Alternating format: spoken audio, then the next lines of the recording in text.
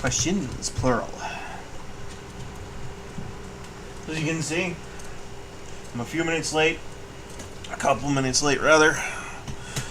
Because I had to get cleaned up a wee bit. Had to tame mighty bed. And get in a shower while I could before it got too hot today.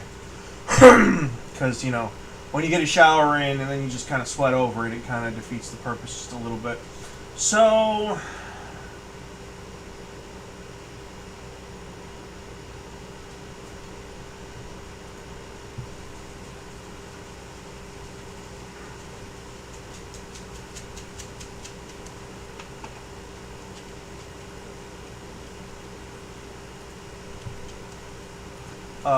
no, you don't.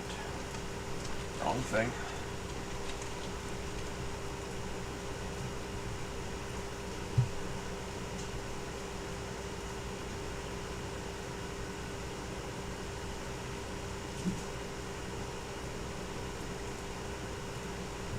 B.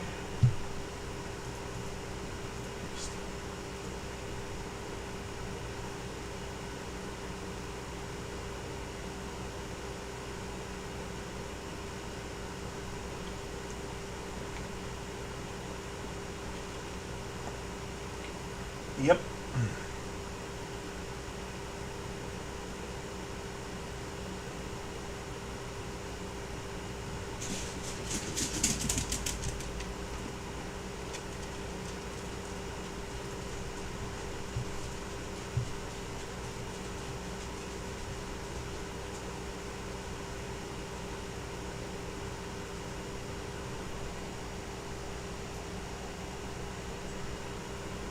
Yeah, no, that's true. And here's the fun fact, that I don't get any of those benefits at all.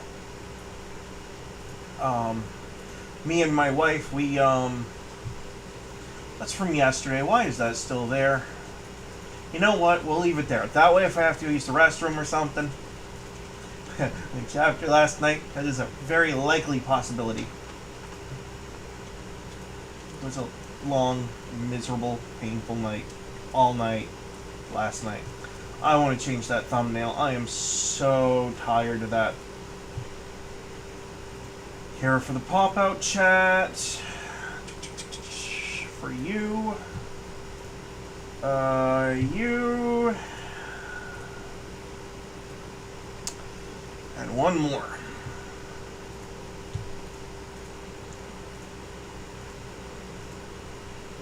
I should have done this before I started the stream, but after I got out of the shower, it was like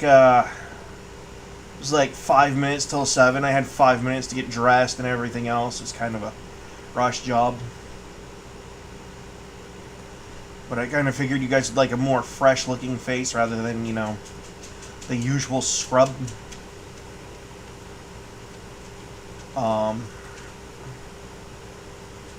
So today is Wild Wednesday.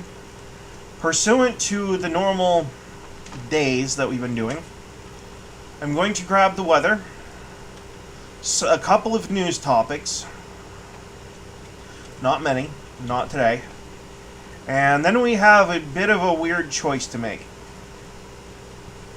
And I'm going to explain my thought process on this a little bit. So, today in Destiny 2, and for the week, I shouldn't be showing that.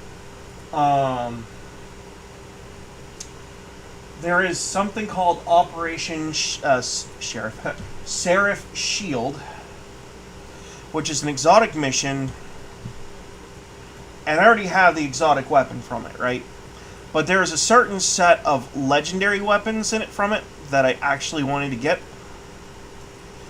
Scratch won't need to get.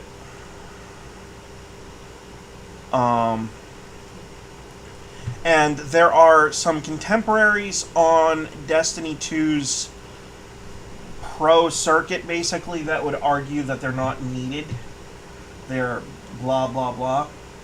So here's kind of my perspective on the whole pro circuit thing.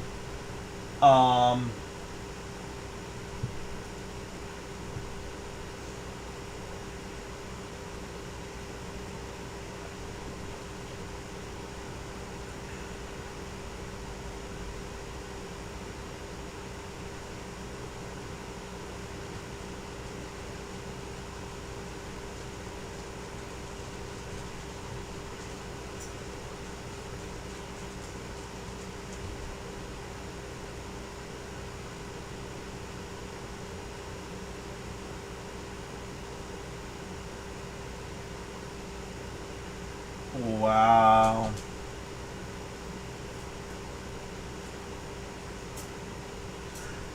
Extraordinary claims require extraordinary evidence, my dude.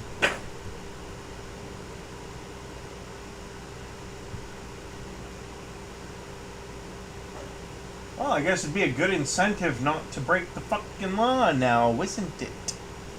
Just saying. Anyway, back to the gaming portion. We've got a small issue. I can do that. Alright, I left the tag IRL up for Kick.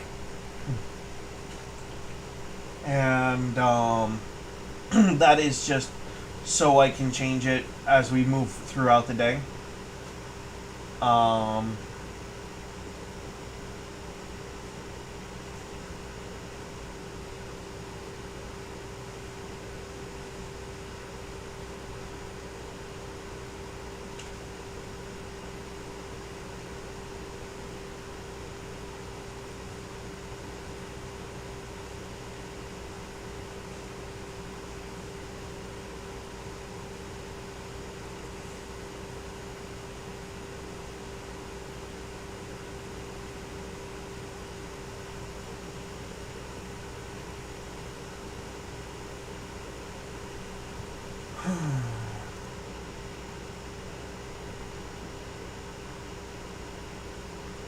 Okay. Well, I like that.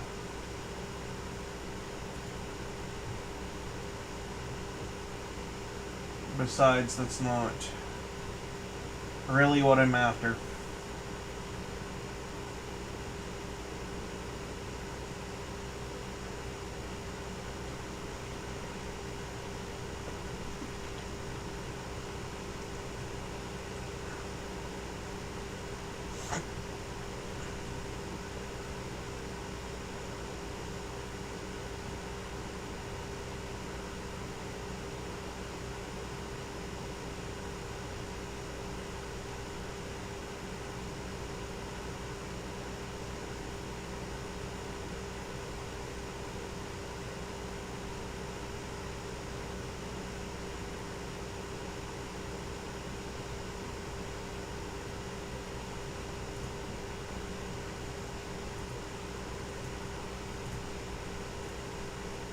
Oh, I'm just reminding them who we are. Okay. Let's kind of clarify some things about the channel here, shall we? The gaming, well, number one, and this is kind of important for people to remember, the content of my channel is at the sole discretion of, well, me, basically. As long as I don't break any of the rules for the platforms, yeah. So here's the thing. The pattern moving forward is going to be as such. I'm going to cover political news, local news, basically just any sort of thing I can get my grips on and see what I think is good to cover, what isn't. I do have my chat boxes open, so if you have some suggestions, feel free to leave them. Okay? But note that they will be just suggestions at this point. I'm only one guy, and I hunt and peck when I type, so... Yeah. I don't even text as fast as I type. It takes me a hot minute. Most of the stuff that you see me scrolling through, I usually keep it tabbed so I don't have to type. And yet I can play video games pretty good. So on to the gaming content portion of it. The gaming portion is going to be it's not secondary, it's equal to. Okay? And at some point on Sundays and maybe like Thursdays. Sundays and Thursdays are kind of weird days for me. Sunday is when I have my daughter, and Thursday is when my wife has her day off from work. So I tend to want to spend time with the two of them rather than be here. No offense. So I guess what I'm trying to say is that those 2 days are kind of a set schedule. And the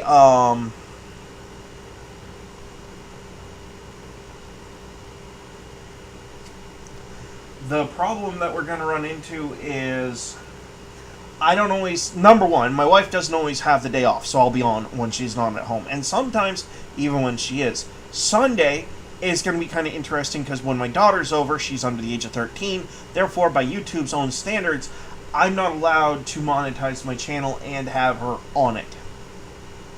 At least as far as her being on the camera goes. Pretty sure as far as the voices goes, I think that might be a different story. And also, me and her play Minecraft together, and other video games together, so it might be a little, what's the word? It'll change things. Things will change, alright? And by the way, she's not too far from being 13 either. So at some point in the coming years, we'll have another channel member on my channel. I'm just trying to abide by YouTube's rules because I do also stream to YouTube's platforms. Ordinarily, when it comes to free speech, like calling people a retard, like the hard R, right? And I don't mean that as in the racist sense. I mean like literally like going after them, saying that they're brainless, thoughtless buffoons who can't think 2 steps ahead of them.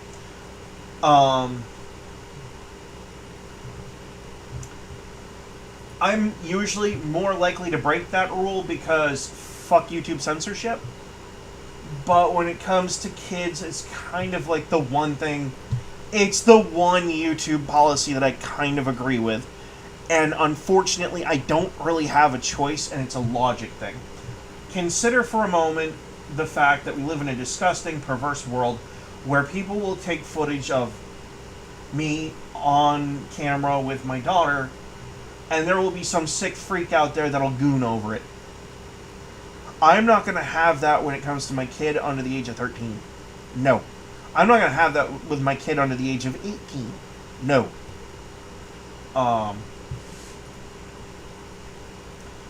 So there's kind of...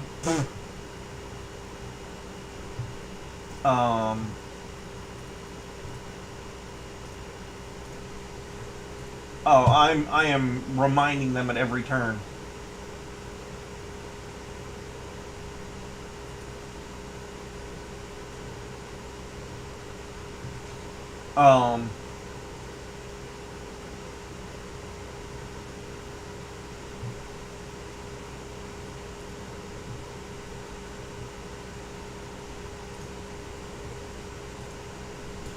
Sorry, Nancy, but you're getting the treatment too. Actually, the sad part is I'm doing this to people that I actually like.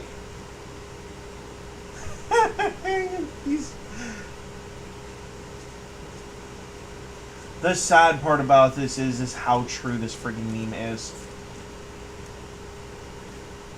You people are so focused with Israel and the Jewish population right now that you're gonna let the Chinese Communist Party creep up your butt with a razor blade.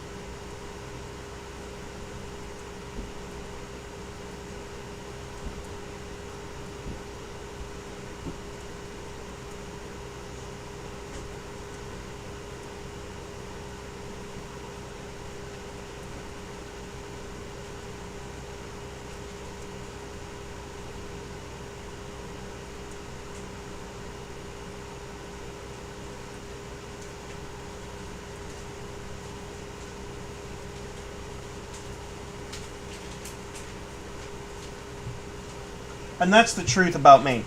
The reason that people are so polite and why our polite isn't the right word. Why our crime rates are so low in the state of Maine, despite the fact that we're a blue state, is, well, number one, we're not actually a blue state. We're actually Middle.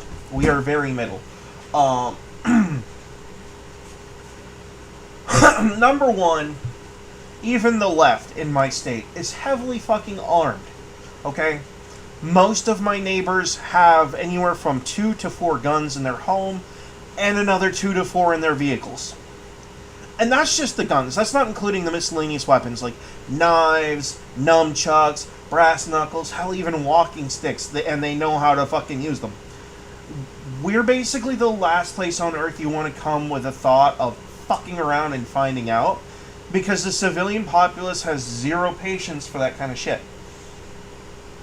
Now, on the flip side of that, if you come here asking for our help and you haven't done us wrong, shirt off the back, we'll be right there to help you out, right? Generally speaking, we're very civil. It's just until you make us mad. And when you make enough of us mad, that crime rate goes out the fucking window because we don't fucking care anymore. You're probably gonna get your ass beat before the cops even fucking show up. And most people that come here to visit know this because we're the quiet ones in the back. And if you know anything about the quiet ones in the back, you fuck with them enough, they'll fuck right back, and you won't like how they do it. Also, there's just a simple fact here. We're 4 electoral votes out of the Electoral College. We're not really that important, okay? I can't even remember the last time that our electoral votes actually came to matter, in the sense that if someone didn't have us, they weren't going to win. Even this last election, Donald Trump won handily, and he didn't even have us because of, our coastal Portland brothers and sisters who seem to think that, liberal communism is the way to go. Yeah. So, it's never that easy, right? It's never, you have low crime rates, why is Maine so safe? I do like the post because it's glazing my home state where I was born, but, outside of that, it's way more complicated.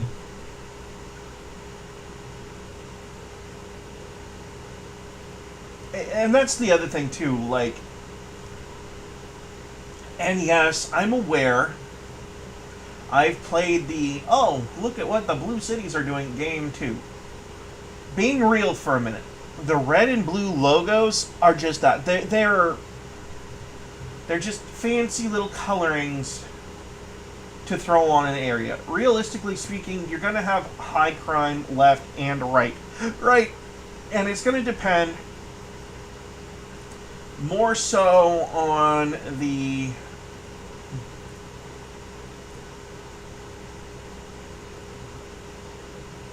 I already commented on his stuff. Well, I'll give him one more dose anyway. But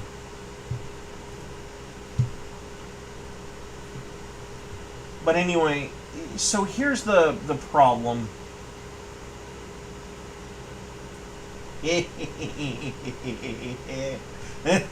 Nope. The problem is not left or right. The problem is the policies in play. Let me explain. You can be a Democrat and have good policies, okay? Enforcing the law, making sure that your community is not being burnt to the ground by, illegal terrorists who should not be in the country in the first place. Arresting those who commit crimes, being a deterrent to future crime by doing so. Sometimes issuing the hard hand of the law is being merciful to the community, because when you let people commit crimes without enforcing said laws, it's just cruelty to those who don't do the crimes. Having reasonable, respectable, economic policies. These are important too. Having reasonable, maybe social policies. Maybe you are of the mind that while you personally may find certain things repugnant, such as gun ownership, abortion, or whatever, Maybe you realize that there's a time and place for government to be and a time and place for it to not be. Um,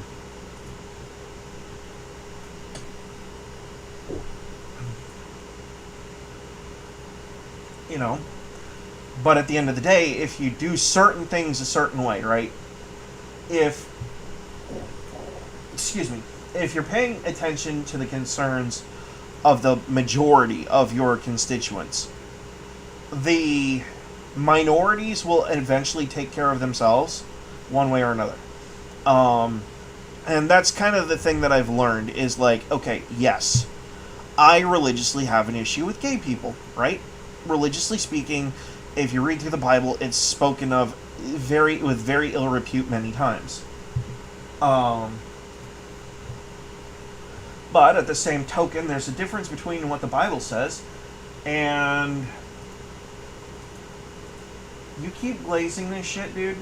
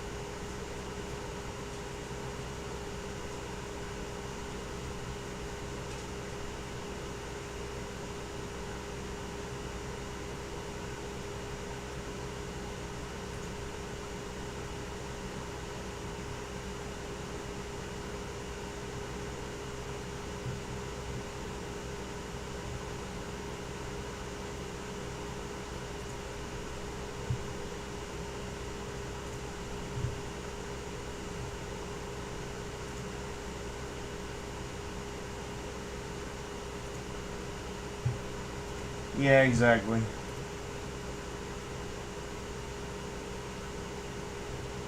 Let's see. Yeah, no, the Democrat and Republican labels actually, if you actually stop and get down to even libertarian, green, whatever the fuck you want to call yourself, right? Those don't matter.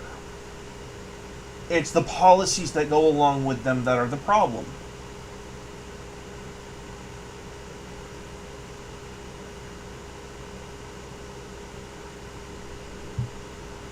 Okay, Braden, I don't like doing this to your content, but you have me interested. I saw some of this. Welcome back, brothers and sisters. Millions. And first thing that I'm going to show you, quiet myself and Andrew Watt.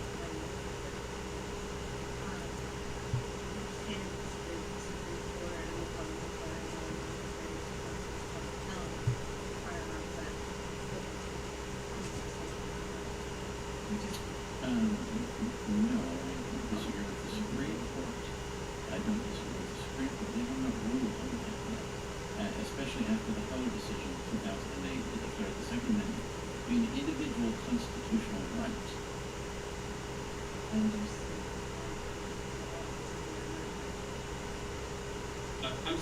I'm sorry, we're all going to disagree on that one? What are you disagreeing on?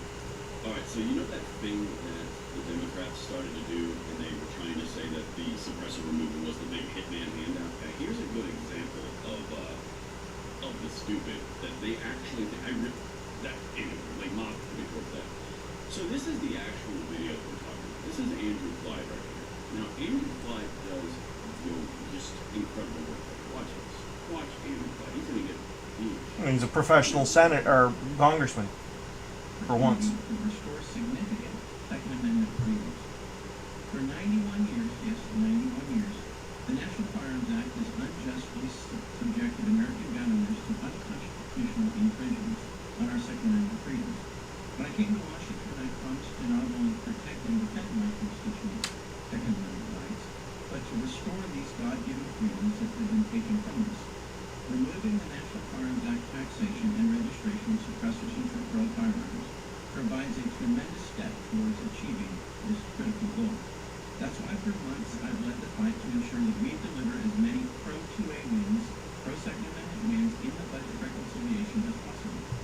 I successfully added a provision to the House passed bill to eliminate the unconstitutional taxation and registration for suppressors under the draconian National Firearms Act.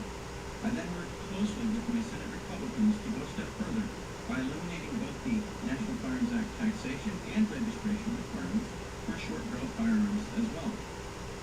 However, the unelected Senate parliamentarian struck this provision down, erroneously claiming that it violated the Byrd Rule.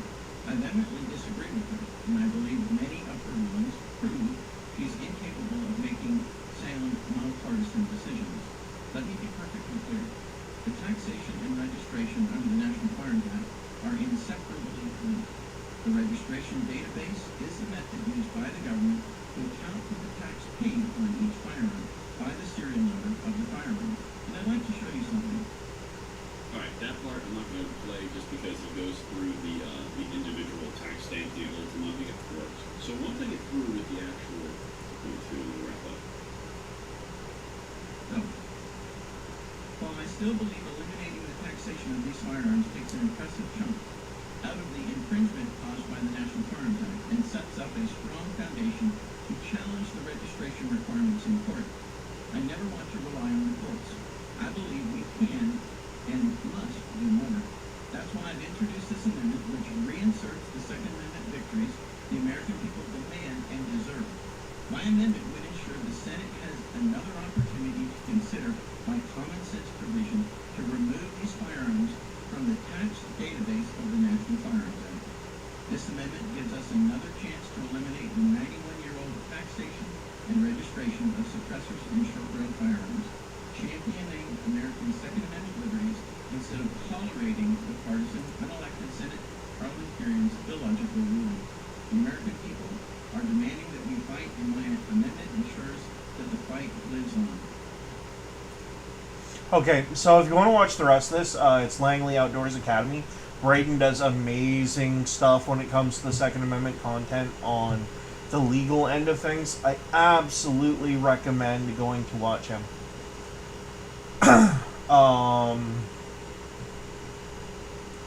Me and Sticks are going to disagree on what he's going to say there, because there's going to be a massive detriment to J.D. Vance in the future.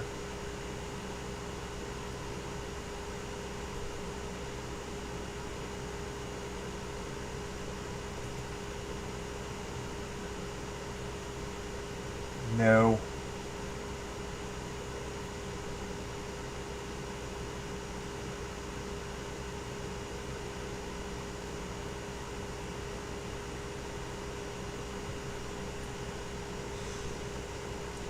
Okay, so this is a lie because my wife was born after 93 and she knows more than McDonald's. Her phone twerking. She's not bisexual. She's very straight. Eat hot chip and oh man. My brother, you're trying to debate your positions with the West and with other countries, and you can't even text in proper English. I mean, I get it, I barely do it myself, but I do it enough to where people can understand what I'm saying. Ugh.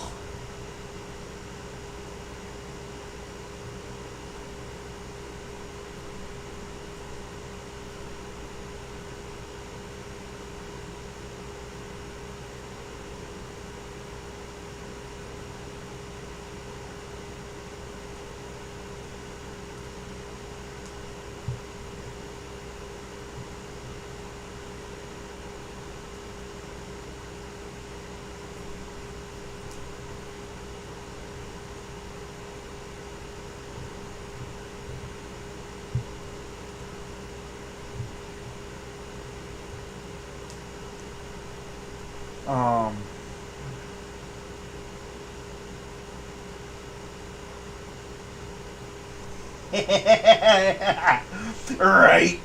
Yeah. I'll say that much. He did more than anyone else has in the Middle East.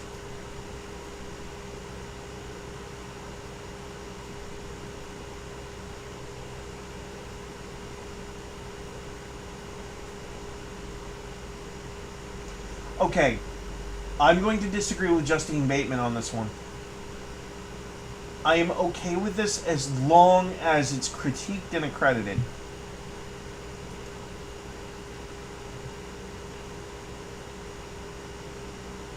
Oh, hey, sister.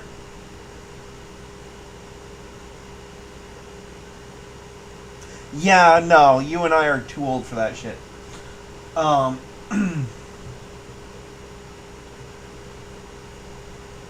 I am okay with using AI to homeschool as long as you know how to supervise the programming. Um,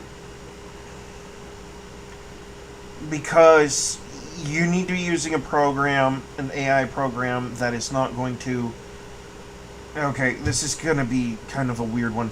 You need an AI program that's not going to indoctrinate one way or the other.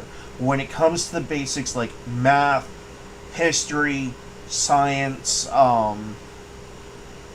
heck, even teaching kids how to type it, read, and write. You can't. How do I put this?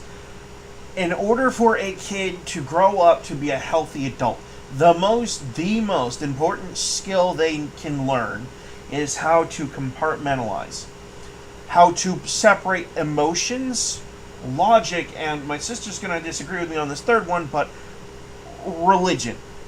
Um, well, see, and that's just going to be a difference in opinion, right?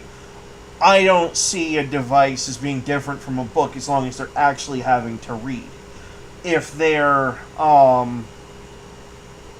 but I also believe that if you're going to do that, you have to supervise the program just like you would the school books that your kids are using in homeschooling. You're not going to go find a homeschooling program somewhere and not read the book and then have your kid be reading, oh, it's okay to be trans. Go talk to a counselor today to go get your organs cut off and turned inside out.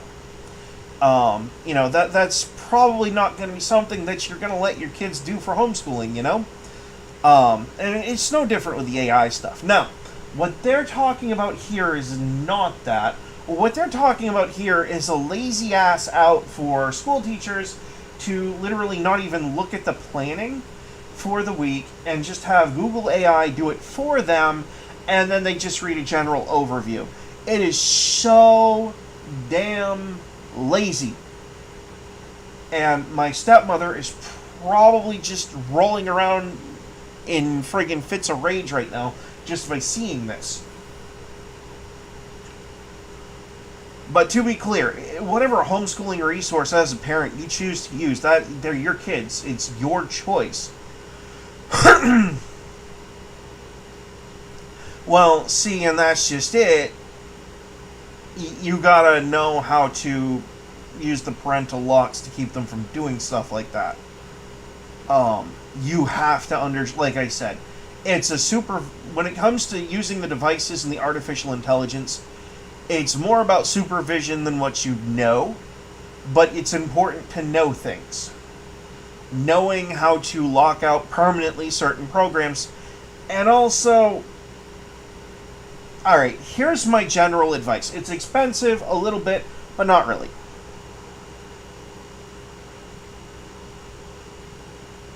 Yeah, and therein lies the thing.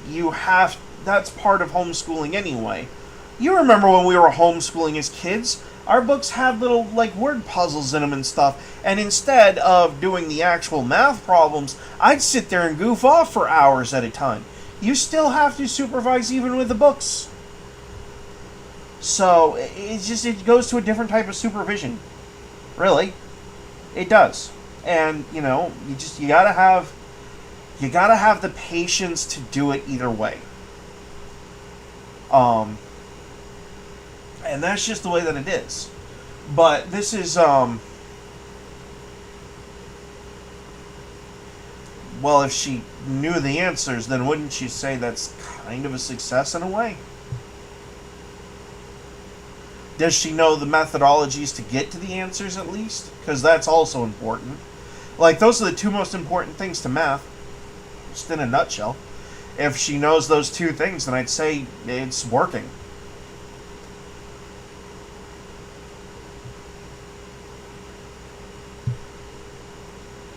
Just my thoughts, not, anyway, anywho, But no, that's not what this is. This is a this Google tool that they're showing here is just so people can be lazy with like planning for their classroom for the week. They can click a few buttons and not like have to actually do work. And if this is all that public school is going to turn into, then all we need to do is just fire all the teachers and have like 2 or 3 staff members just set up the computers to friggin' do the work. You know, just set up for a macro for each computer in the school and have it go wide and have it set up differently per each grade, and you could actually program the whole school year and you wouldn't even need those 3 people.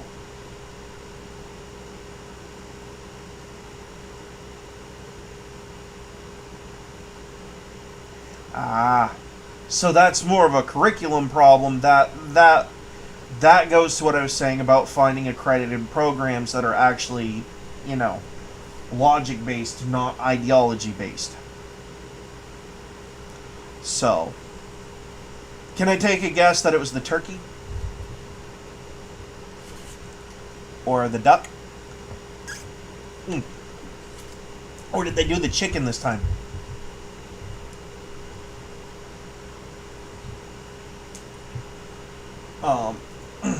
But that actually is like an example of. Oh, you guys can't even see the chat that I'm having with my sister. Here. Let's oh, that was a little too much.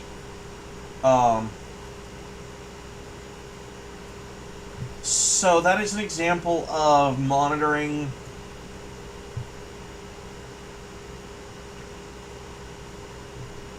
That is an example of needing to monitor the content and trying to find your, like, a curriculum that fits what you're trying to teach your kids. For example, if I'm trying to teach my kid how to survive in the woods, do I let them watch Bluey all day, or do I shift it off to something that shows someone actually using a compass, a ferro rod, a knife, and, you know, actual navigation skills? I mean, the choice is kind of obvious on that one, right? If you don't want your kids learning that a flamingo is a flightless bird, or whatever, you know, whatever stuff that you didn't agree with in that curriculum for the homeschooling program that you're paying for or have selected for your kids, that just means you got to find another one. Then you literally just had a bad homeschooling curriculum, and you need to find a new one that isn't bad. I mean, that's really what it boils down to. And the methodology, by the way, whether it's books or devices or heck, even taking them out with a knife and carving the lessons into a tree, it's just going to depend on your style and how you want to teach your kids. That's the point to homeschooling in the first place. You know, you want your kids to learn something a certain way. It's kind of actually, the thing that I like about homeschooling the most is it harkens back to the generational job thing. Like, your blacksmith would have a kid who would turn around and eventually take over the blacksmith forge kind of thing. And it's really... it's kind of important that people realize that for many, many millennia, that was,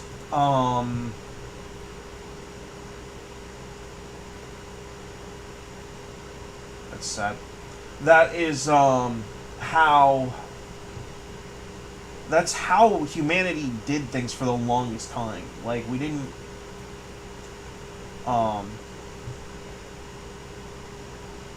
we didn't have until very recently, actually, this whole, oh, you can grow up to be whatever you want to be, thing. You know, that's actually a fairly new development. And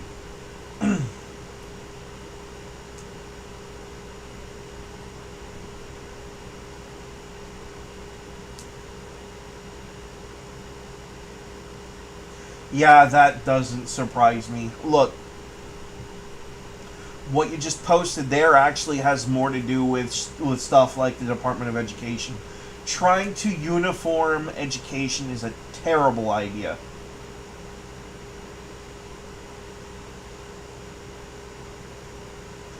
Yeah, yeah. Um, but back to what I was saying before, because of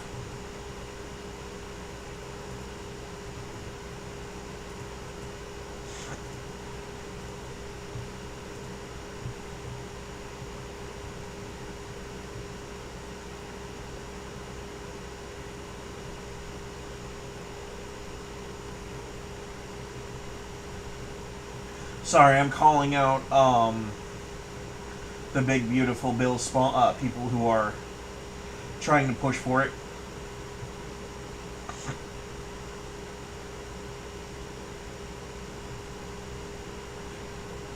They're trying to use it to knife gun owners in the back again, and I'm not going to stand for it. I'm literally just using copy paste because I can't sit here and type up a new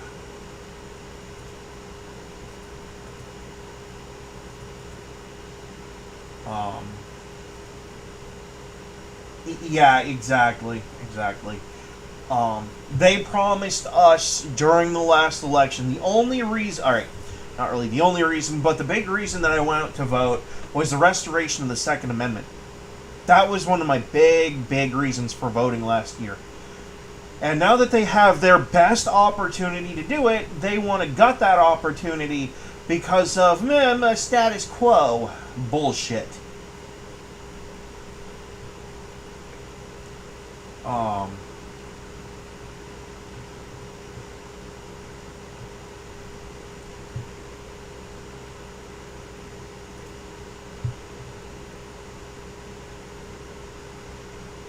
so that it's the way that it is, but it needs to change. And yes, it is a big ugly monstrosity.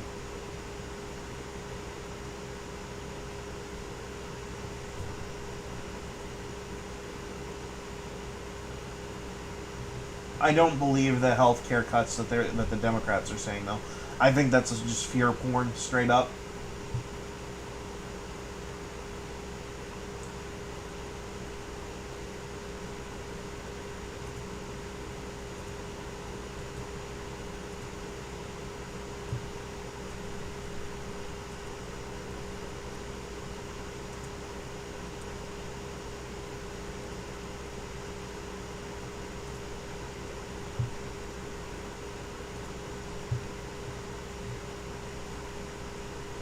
So, um,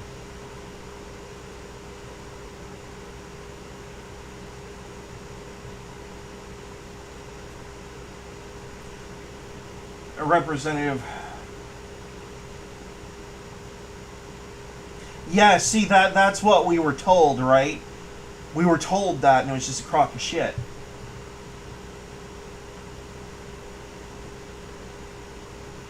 Just like the last time we were promised that as gun owners, and I think it was during the Bush administration or the Obama administration. No, it was Bush when they told and Trump, the first Trump admin, where they told us gun owners, oh, we'll do what we need to get your Second Amendment rights back in order.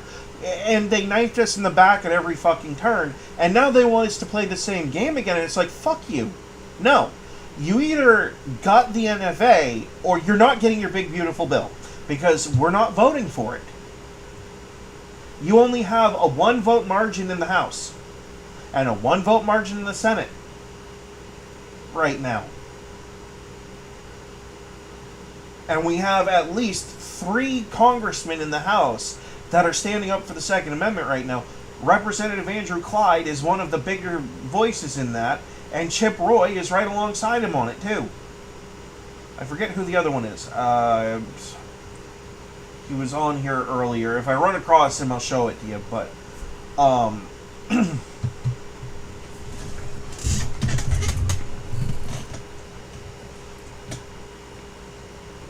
like All right, so I'm not a professional Second Amendment advocate or anything. Don't misunderstand me.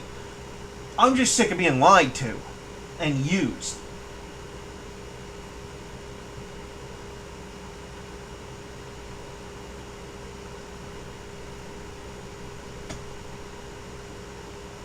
And I mean absolutely no disrespect to people like the Hodge twins. They actually haven't commented on this at all as far as I'm aware. They're more focused on this Zoran in New York City dude, who's a fucking train wreck as it is. He's got a cute puppy dog, but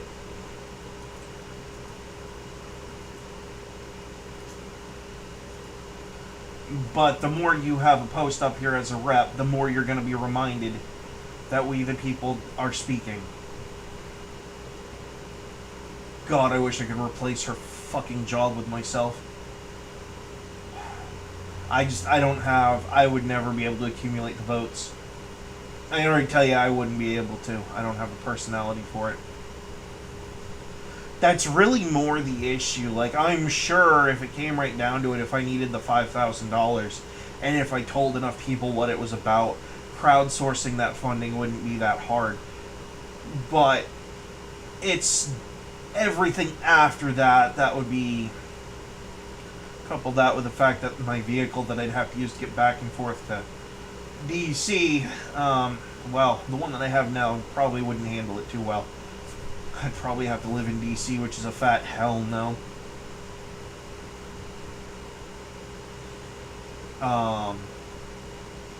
Like, I'd go down there to do the job, but I'd be coming right back home. Right back home.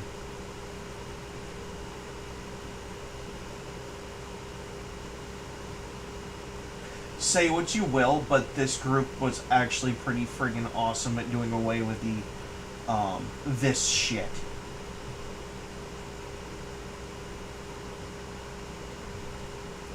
It just proved the point that even the gays were like, no. No men and women's sports. That's offensive. I know. You know, yeah. So, yeah, that's pretty much, we'll refresh the thing.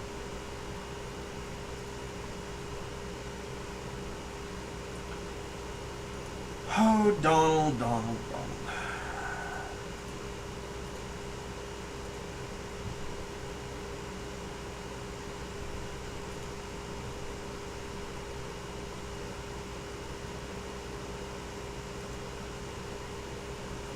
I'm just here to remind you that if you don't pass the Clyde Amendment and put the short and the HPA back in, we might just decide to stay home next year.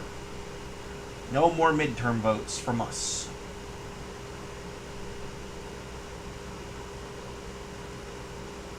I think I already did this one.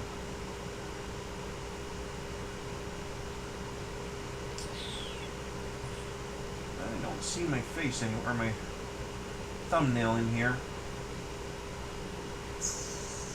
Okay. Then you're getting one too.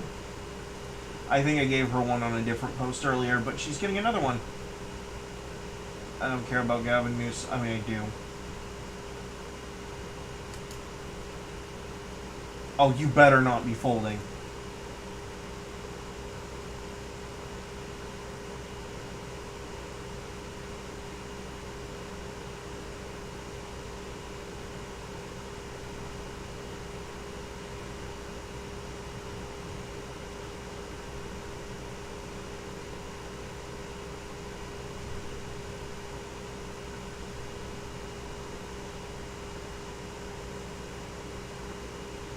Oh yeah, absolutely. Yeah.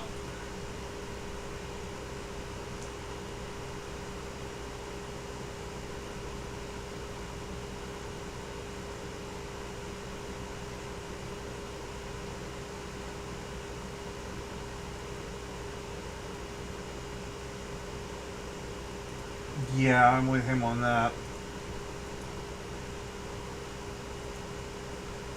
No, this bill, this recreation or reconciliation, recreational bill reconciliational bill is garbage. It is. It doesn't do anything that it was originally promised to do. Like, at all. It's 900 pages of slop bullshit.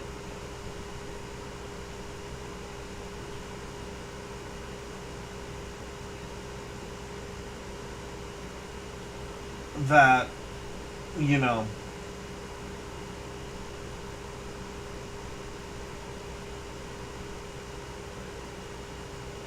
okay, well, moon and Martian missions, I'm actually not against that.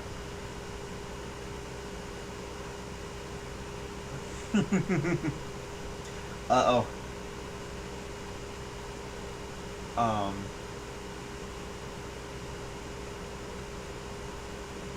But literally, they took out everything good about the bill and pissed on everyone's head when they said, oh, this could be a good bill. When I sat here and said I'd be interested to see what was in it, this is not what I meant. The House version of it was bloated with pork, but at least it did something. This doesn't do anything. It just makes it worse. So much worse.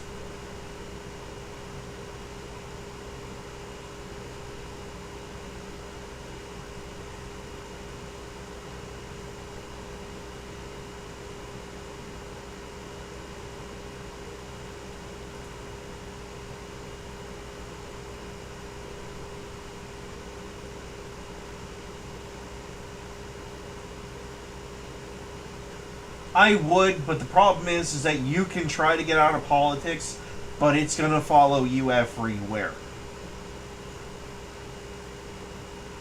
And it'll find a way to, too. Trust me. I tried. So now I'm going to turn it in on itself, get what I want out of it, make sure that it's put in place for at least my lifetime anyway. And then I'm out. Like, literally, as soon as the stuff that I think needs to be done is done, I'm out. And it'd be the same thing if I was running for office, too, by the way. As soon as the needs of the people that I represent are met, and as soon as I'm not needed anymore, that's a good thing. That is a good thing.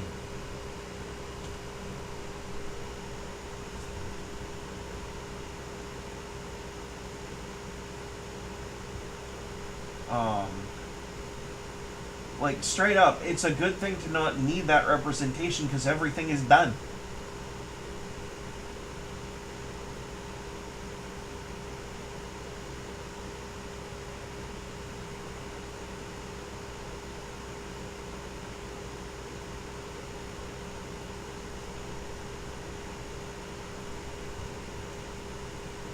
This is a win, though. Alright, so, here's my thing. I actually like Secretary Kennedy. A lot of people give him flack for conspiracies and all this other stuff. I like what he's doing for our food supply. Removing this stupid bullshit from our snacks?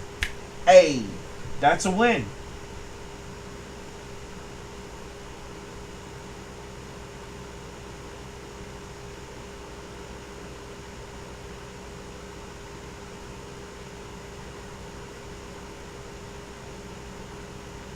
Yeah.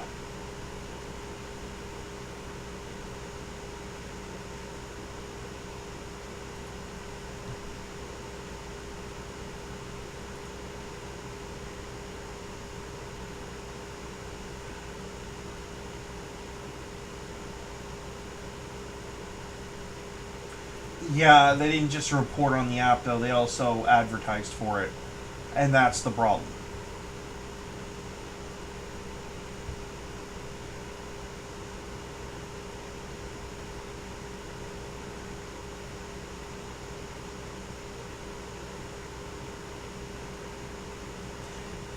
Like, I don't mind Robert RFK Jr. Actually, a lot of what he says makes sense.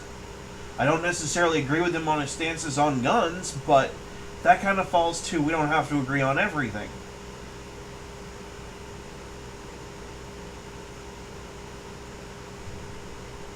No one likes Piers Morgan. Oh, that's another bit of Second Amendment news too. So apparently, because the current Attorney General refused to pursue this case in court, it sets up a precedent that basically made any sort of ban on purchasing a handgun as an adult from 18 to 21 makes it like universally unconstitutional without the effect of having the Supreme Court step into the matter. Um,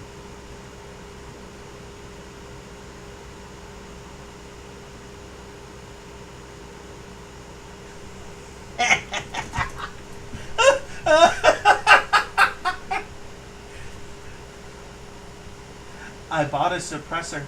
That's a potato. It has a serial number. I've seen SpongeBob so much I can actually hear this playing out in my fucking head. Oh, that's terrible. Oh, you were the one who wanted to sell public land, Mike. I don't agree with that. Do not agree with that at all. Evil satanic religion that literally enslaves women and those who don't believe in it, and kills them if they refuse. Okay, that's great. Oh yeah, I forgot about that.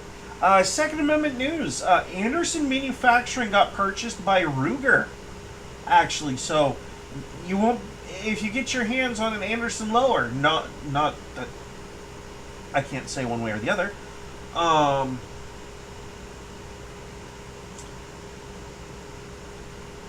Hang on to it.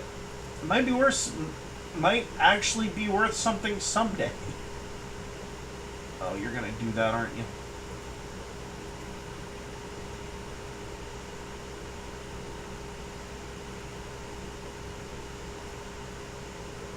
Oh yeah, they found the leaker from the Pentagon, supposedly.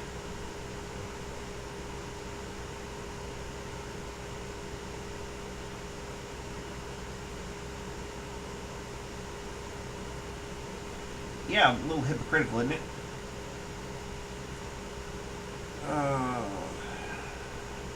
This is what we call self-flagellation, people.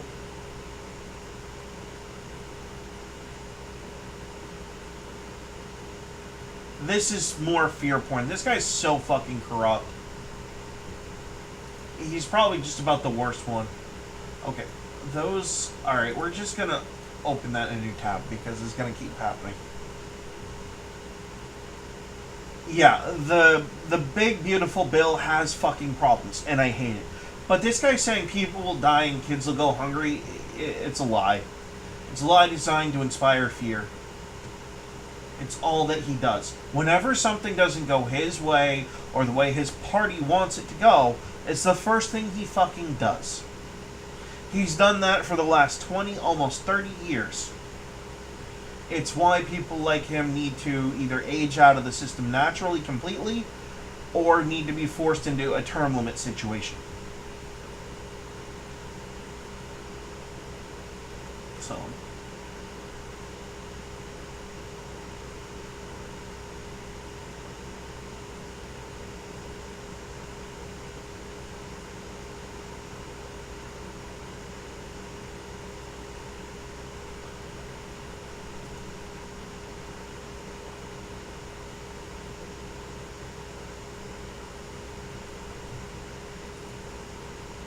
I can't stand this faggot. I really hate him.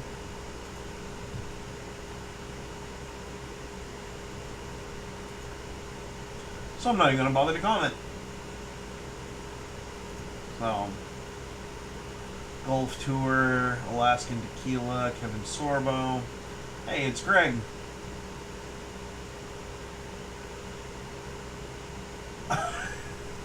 I just noticed the guy getting run over. Yeah, another one of about 1 million that'll be proven fucking wrong one way or the other. Yep.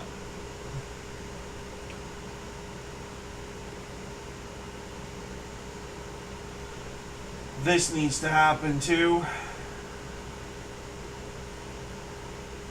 But it would appear...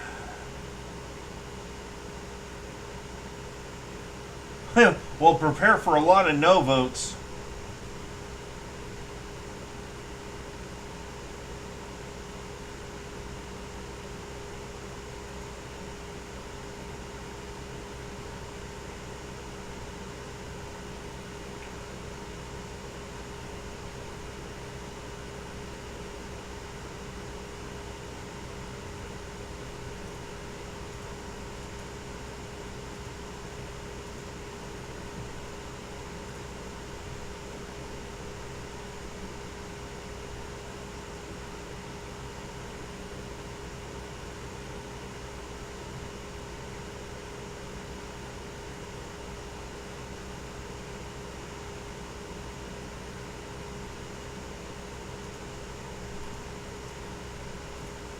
Man, I'm just gonna have to keep using this, aren't I?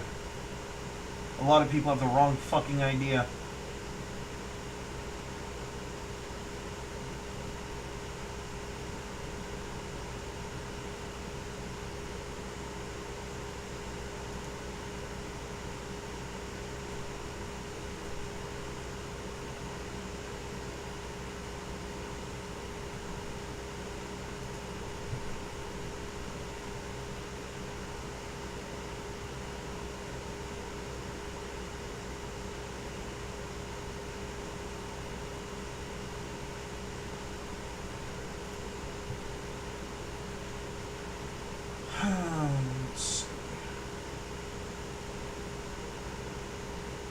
Okay, and your point. No alright, to be fair, no IRS means no, that's another way to deal with the NFA.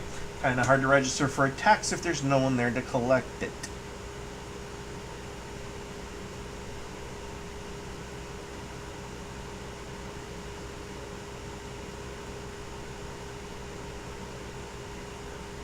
Oh yeah, the First Descendant. I forgot that was a thing.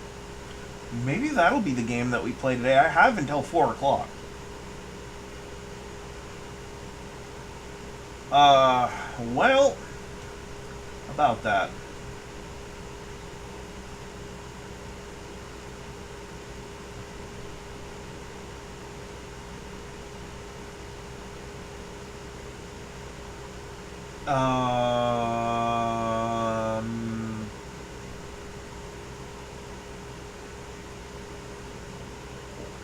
Okay, so she's showing a little bit more leg and is wearing shoes.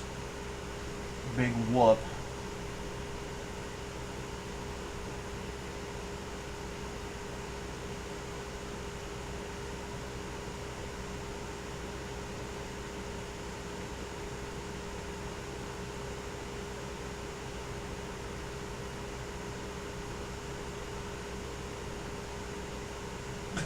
Largely, uh-huh. I hate this idiot sometimes. Oh, well, then the gun owners will just get over it. The fuck we will.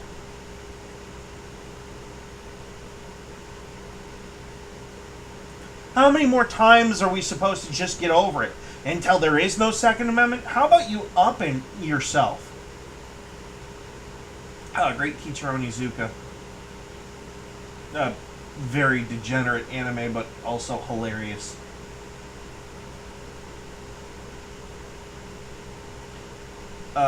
Trump isn't going to get reelected anyway. He's on his second term.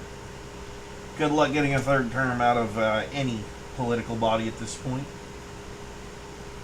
You would literally have to be God to make that happen at this point in time.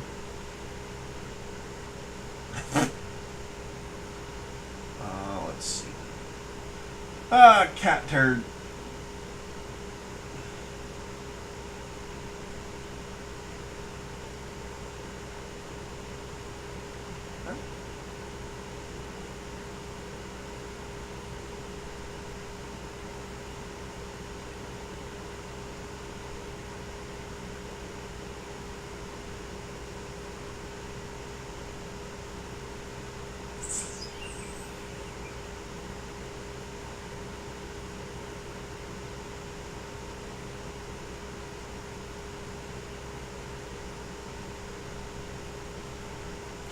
Well, you know what? It can pass the Rules Committee all that it wants.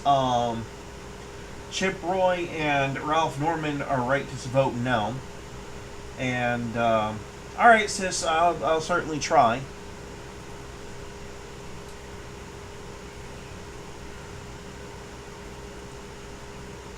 Let's see. You're misspelling shit because you're using the left hand.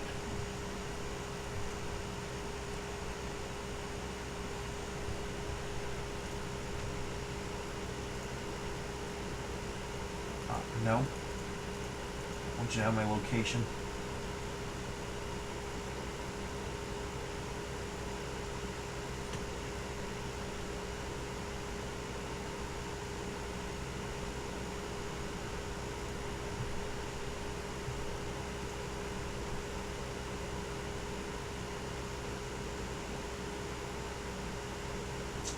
Oh. Well, that sucks. It's gonna fucking pass, and gun owners get fucked again. Braden, I hope you're catching this.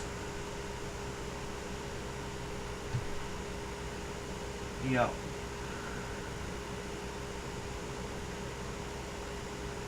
I don't think there's enough Republicans saying no at this point. And I'm not trying to be a doomer here, I'm just being pragmatic. I don't think there's enough no votes to stall it enough to actually force a debate.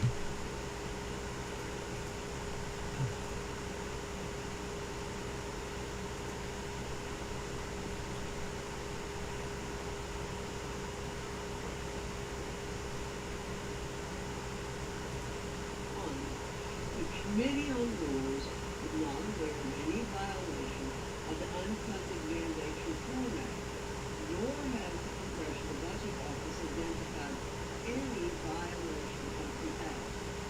The reason for this motion is plain and obvious. It is not a legitimate attempt to question consideration, but simply a dilatory tactic to further delay consideration of this historic legislation and to give the Democrats more time to mislead Americans. We must dispense with this question of consideration so we can move the process. Not a legitimate, Mr. Speaker. The question before the House is, should the House now consider House Resolution 566? Though the resolution weighs all points of order against consideration of the motion to concur in the Senate Amendment H.R. 1, the Committee on Rules is not aware of any violation of the Unfunded Mandates Reform Act, nor has the Congressional Budget Office identified any violation of the act. The reason for this motion is... Okay, they're not actually talking about anything that... I mean, they are...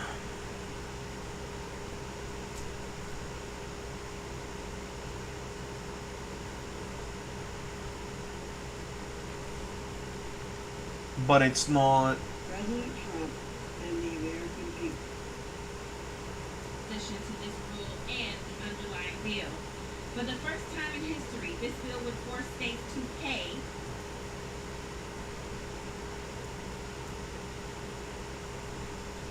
Pretty sure no one cares.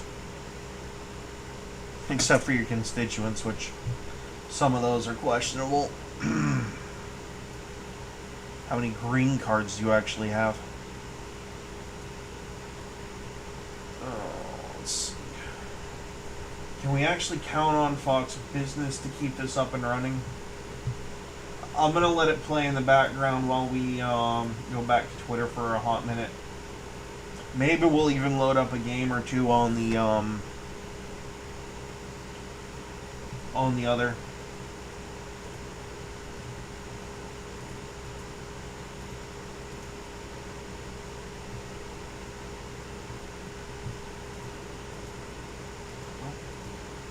And it's kind of just that simple. Prepare to lose the midterms. Because you just signed your own fucking war. Gun owners won't show up. We will not show up.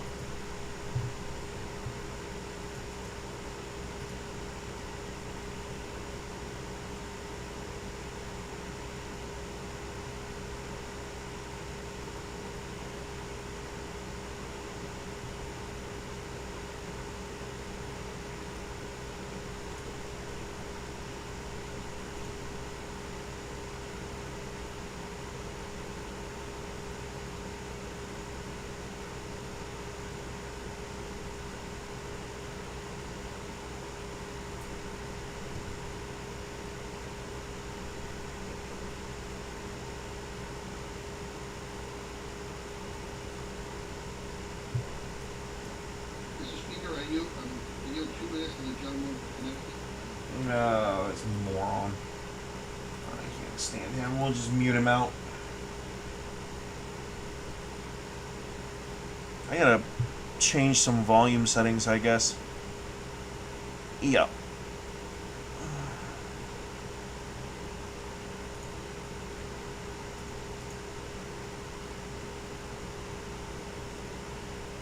You know what? Hang on.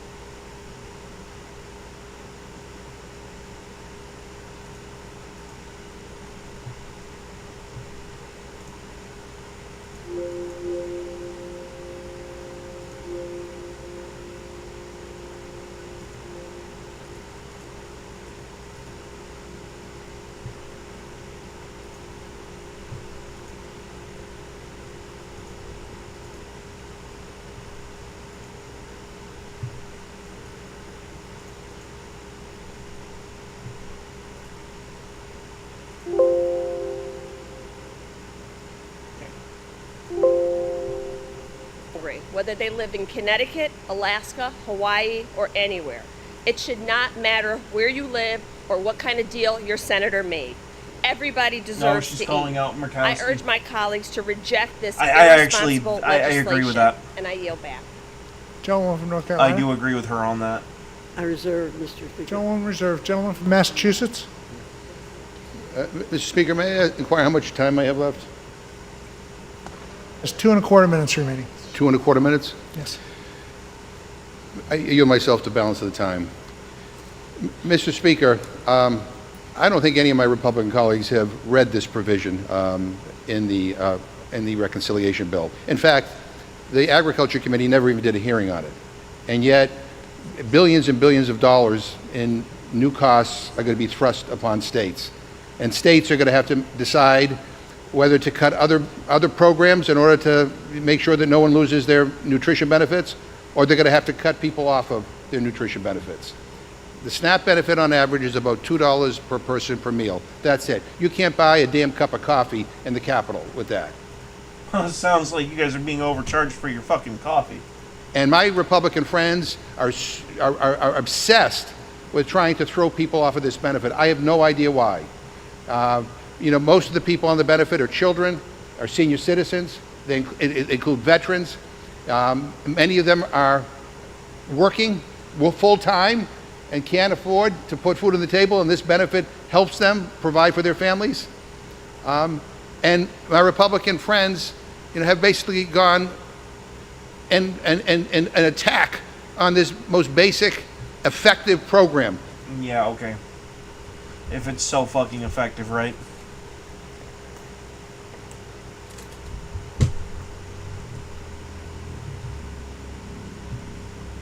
Oh, heaven forbid. Someone actually has to go out and work for 20 hours a week to get their fucking food stamps, prove disability, or go out and volunteer for 20 hours a week. Heaven for fucking bid. You bald fuckwit.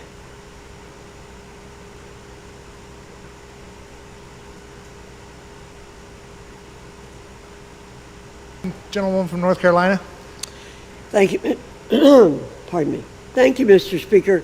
I yield back the balance of my time and urge all members to vote yes on the question of consideration of the resolution. Gentlewoman yields back the balance of her time. All time for debate has expired. The question is, will the House now consider the resolution? Those in favor say aye. Those opposed, no. In the opinion of the chair, the ayes have it. Mr. Speaker, I ask for the yeas and nays. The yeas and nays are requested. Those favoring a vote by the yeas and nays will rise. Sufficient number having arisen, the yeas and nays are ordered. Members will record their votes by electronic device. This will be a 15-minute vote. I hope we get a lot of no's on the Republican side because there's so much wrong with this fucking bill. Of course. Yeah, right down party fucking lines. Figures. No, there's too much wrong with the fucking bill, and it's gonna pass, and gun owners get fucked again.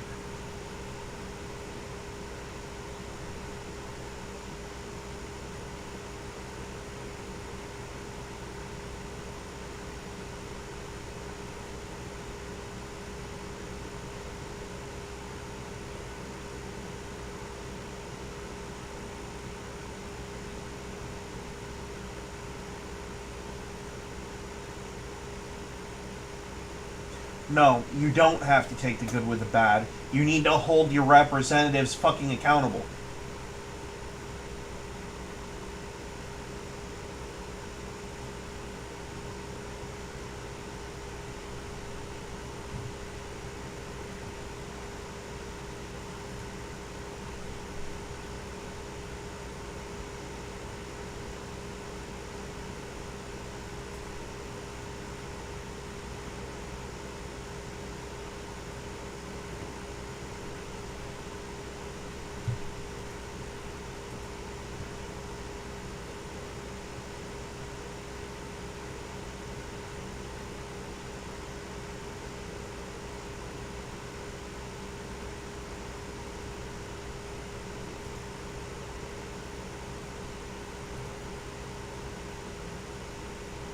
But you're not going to get the... I don't think you're going to get the 8 nays from Republicans.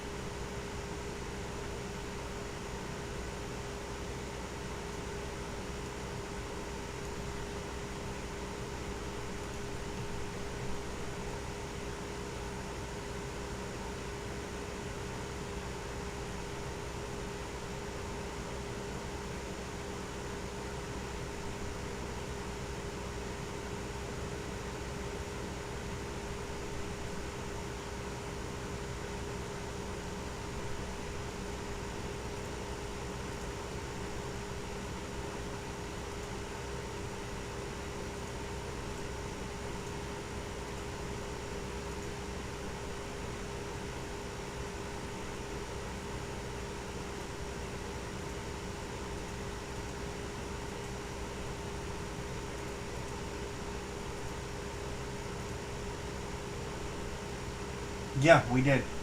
We totally did. Again.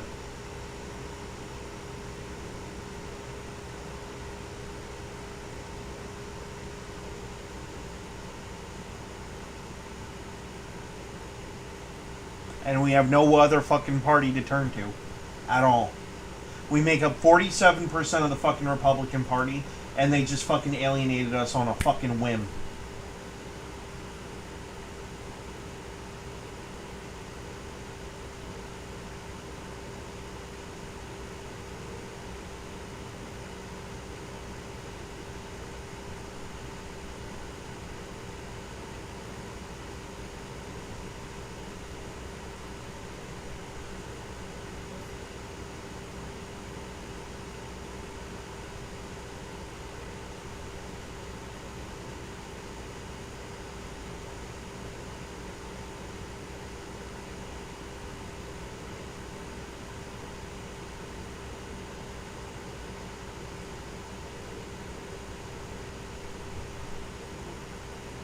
Well, there's your one nay. Probably probably one of the like 3 people who are against this shit.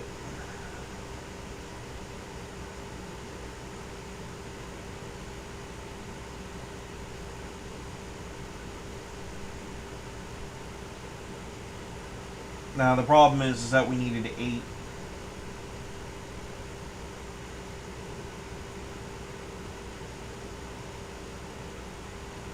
But I think this is just on the resolution of a specific topic of the debate. It had nothing to do with the gun rights thing. I'm not sure how this works. I'm just kind of going off the hip. I'm pretty sure the debates have to happen in sections because, like, you can't debate 50 different things in one debate session. Otherwise, it just gets, like, too messy. So.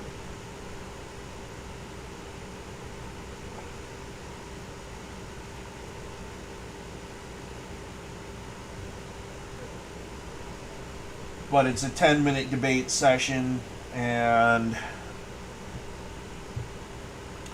so here's what we're going to do.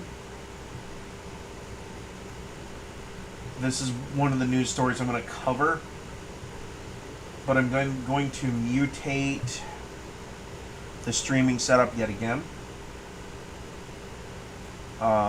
This way, we can hopefully keep track of the votes. At least that's the intention.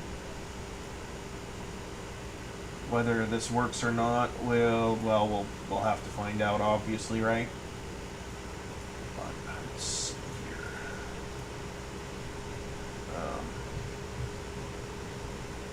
Of course, YouTube has a friggin' standard size.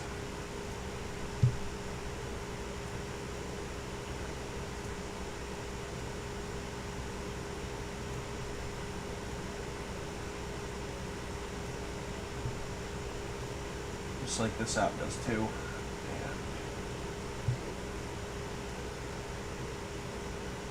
And yeah.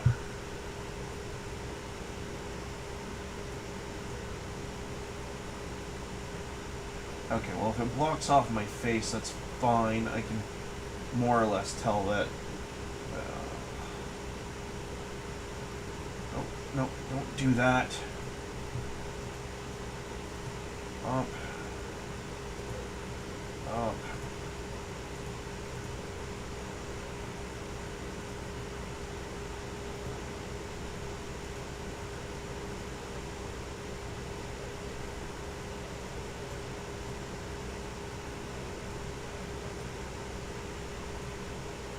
And that makes it so I can supervise the stream.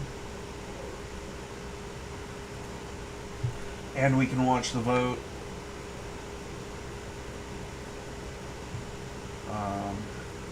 The question then becomes, how do I make, forgive me, I'm a little new at this. I'm not super new, but new enough to where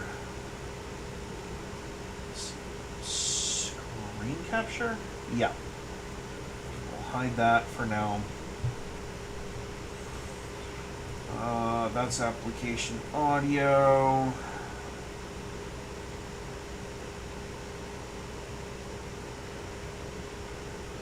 You're not going to get enough no votes from the Republicans. It's just not going to happen. It's going to pass, and we get fucked again. Absolutely. We're going to get anally penetrated as gun owners yet again, just like what happened back in the days with fucking Harry Reid and fucking Newt Gingrich and all of them. Where they're just going to sit there and use us as little fucking puppets so they can get their fucking votes, and then we get fucked over for it. It always happens, too. Like, at what point do we actually get what we vote for?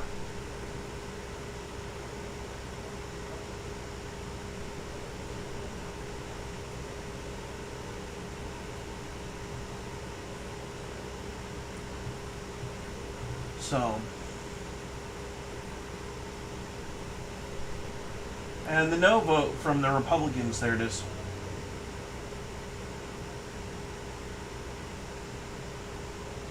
Keeps bouncing between nay and yay.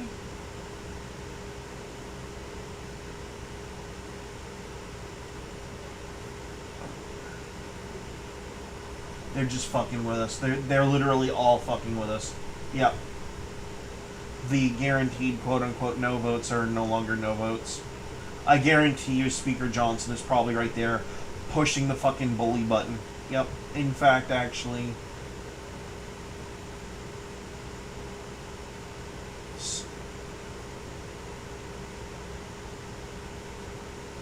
Where are you?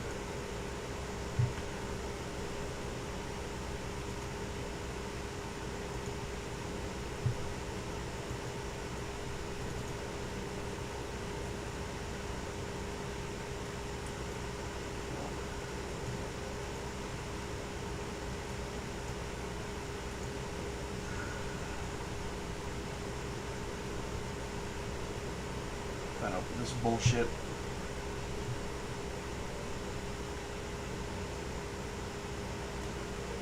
I wasn't aware of any Democrats in support of this bill. Oh, that's great. Now we're especially fucked. If that's the case, gun owners are going to take a massive fucking L. Great. It's just like I've always said. You can vote for what you want, right? And they'll still fuck you from it. They will rip it right from your fucking feet, under your feet. So.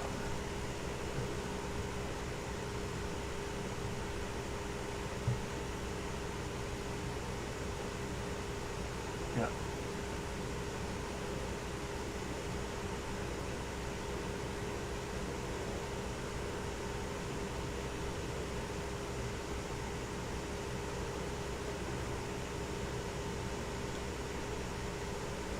Yeah, and that's another problem. This bill doesn't do anything long term. Oh, 4 years you don't have tax on tips? Yeah, and then they come back. You fucking stupid fucks.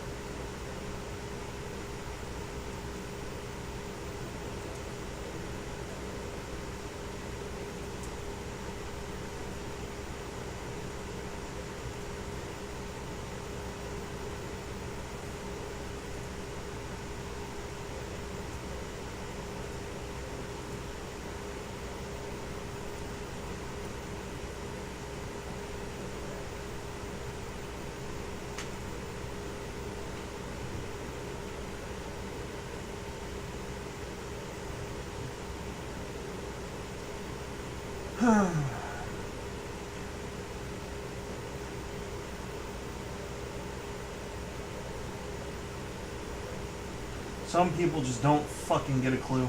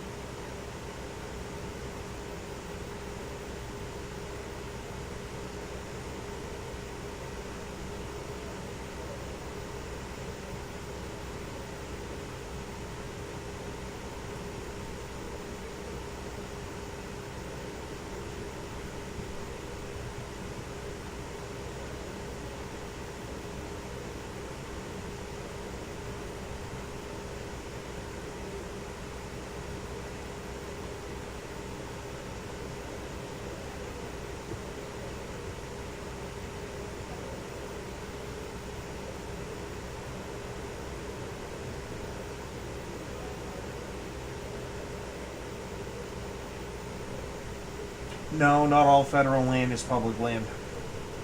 That's not even remotely how that works. Oh, okay, so their comment section on Fox Business is kind of dumb. But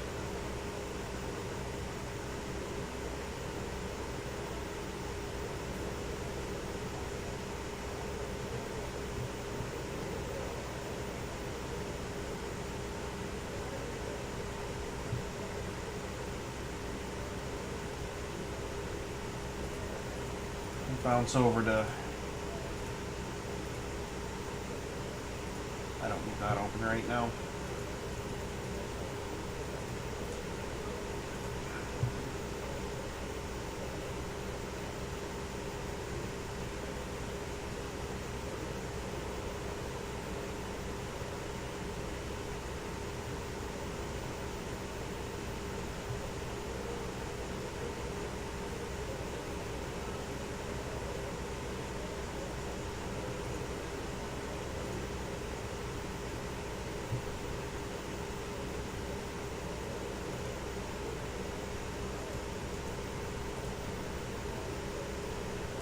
No, he's the one who made the amendment, stupid.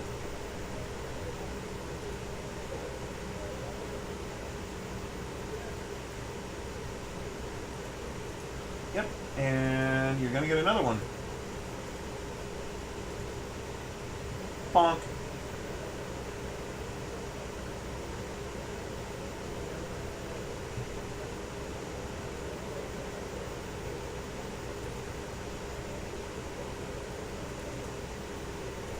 And bonk.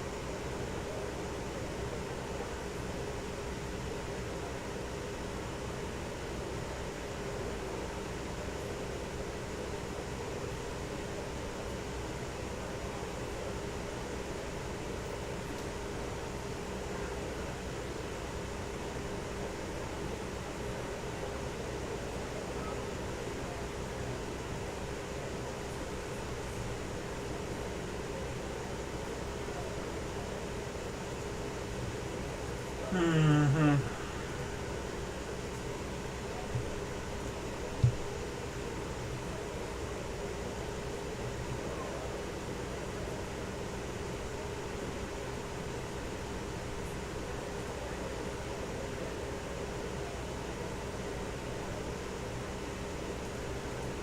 Yeah, it ends that insanity, but it doesn't fucking fix the other problem. This bill needs to be constantly reconsidered. That's what we're fucking telling you. Donald Trump's gonna have to fucking get over the fact that he didn't get it on the 4th of July like he fucking wanted.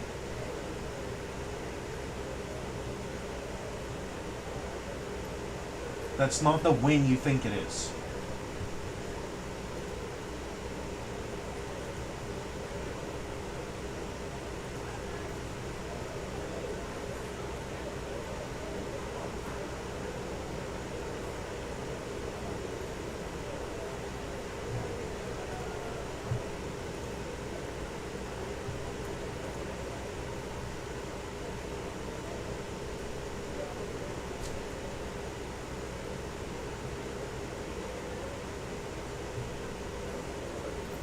It doesn't matter because you don't have enough votes, though, so.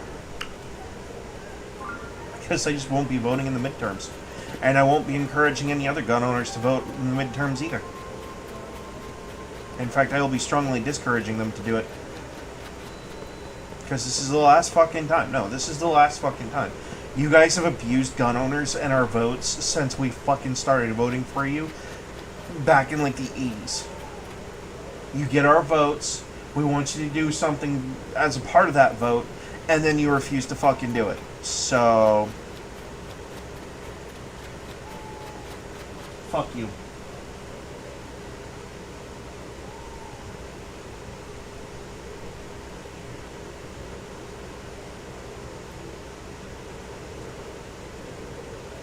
I haven't actually seen any racism in here.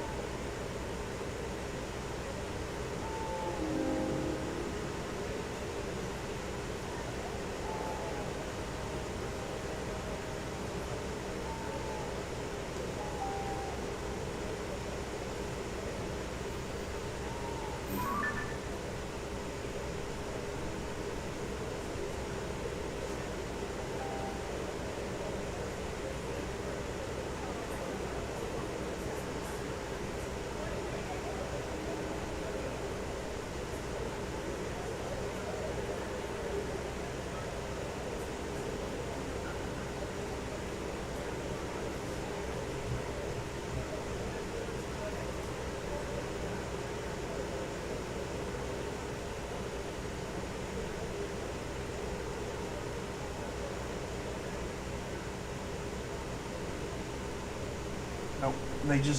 Nothing in our political system can be counted on to do what's right by the people in the Constitution of these United States. It's a direct violation of our constitutional rights, and it does need to be remedied, but they refuse to fucking remedy it. You know what? I hope we get a fat fucking 30, 40 no votes.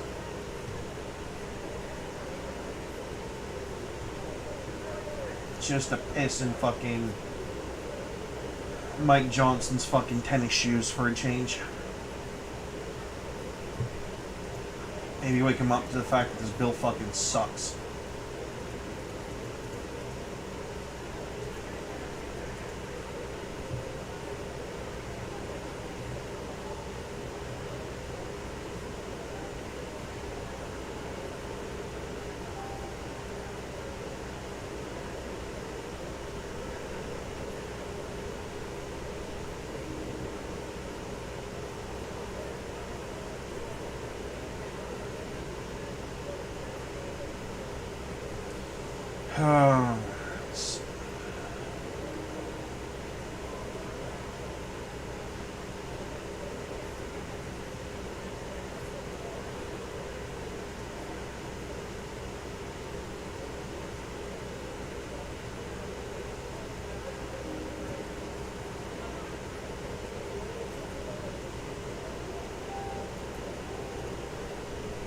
Now, I'll keep an eye on it and I'll let you know what happens when they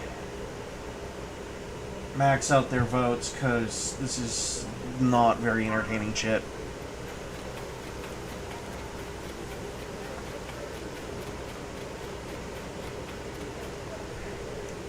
So. Oh, look, a fight. There. Ooh, you missed, huh? Should have hit me. But you didn't.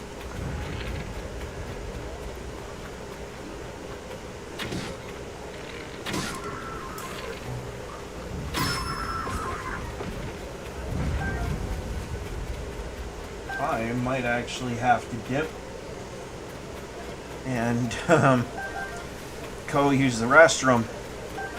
I've been having weird bowel activities all night. I'm actually fucking exhausted, but this was one of those like super important things that needed to be covered. Was the vote on the big bloated bill that does nothing that we wanted it to.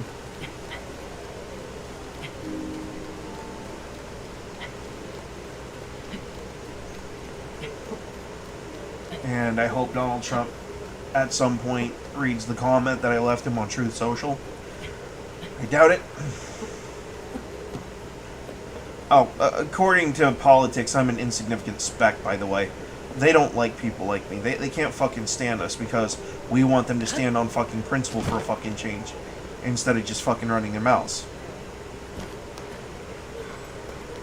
So, you know. How many votes they have left? Actually, quite a few. Oh. Kind of feels like it's just gas. I don't think there's, really, being honest, I don't think there's anything left in my insides to crap out, to be honest. If it keeps going the way it's going, who knows, maybe I'll get lucky and I'll just start crapping out the fat, right?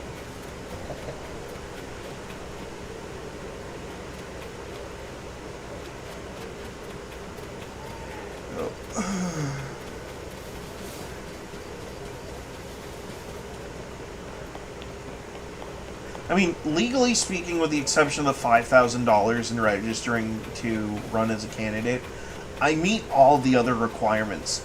The problem with me potentially running is I'm not a very popular guy. I never have been. And chasing popularity is not really my thing. I've kind of been more of a do what you say you're gonna do kind of guy. And you can kind of go back to my dad on that one. Mr. Oh, I'm gonna do this, this, and this. And he never fucking did.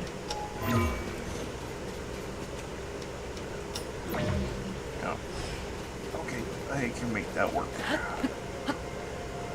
I just want to go up.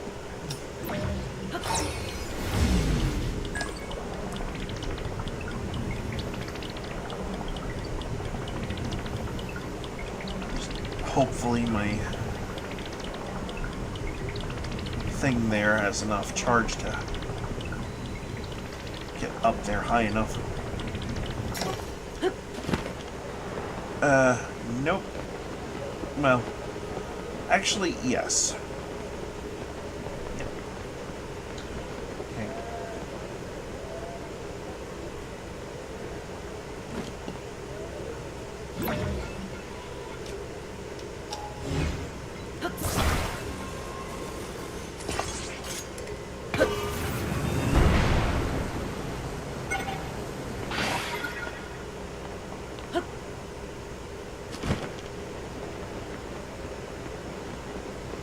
Okay, we got a thingy there, and there's that.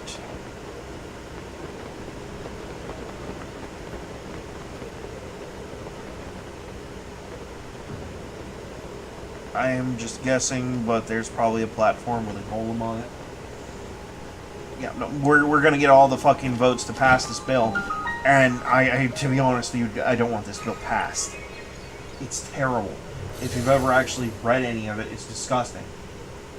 It's probably the one time I agree with Democrats on it. It's not properly done because the fucking House Senate Republicans fucked it up. Again.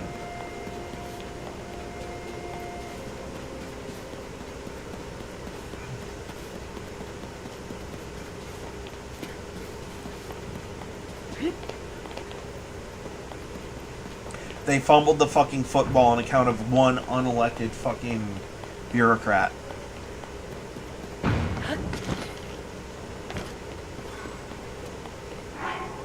Oh, but it could have consequences down the road. Yeah, and that mentality is why you never get anything done. At all. It's why you've constantly shot gun owners in the fucking foot.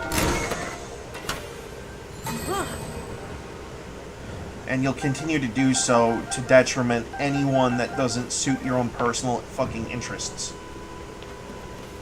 Obviously. Okay, how do I get back over there? Well, let's see. It would appear as though I only have one option. Strap a bunch of rockets to a platform and hope for the best. Gonna pull a Mushu from fucking Mulan. Pissed off that they didn't include him in the live-action remake. I mean, I get it. It's not very realistic. Come on. It's Mushu. Like the whole reason to watch that fucking movie.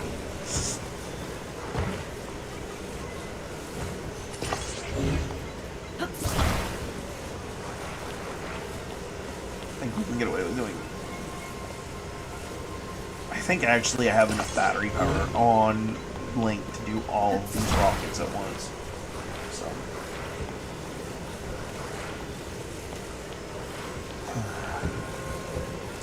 Tis the only thing to bring me joy at this point that is not my wife or my daughter.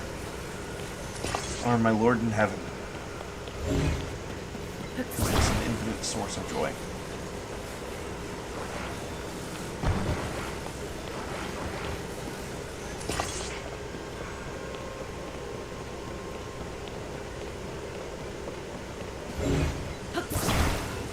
Let's see what 6 rockets does. I'm not really too big on that number. I might make it 7. Do I have an extra?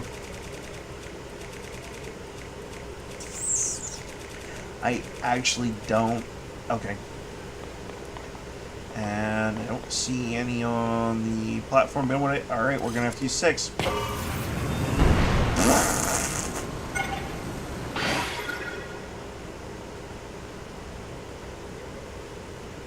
Okay. That was a lot of rockets for a whole lot of, well, not much. Okay.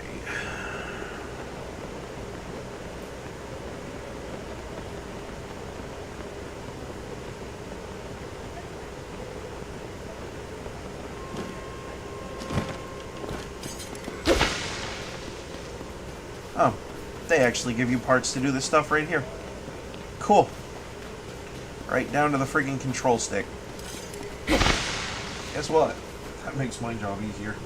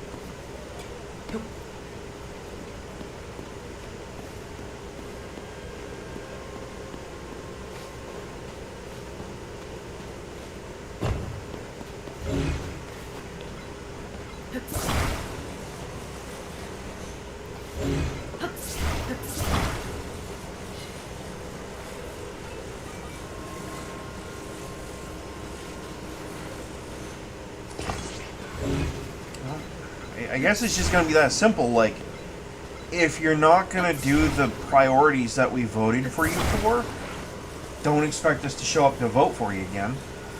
That's for damn sure.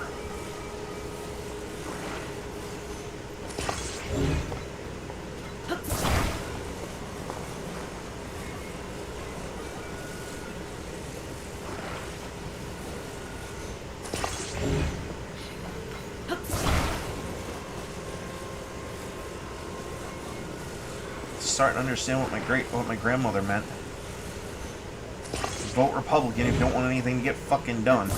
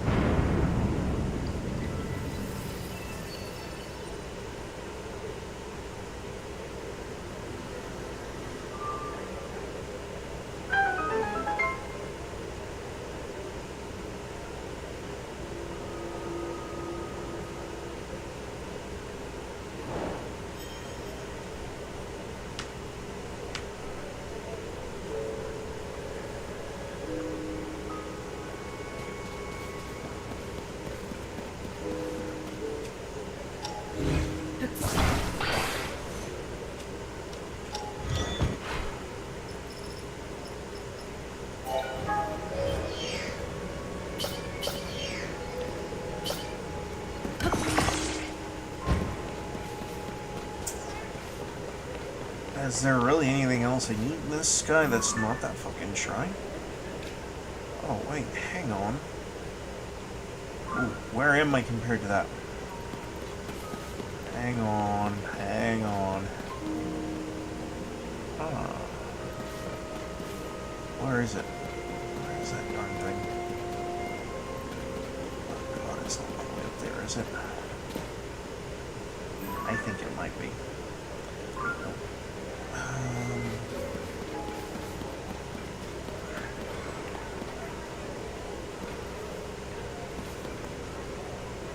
Nope, it's right there. Right? Nope, that's the big island. That is supposed to be...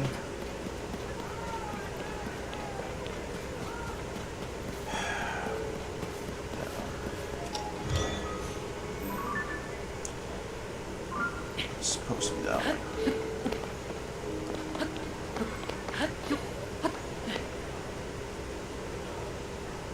Yeah.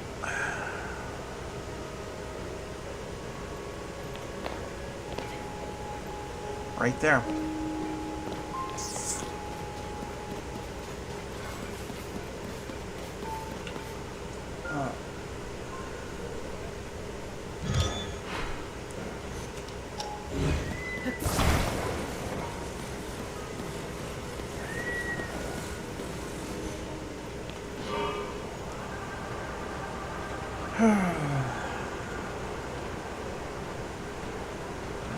This won't be a fucking vote.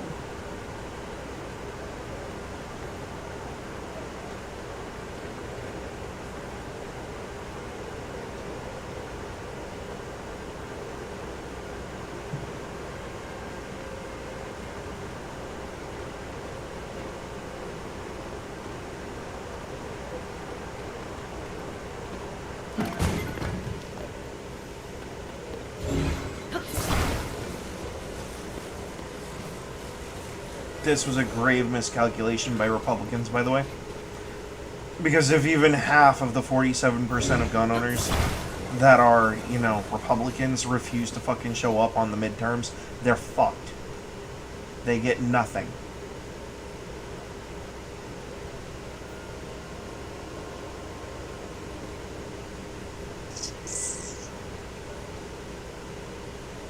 Hang on. What do I have? Control stick, and do I have the two fans? I do. Okay.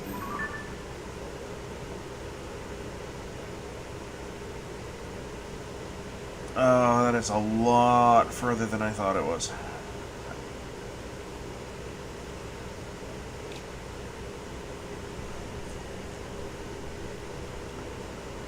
Oh, well.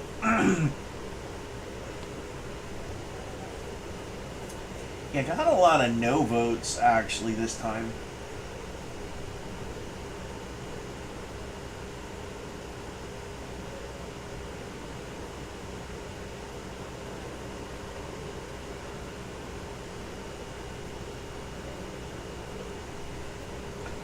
Huh. Yeah, just kind of gonna pop it back up so you can see what I mean. It's a bunch of no votes. Meaning they're either absent or, excuse me, refusing to vote. I mean, you don't have, that's another thing too. You don't have to vote yes or no. You can refuse to vote. You can absolutely sit the vote out, 100%. That's one of the things about being a congressman that's really fucking interesting, is if you want a bill to fail without voting with the opposition, you can just sit it out. I don't think we have 41 no votes. I really don't. I think it's probably, if there's going to be any no votes, it's going to be like 3 or 4. Maybe. But I don't think it's going to be enough to really tilt the scale in any meaningful way. Like, the no votes on the Democrats, they might as well just vote no. Like, they might as well just get it over with. Because we know they're going to vote no. They're so party line indoctrinated, it's just not even funny at this point. But I guess the question is, did enough people make it in to cast their votes?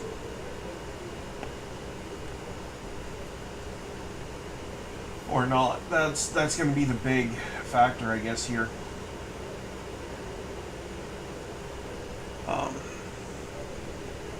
Like how many people decided to stay home. All we need is like 8 for this thing to go into fuck you territory, basically.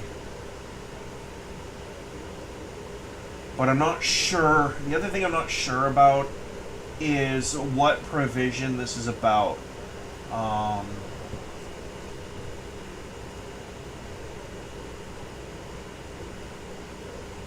House Res 566.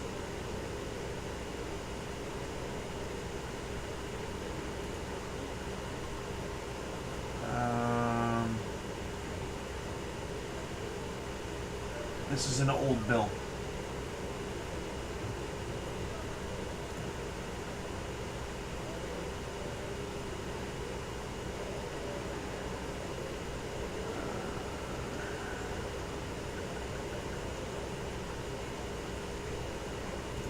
I should put in today's date too.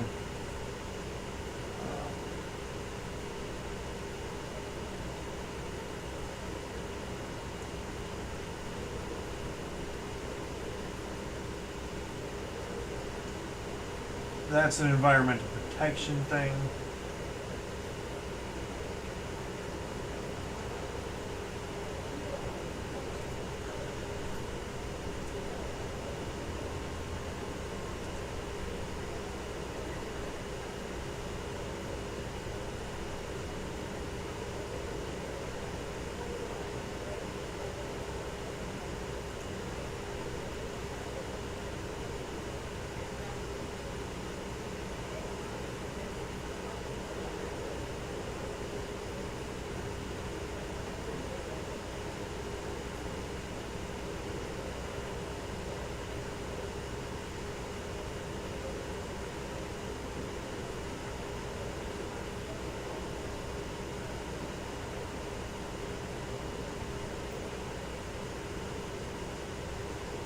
Yeah.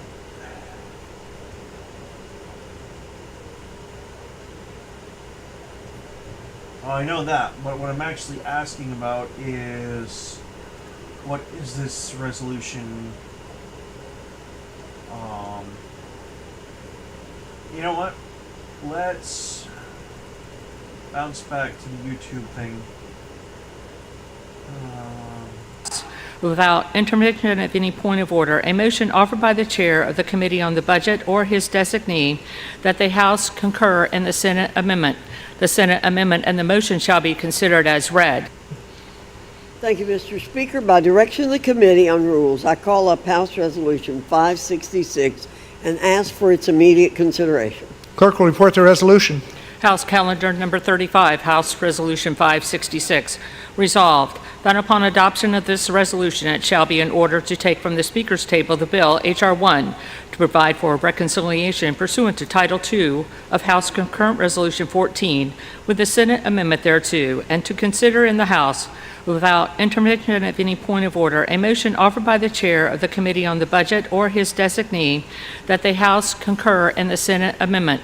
The Senate amendment and the motion shall be considered as read. The motion shall be debatable for 1 hour, equally divided and controlled by the chair and ranking minority member of the Committee on the Budget or their respective designees, and the chair and ranking minority member of the Committee on Ways and Means or their respective designees.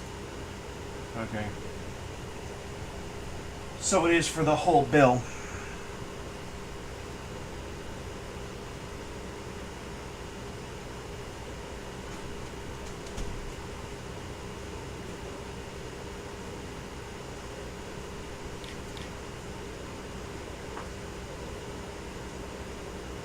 I believe.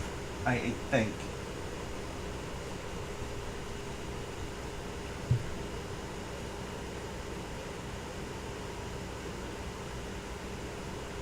Don't count on it. But at the same time, don't count it out either.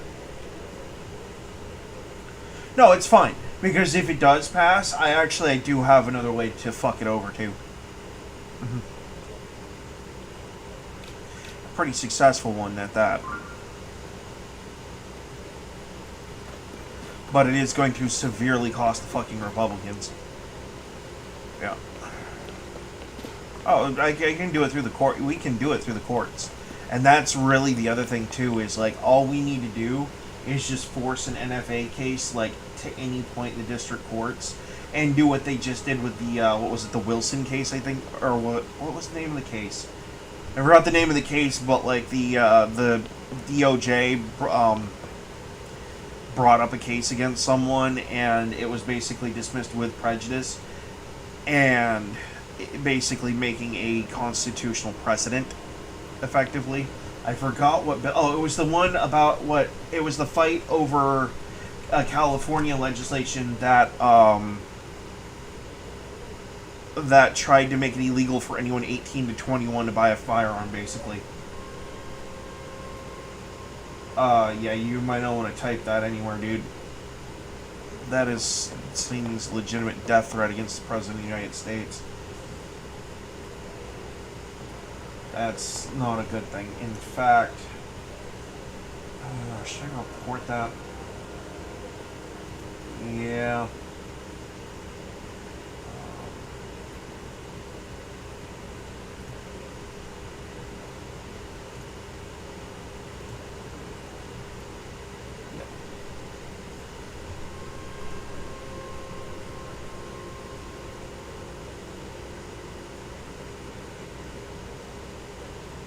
Oh yeah, no, this bill is a huge mistake, and I hope enough Republicans refuse to fucking vote.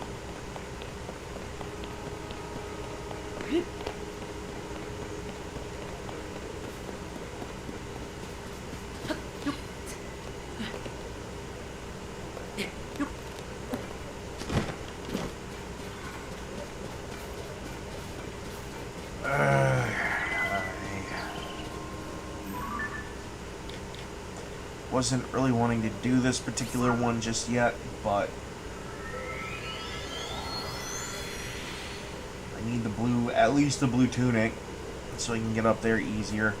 It's the faster way to go about it. It just, you know.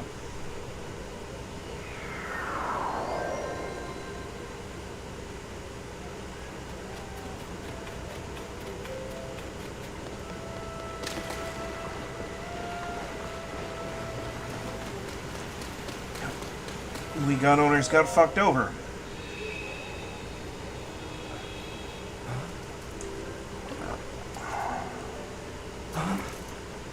As per the usual. Last time it was Mitch McConnell. Oh, they'll get over it.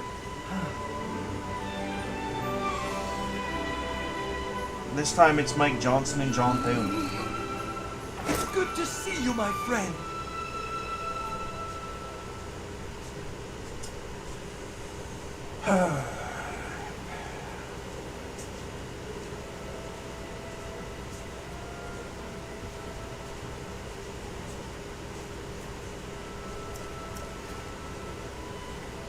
No!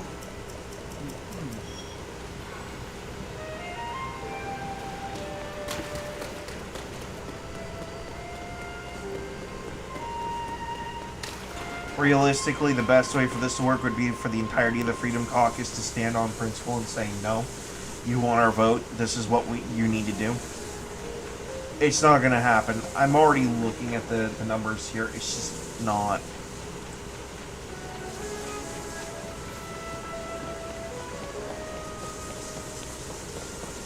Don't even think enough of the Freedom Caucus members oppose this bill to stand on principle and either vote nay or just do a no vote.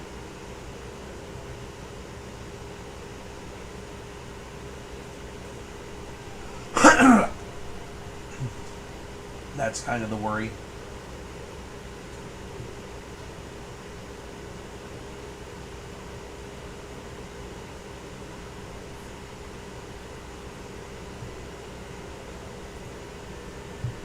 It's not even really a worry, it's just kind of a thing that you know is going to happen even though you don't like it.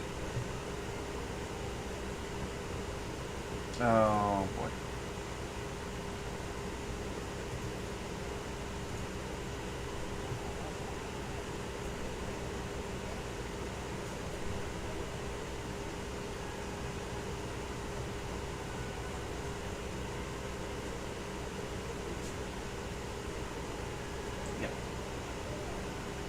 That's old news.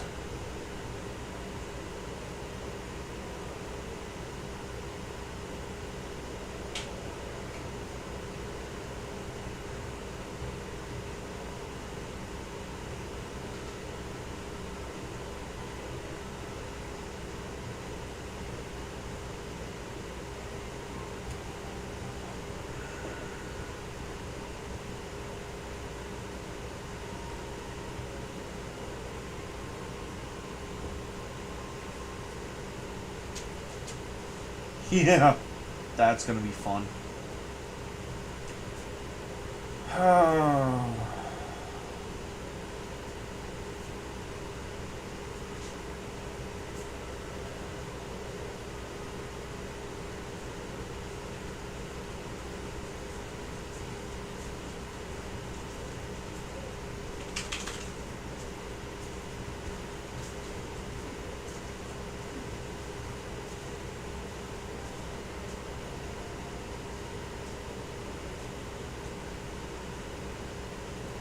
Yeah, Andy Ogles is right on that point too. The problem is that there's only like 2 or 3 of them that I know will stand on principle and actually not vote or vote nay. The problem with that is that it doesn't matter because it's 3 of them and you need 9, like 8 or 9. So.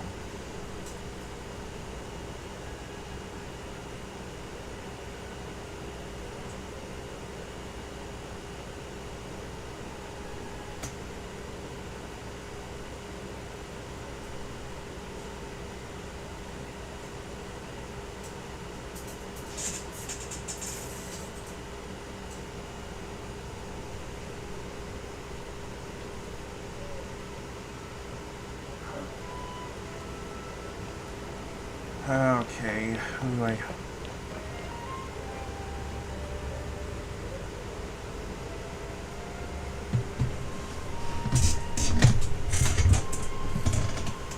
I'm not really counting on him, but we're gonna look him up anyway. No, I don't think there's enough of them, but...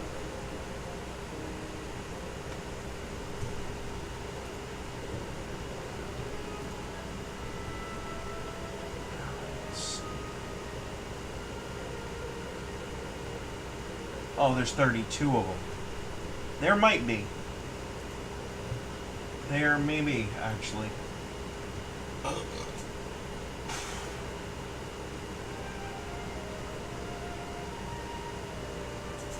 The question is there enough of them in the Freedom Caucus that disagree with the current budget reconciliation to put a pin in it and actually debate it and force it back through a debate?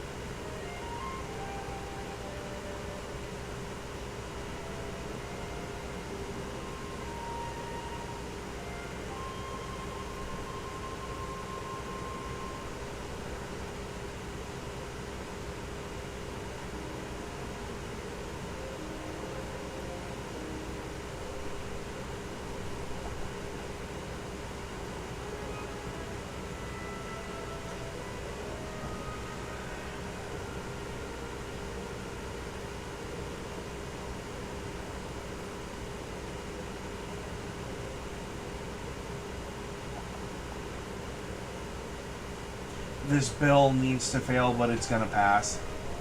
is kind of what the problem is.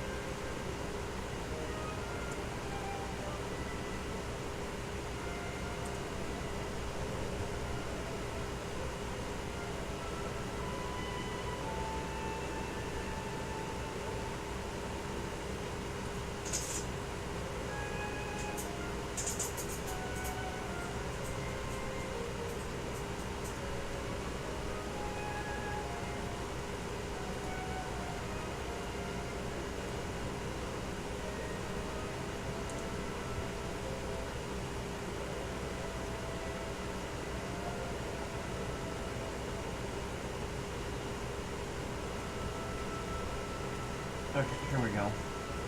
I knew what I was trying to ask. Members are generally expected to vote on questions put before the House, particularly during recorded votes using electronic voting system, which identifies each member. However, there are situations where members might not cast a vote, referred to as abstention. There's no rule penalizing it.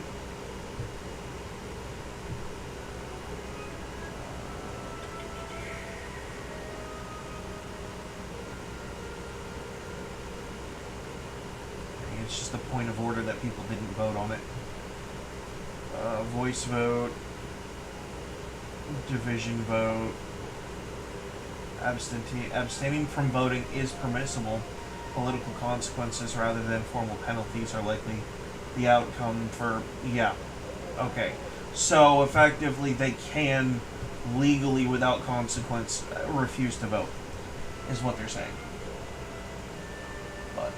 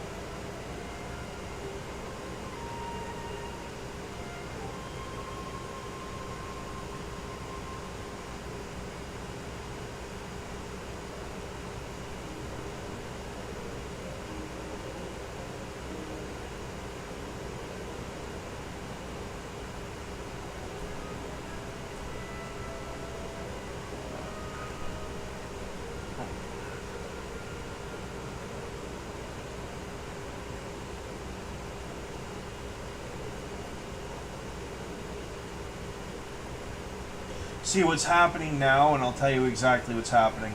Republican members are going to those that are refusing to vote right now, and they're trying to intimidate by threatening political consequences.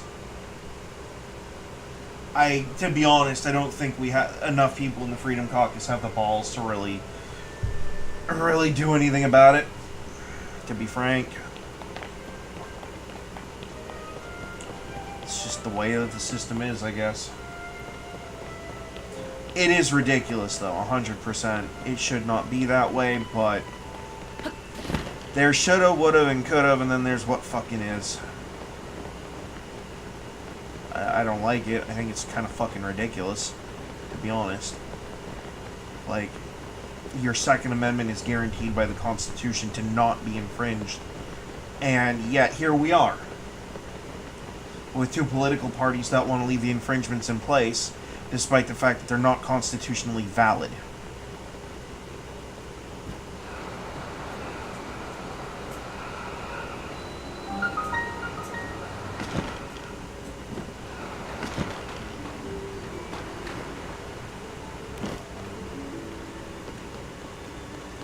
Which is really what's at stake here.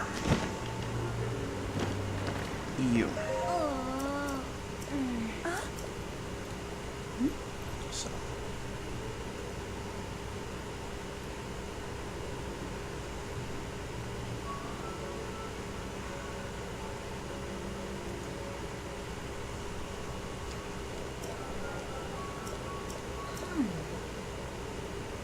We'll bounce back to it once they get done with their voting. And we'll discuss what happened, what's going to happen moving forward. Yeah, no, because they're going to use it as a fucking cudgel against the Freedom Caucus. They're going to sit there and say, oh, you voted against our fucking bloated bill that was supposed to reduce the taxes instead of increasing it by 86%. And it's like, dude, we've been voting for you for fucking decades. Whoa. And you fucking people have never once done anything for the gun community. Step up to the plate and do your fucking job. Pass the fucking resolution with the fucking Clyde Amendment.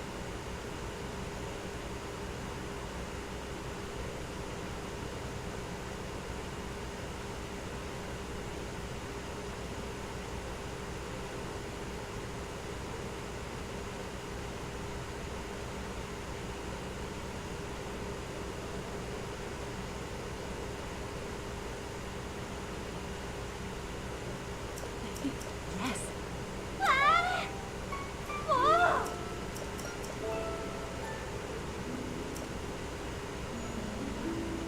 Ah! Oh? Oh. Yes. Whoa.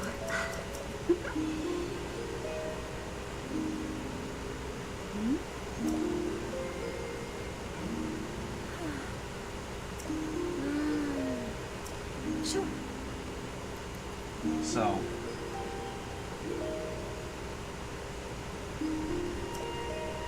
Yeah, I doubt that.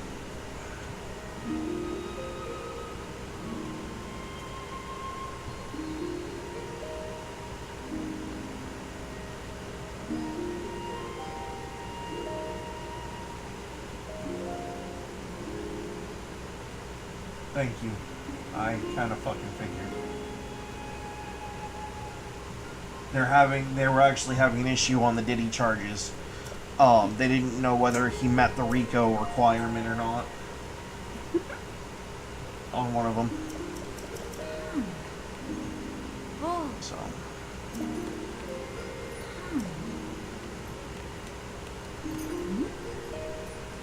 Heck, I'm not even sure he did.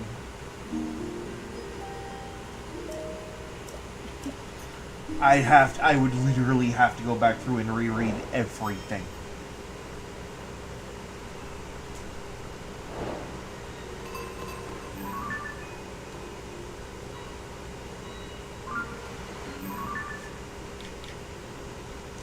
And while that is an important thing, this is the current pressing matter.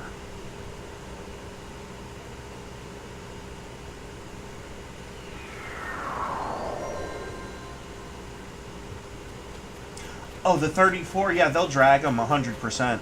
They always do. If fucking the rhinos don't get their fucking way, they'll drag anyone that's not one of them through the fucking mud 100%. The problem is that the Freedom Caucus is well founded and supported by the people who voted for them, and not by small numbers either. They did not win by narrow margins. You're not going to be able to unseat them. Not easily, anyway.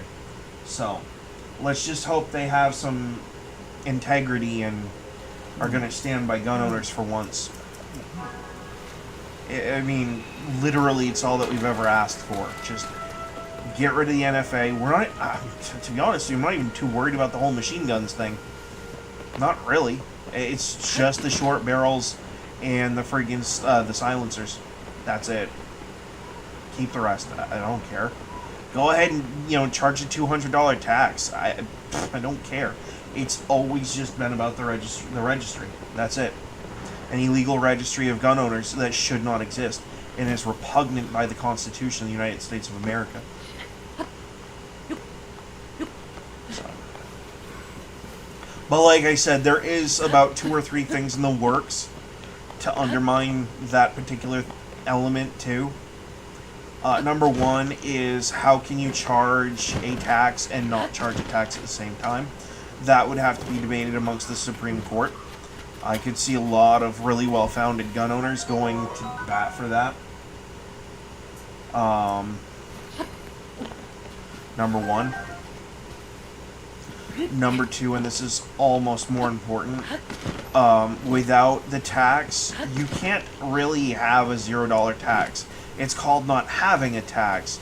And the only reason that the NFA is allowed to function is as a tax.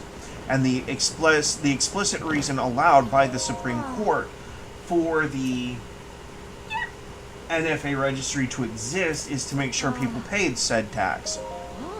Without the tax, because you drop the number down to 0, the tax no longer exists. By the letter of law and all logic, the registry can't exist either.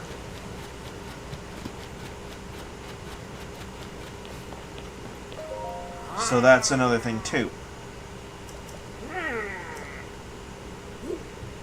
It's actually probably one of the more important functions of what's going on here.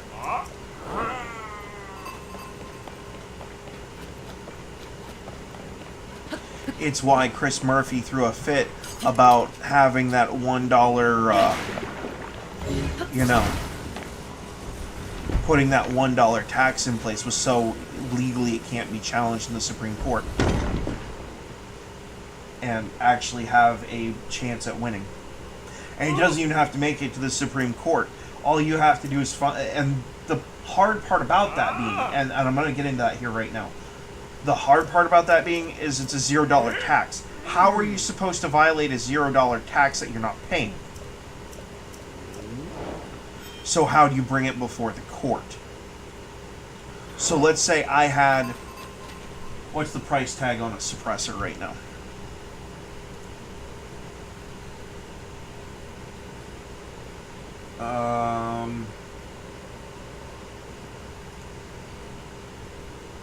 Let's see. We'll go to the silencer shop, I guess. Buy your first. Let's see. We'll go with one that I actually have. 5.56.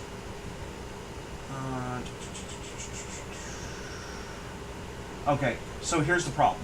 They're like $400 to $500. Yeah, the good ones are like $400 to $500. They're not cheap. So it's not something that everyday Joe is going to be able to do anyway. So what we would need to do is we would need someone who is in a good position to violate the NFA financially, in the respect that they would be able to challenge it financially in court. Yeah. Yeah, you're going to get your votes for your stupid fucking bill. And it's going to stab all the gun owners in the back, because it'll take us fucking years just to find one person who's willing to take that step. Now, gun barrel length, that might actually be a different issue. That's as simple as buying a shotgun and just taking a hacksaw to it. And then drilling and dimpling the friggin' the end of it off. Because then the argument turns into, how can I pay a tax that doesn't exist?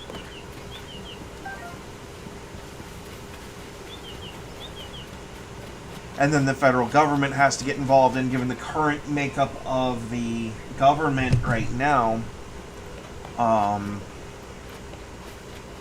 they might actually even argue that that provision is outright constitutional on its face.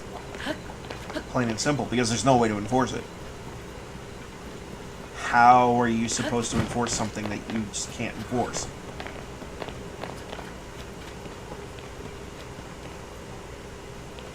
The problem there is that people like me who would actively do this, we can't really afford to do it. I don't have $10,000, $20,000 to spend on law fees just to go before the district court. And, yeah. And there again, there's also the chance that it doesn't make it that far because you get the wrong judge at the wrong point. I mean, I have great faith in Maine judges and our judicial system for the most part, except for the fact that they're willing to grant, custody to kidnappers. But, i.e. my own personal fucking history. But at the same point in time, this is a federal matter too.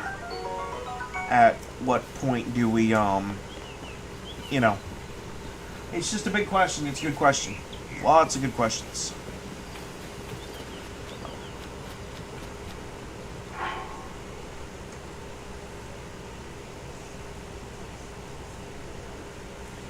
I don't think you're going to have enough no votes to suspend it and put it up for debate.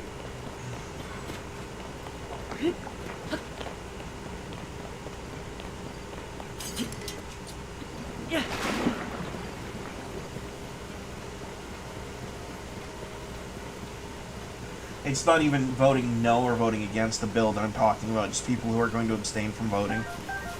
I don't think you're going to get enough.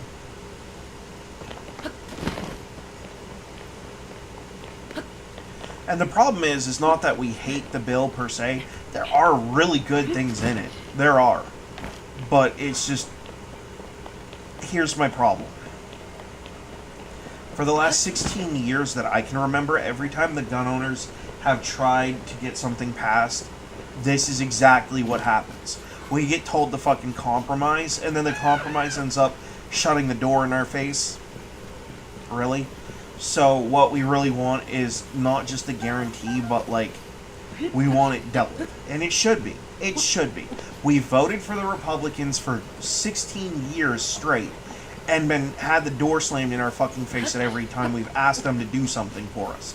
And the Democrats, they're so anti-gun, you're never... No. That's just not going to happen, right? The only chance that you would really have, and it's not even really a chance so much as a joke, would be to start your own party and call it something like the gun party or something, and try to unseat some of these people for people who are more pro-gun advocates, and even that's not really going to be... That's not really going to be a viable option either, because you're talking about something that can take 10, 20, 30 years, and by the time it gets passed, I'll be too old to go hunting or do anything. So, it won't matter because I'll be in friggin' adult diapers drooling on my fucking self in some old folks' home somewhere by the time they get it fucking dealt with at that point. Right? That's kind of like the same thing as what I was saying about the whole the judicial branch and going through them to do this. Yes, that has an element of permanence to it, but there's a huge but on that one. It takes a long time for it to happen.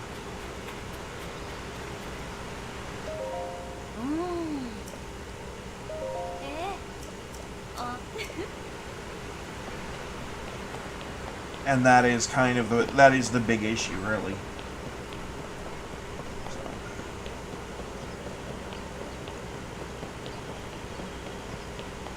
By the time, about the time that happens, I literally, my Social Security would have expired, assuming we even still have Social Security at that point in time, which I highly fucking doubt the way things are going.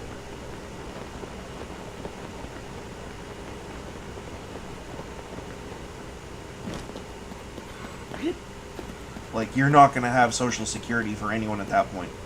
Nope.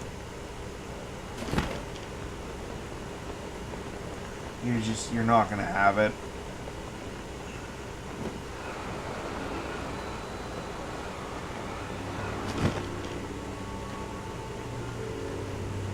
Okay, so I have to go in...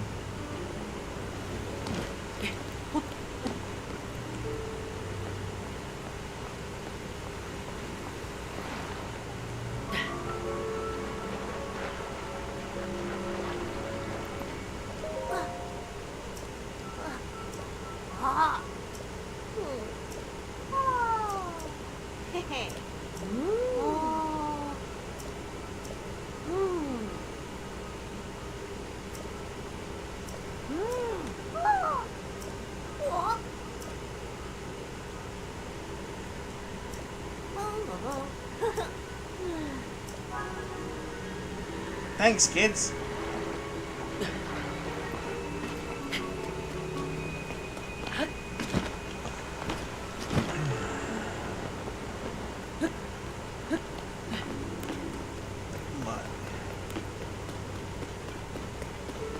Alright, now if I remember correctly, behind one of those waterfalls. Yep.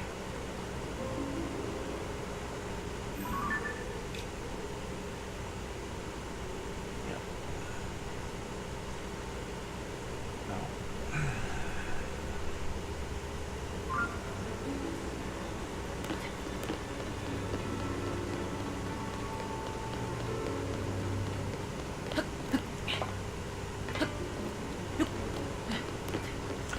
The other thing is technically speaking, with how background checks work on firearms anyway, you don't even really need the NFA.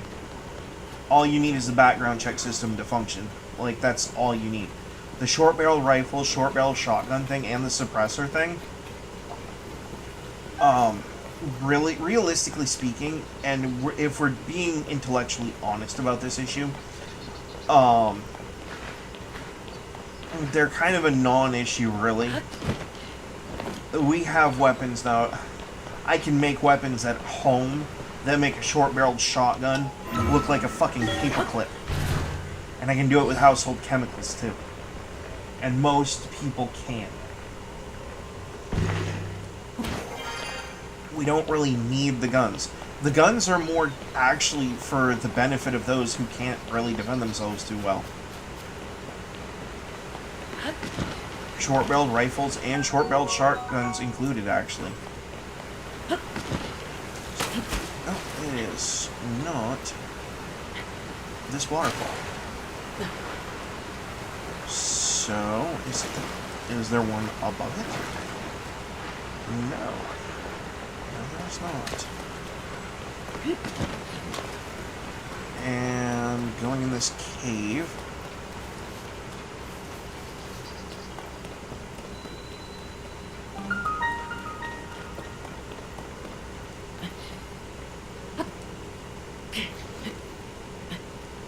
Okay.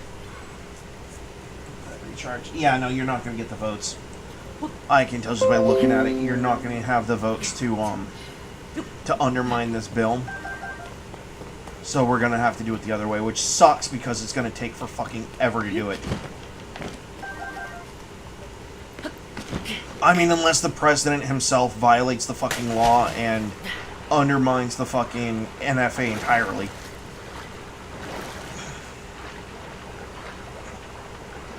Which, I mean, that would be an interesting thing, I suppose. Definitely an entertaining thing. But I highly doubt President Trump would do it. So. Man, I really don't want to use my parts on this part. Not so much I can't fly it through here. But more a matter of I just wanted to save my...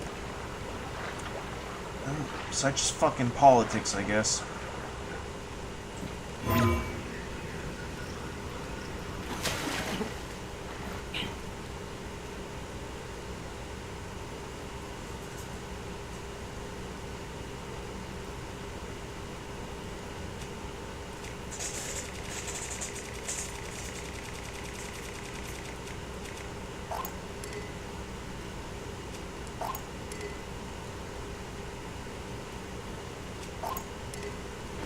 Wow. Yeah, no, the votes are in the bag. Yeah, they got the rest of the fucking Freedom Caucus on board. No doubt, they were promised a fucking bill that'll never see the fucking floor, never be debated, and will never meet the vote threshold. Yeah, that's exactly what fucking happened, I guarantee it. Oh, we'll put forth a bill to remove the NFA. That you'll never get the votes for in the House of Reps. You'll never meet the 60 vote threshold in the fucking Senate. And our rights basically get pissed on again. Smooth move, moron. this is obviously just not the right administration or group of Republicans to do what's right for the American people on the matter of the Second Amendment. Clearly. Ah, balls.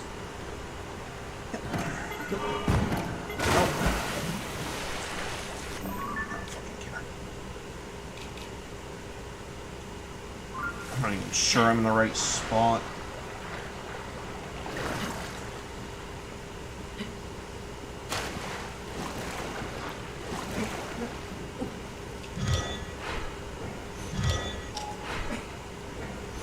Oh, is that floating? Well, hang on then.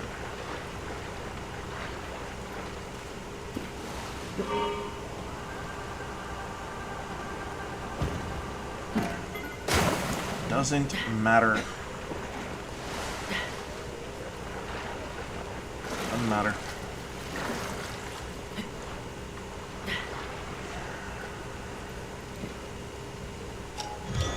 Huh?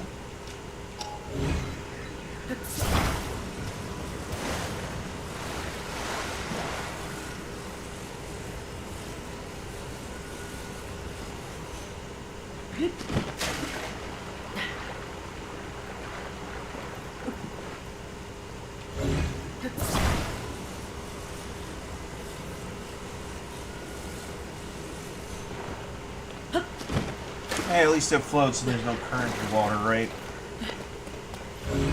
Should probably be more to my benefit if there was current in water going back towards the entrance.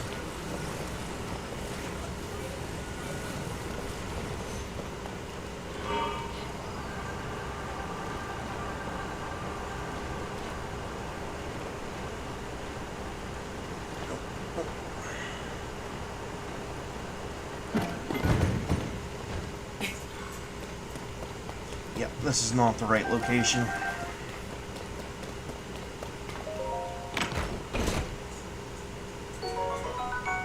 But that's nice. That's helpful.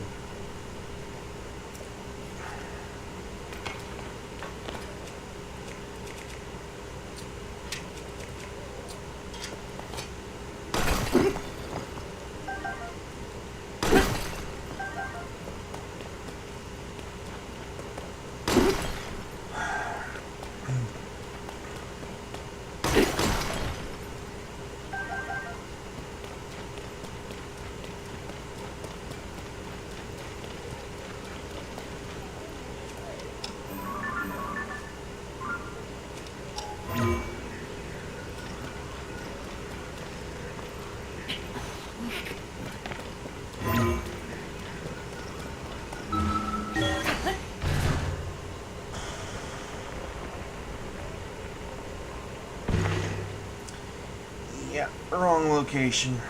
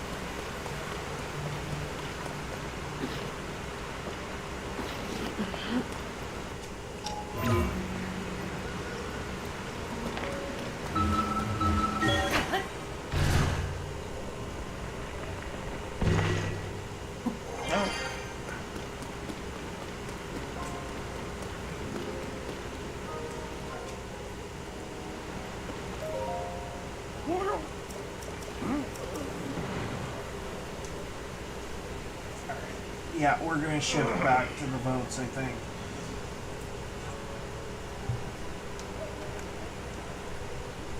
I don't know if necessarily this is going to be...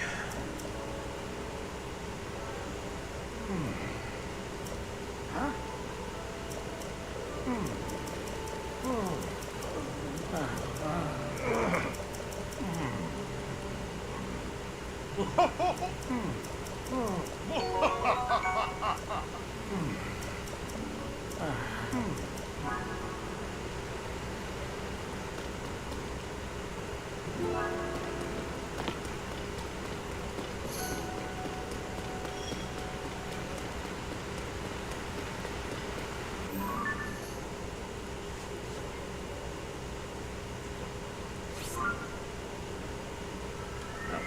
So basically what you're saying is SBRs and SBSs, as well as suppressors, will be on a registration, and I won't be able to see in my lifetime them not be on a registry.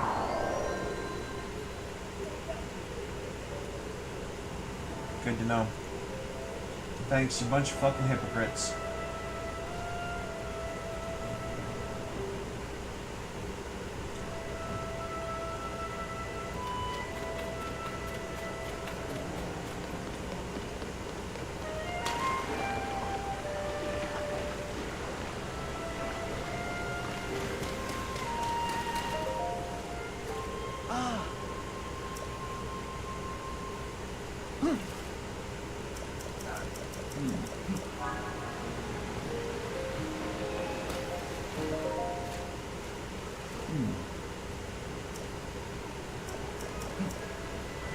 Oh, I know where it is.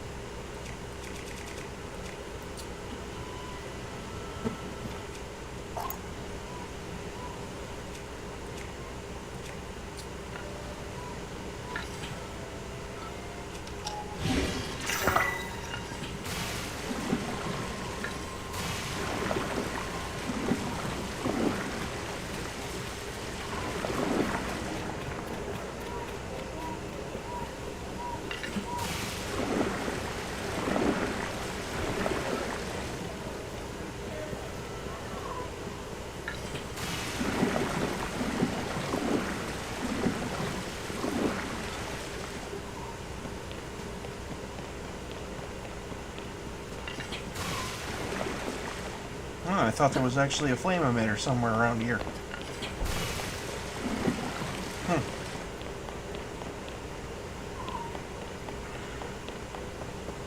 I mean, I do have another way to do it. It's kind of a bit of a mess, but...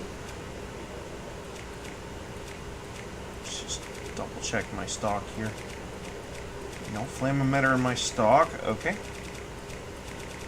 I mean, yeah, plan B. You.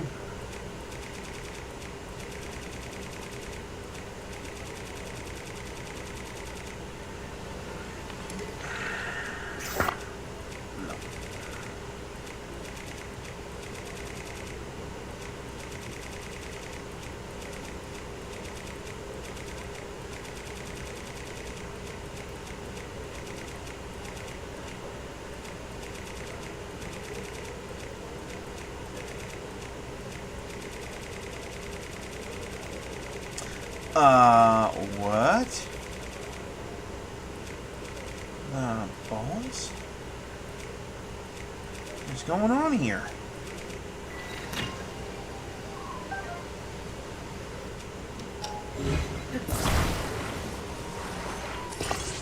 so much for my other way. Yeah, no. They're gonna secure the fucking votes. It's gonna get passed, and the gun owners, yet again, get the back fucking seat treatment. Shocker. Nothing ever fucking changes, does it?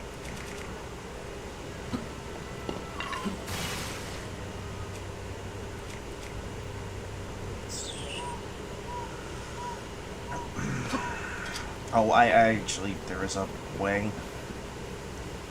Just a little fucking dangerous.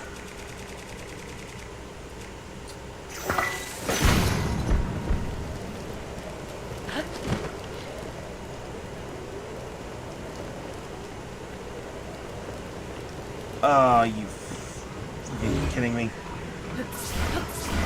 You're not. There it goes.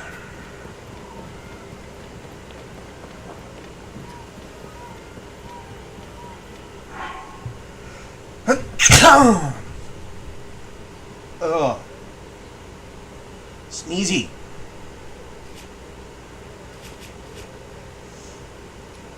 It's a little painful, actually. Like rib cage.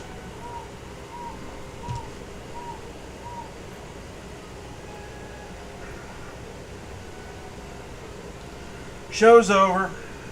They got their fucking votes. Pointless now. Pointless now.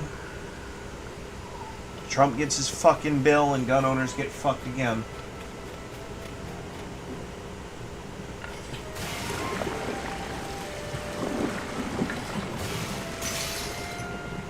Oh, they'll always do it. We're second-class citizens to the Republican Party. Oh, we're not even second class. We're like third class.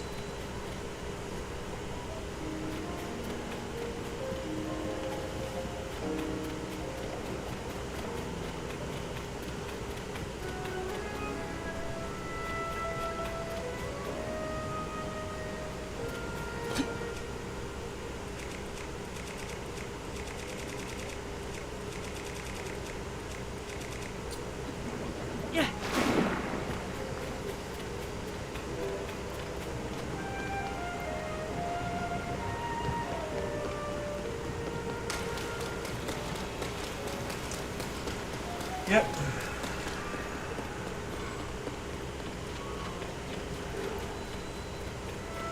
Every last Republican fucking rep basically just stabbed us in the fucking back.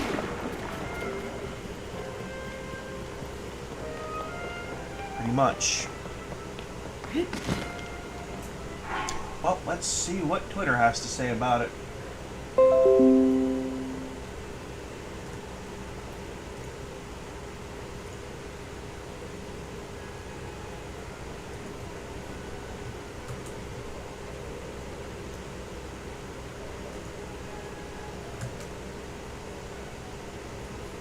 Yeah, sure.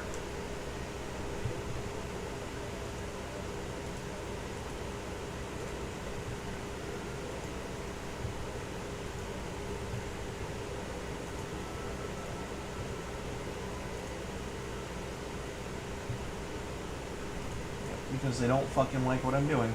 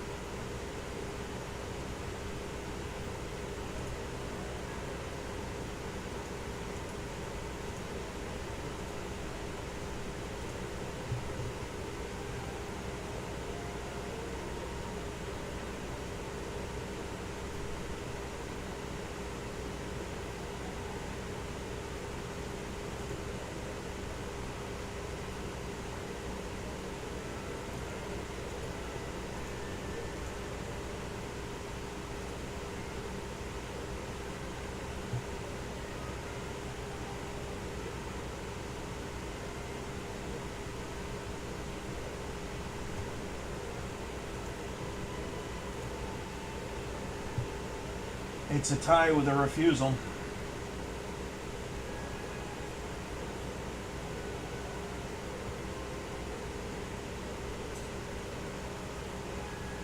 But it's not going to hold.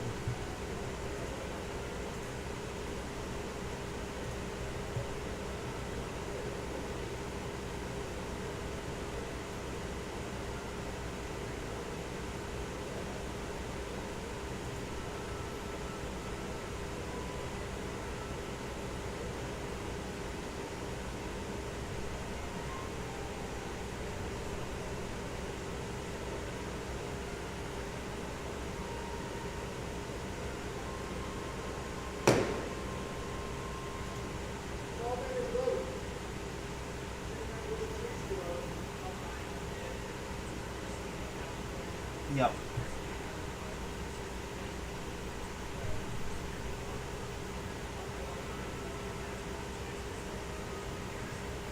There it goes.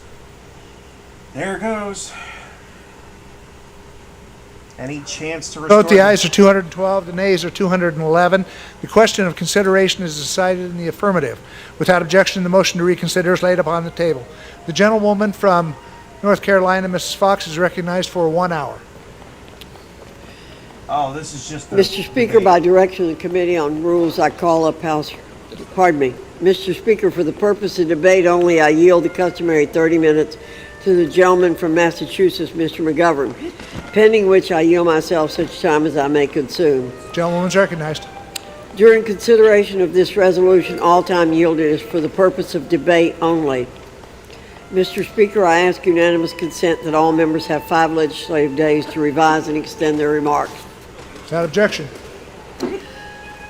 So Thank you, Trump's not Mr. even gonna get Speaker. by the fourth Republicans anyway. stand ready to deliver H.R. 1 directly to the President's desk for his signature. Late last year, the American people rallied en masse behind the Republican vision for a renewed nation. A nation no longer blighted by the cataclysmic failures of the previous administration. A nation primed and ready to enter the golden age. Oh, so the game is One still of the on. many strong reinforced byproducts of our Republican vision is the One Big Beautiful Bill Act. It is one of the most consequential pieces of legislation that any party has ever passed, and for good reason. The provisions interwoven in this legislation are monumental. They are what the American people voted for in November. No, they're not. Historic tax relief for And now that I working know that the families. game is still a fucking Massive afoot. investments to secure our nation's borders. Capturing generational savings. Slashing waste, fraud, and abuse in government programs so that they may run more efficiently for those who truly need them. Mr. Speaker, I could opine at length about the wins that Republicans have secured in this bill. Wins that we've been highlighting to the American people for months. Meanwhile, our Democrat colleagues have resorted to fear-mongering and wailing from their bully pulpits in the hopes of deceiving the American people. For months, we've heard Democrats claim that the sky was falling. That all hope is lost because H.R. 1 will bring about the end times, and a litany of other outlandish and absurd You say that every claims. time a bill passes. They in are our so desperate to smear H.R. 1 and deny the American people the policies that the American people overwhelmingly voted for in November. But let's again focus on what this bill accomplishes. It yields the single greatest cut in wasteful government spending in congressional history by slashing far more than $1 trillion of bloat. It preserves the greatest battle-tested set of tax still gonna drag cuts Chuck Schumer for for being working William Clyde families Wolf. And that yes, our there nation are has things ever in this bill seen that are good. or our Some economy are has bad, ever realized.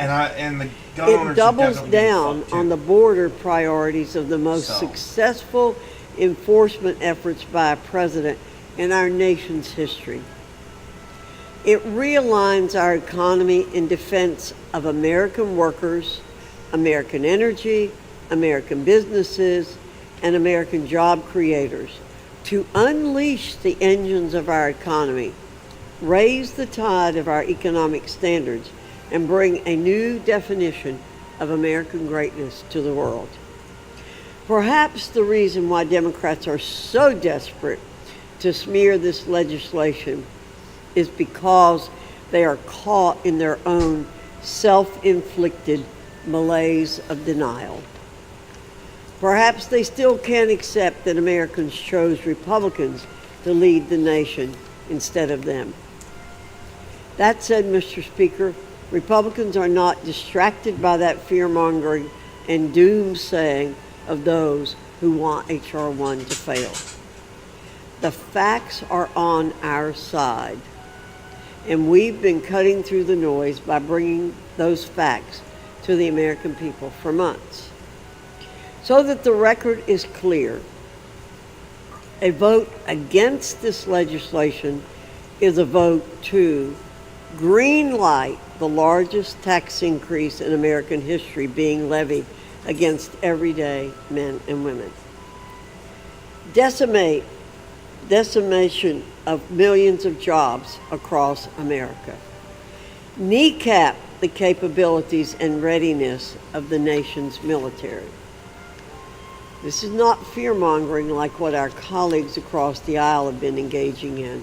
These are just facts. Mr. Speaker, the pathway forward is crystal clear. The House must pass this rule and pass the Senate amendment to H.R. 1 so that more wins can be delivered to the American people. Legislative malpractice. Final text of this bill came out less than 24 hours ago. We met in committee an hour after it was posted. And now we're here considering a rule that only allows for 1 hour of debate. This bill is within the jurisdiction of 12 different committees. 1 hour is ridiculous. And every minute we're finding out new things that were snuck into the bill. A tax cut for whalers, and now we're learning about a gambling tax. Republican leadership in the White House are jamming this bill down our throats. And for what? We are not on a deadline, no looming crisis. We're here because Donald Trump wants a 4th of July party to celebrate this garbage bill. He wants fireworks and flags and cameras, not for this country, but for himself. So he says, close your ears, close your eyes, and vote for this bill. Honestly, sounds more like a cult than a Congress to me. Some Republicans promised their voters no cuts to Medicaid, no new debt. Now they're flipping faster than pancakes at a campaign breakfast. The House passed it hoping the Senate would kill it. The Senate passed it hoping the House would grow a spine. Everyone is playing a game of legislative chicken, voting for a bad bill and thinking the other chamber will be the one to fix it. This is nuts. And Trump says, have fun and vote yay. Have fun gutting Medicaid? Vote yay on taking away food from poor families? Are you serious? This bill is catastrophic. It is not policy, it is punishment.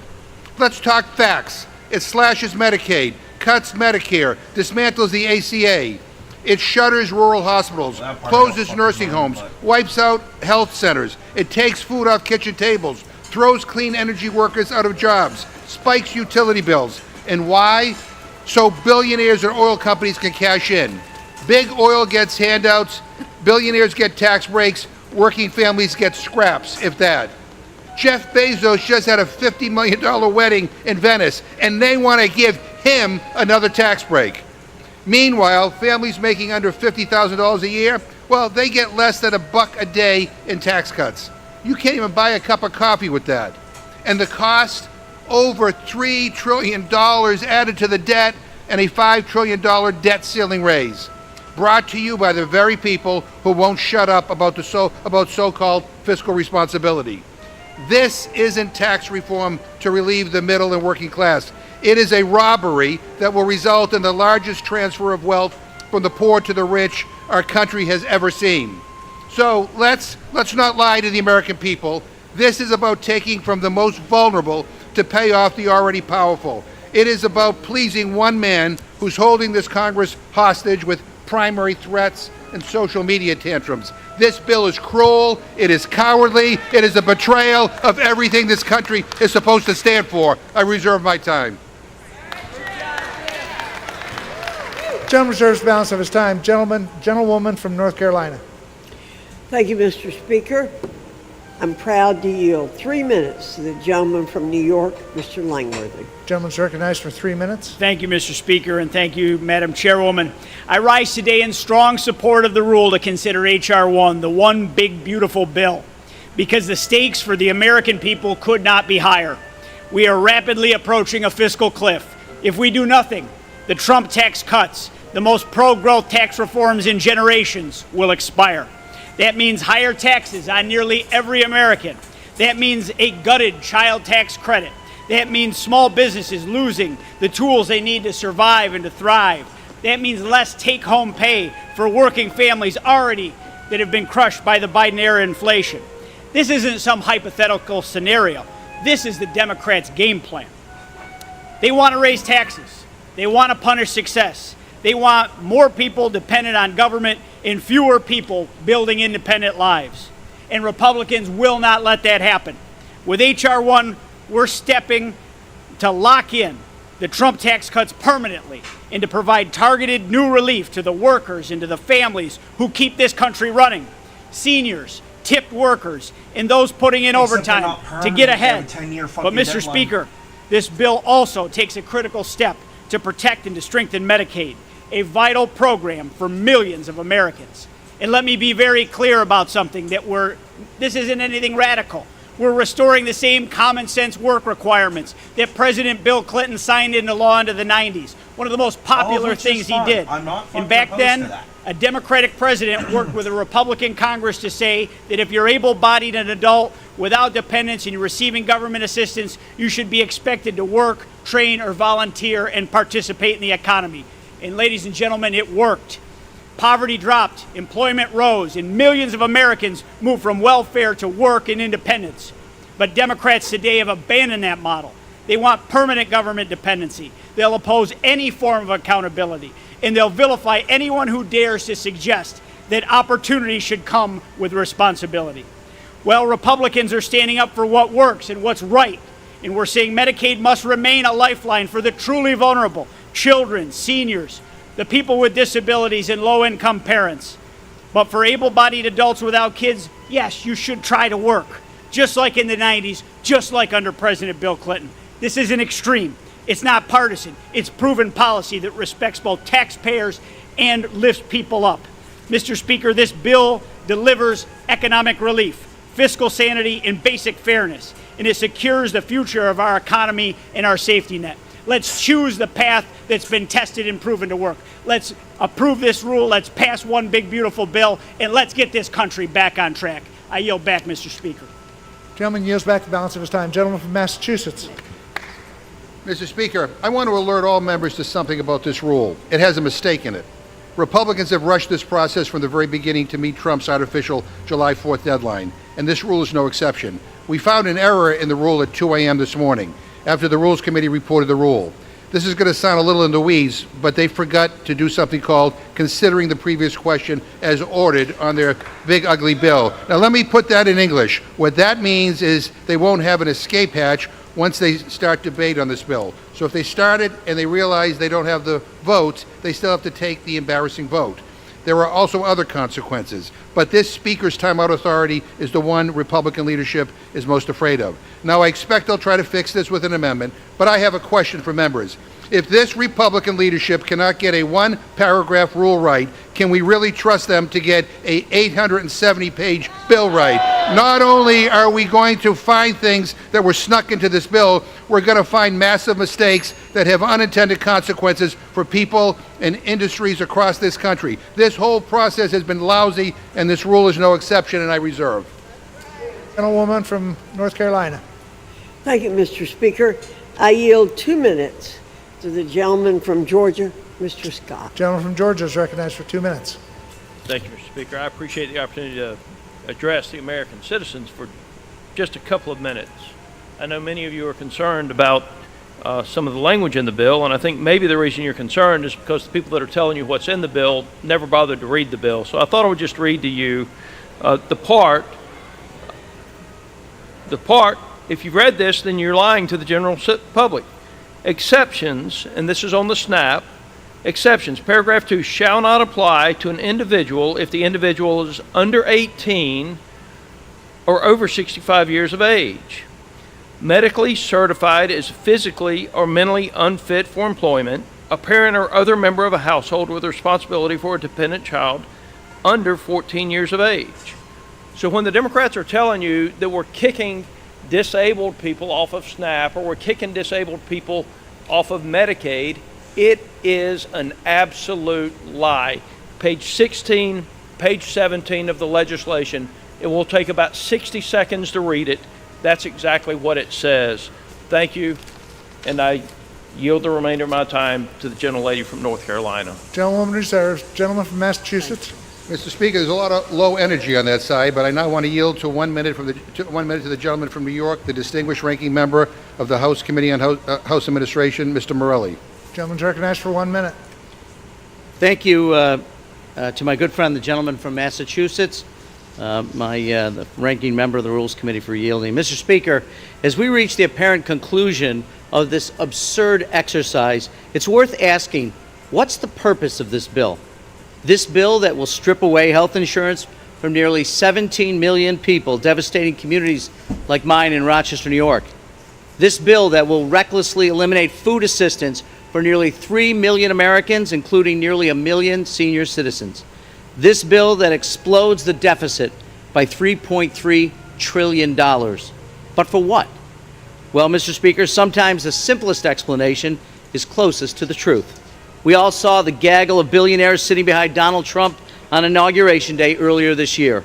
The driving force behind this entire legislative effort has been to grant handouts to those same billionaires and special interests, all at the expense of hardworking families. Mr. Speaker, I hope my colleagues on the other side of the aisle will stop and think again before voting for the worst piece of legislation in generations.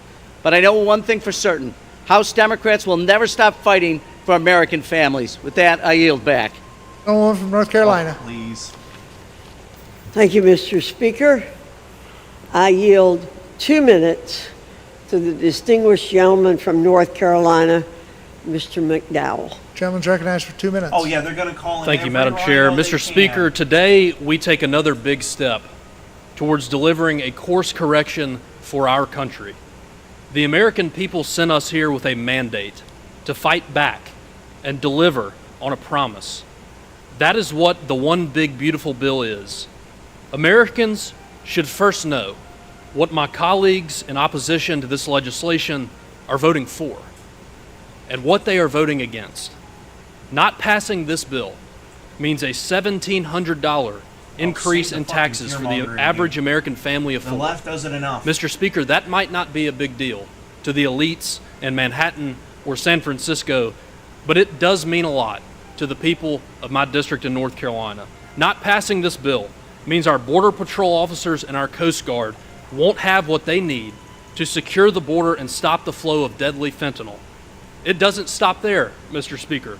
Opposing this bill also means protecting waste over purpose, fraud over fairness, and foreign interests over American strength. Mr. Speaker, I want to make sure voters in my district know what passing the One Big Beautiful Bill will mean for them. It means you get to keep more of your hard-earned money. It means that small businesses can spend more money on your employees instead of sending it to Washington. This bill will make our communities safer by making a historic investment in our border security. No more dangerous, illegal aliens parading around with no consequences. Mr. Speaker, this legislation is one of the most consequential items we will vote on.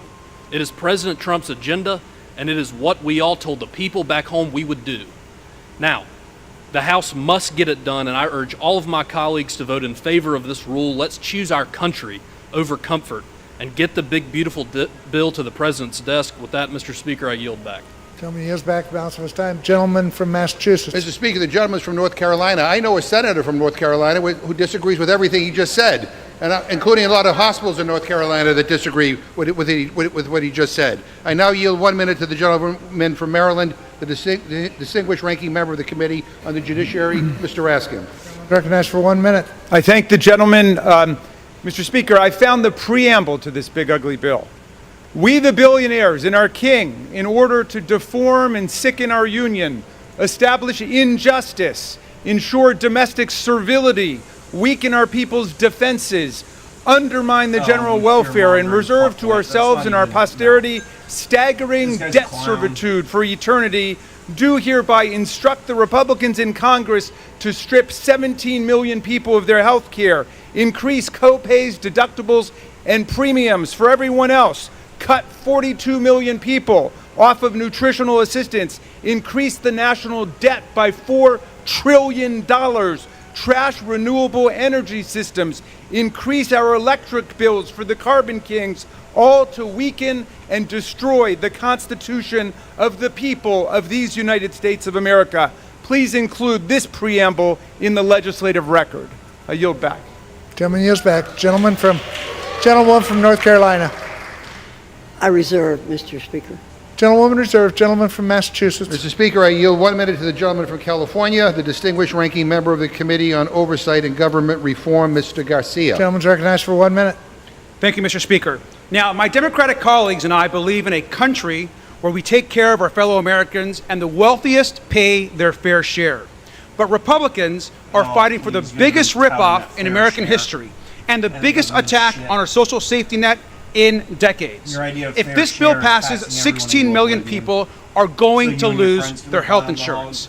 They will take away basic food assistance from millions of veterans, seniors, and kids. Because of this bill, the poorest 10% of Americans are going to lose $1,600 per person on average, while the richer only get richer. It's a transfer from the poor and the middle class to the wealthiest.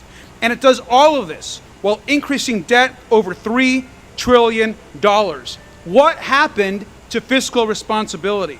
That means that our grandkids will fund a tax cut for Elon Musk. Now, while I'm proud that we are defeating a number of extremely concerning provisions in this House bill, this is our last chance to stand up for our values. I urge my colleagues to vote no on this big BS bill. The American people are watching, and I yield back. Gentlewoman from North Carolina. Thank you, Mr. Speaker. I yield 2 minutes to the gentleman from Florida, Mr. Herodopoulos. Gentleman's recognized for 2 minutes. Thank you very much. Promises made, promises kept. No. Voters wanted change for one simple reason. It was too expensive to live in America the last 4 years. Gas prices, rent prices, food prices up radically. So this bill is designed to help those very people hurt the last 4 years. People who earned tips, who earned overtime. People who earned Social Security get the big tax cut. And let's be clear here so the American public hears it loud and clear. The current tax rate on the wealthiest Americans is 37%. Under this bill, it remains at 37%. And at the same time, we're protecting the most vulnerable. Please read the bill. You'll see that seniors in nursing homes, unaffected. You will see that persons who are disabled, unaffected. Pregnant women on Medicaid, unaffected. And low-income kids, because their parents aren't making much, unaffected. Isn't it nice to see that Washington actually keeps its promises from the campaign trail? This is a welcome change just because Donald Trump said we're going to bring America back by putting more money back in their pockets instead of sending it up here to Washington, D.C. And he promised a secure border, 99% reduction in the number of people coming across the border illegally. That is action. And what are we putting in this bill? The money needed to make sure it stays that way. I'm proud to support this bill because I went to Washington for one reason. Make promises, keep promises, and prove that the Republicans can lead and are willing to make sure that the great American comeback continues. And with that, I yield back. Gentleman yields back the balance of his time. Gentleman from Massachusetts. Yeah, Mr. Speaker, I read the bill too, and I want to know why Jeff Bezos and multi-millionaires and billionaires are getting tax cuts. Last night I offered an amendment to let Trump's tax cuts expire only for people earning more than $1 billion a year, and every single Republican voted against it. I mean, what's that all about? Follow the money. Mr. Speaker, I now yield 1 minute to the gentleman from Mississippi, the distinguished ranking member of the Committee on Homeland Security, Mr. Thompson. Gentleman's recognized for 1 minute. Thank you very much, Mr. Speaker, and I thank the gentleman from Massachusetts for the time. Mr. Speaker, Republicans are openly bragging about how the bill kicks children and the elderly off Medicaid, nutritional assistance, and more, all to pay another tax break for wealthy Republican donors. But my Republican colleagues are not talking about the trillions and trillions of dollars their political giveaway is going to cost. In fact, Mr. Speaker, Vice President Vance has said historic levels of Homeland Security funding in the bill sweetens the deal for the devil. This bill means billions of American tax dollars to build a wall Trump promised Mexico would pay for.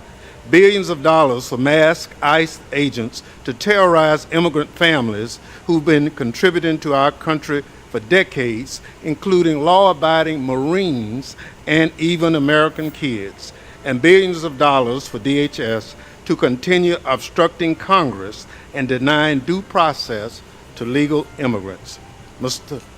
My Republican colleagues may be fooled by one big ugly bill, but the American people are not. I urge my colleagues vote no on the rule and the underlying bill, and I yield back. Gentlewoman from North Carolina. Thank you, Mr. Speaker. I yield 2.5 minutes to the gentleman from Missouri, Mr. Alford. Gentleman's recognized for 3.5 minutes. Thank you, Mr. Speaker. Thank you, Madam Chair, for your work on this. I raise today in support of the rule and in strong support of H.R. 1, President Trump's one.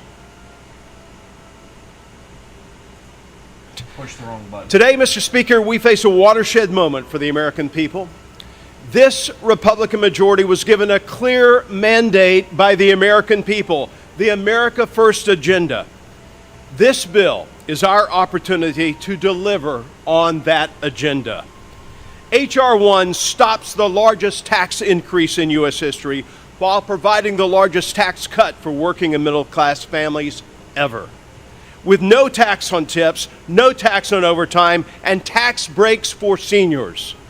H.R. 1 protects the 87,000 Missouri farms and countless family-owned small businesses from double taxation by expanding the death tax exemption. The One Big Beautiful Bill reverses 4 long years of Biden's open border policies with a generational investment in border security, including funding to complete Phase 2 of the border wall. The One Big Beautiful Bill modernizes our armed forces for 21st century threats by properly preparing our military and funding the Golden Dome.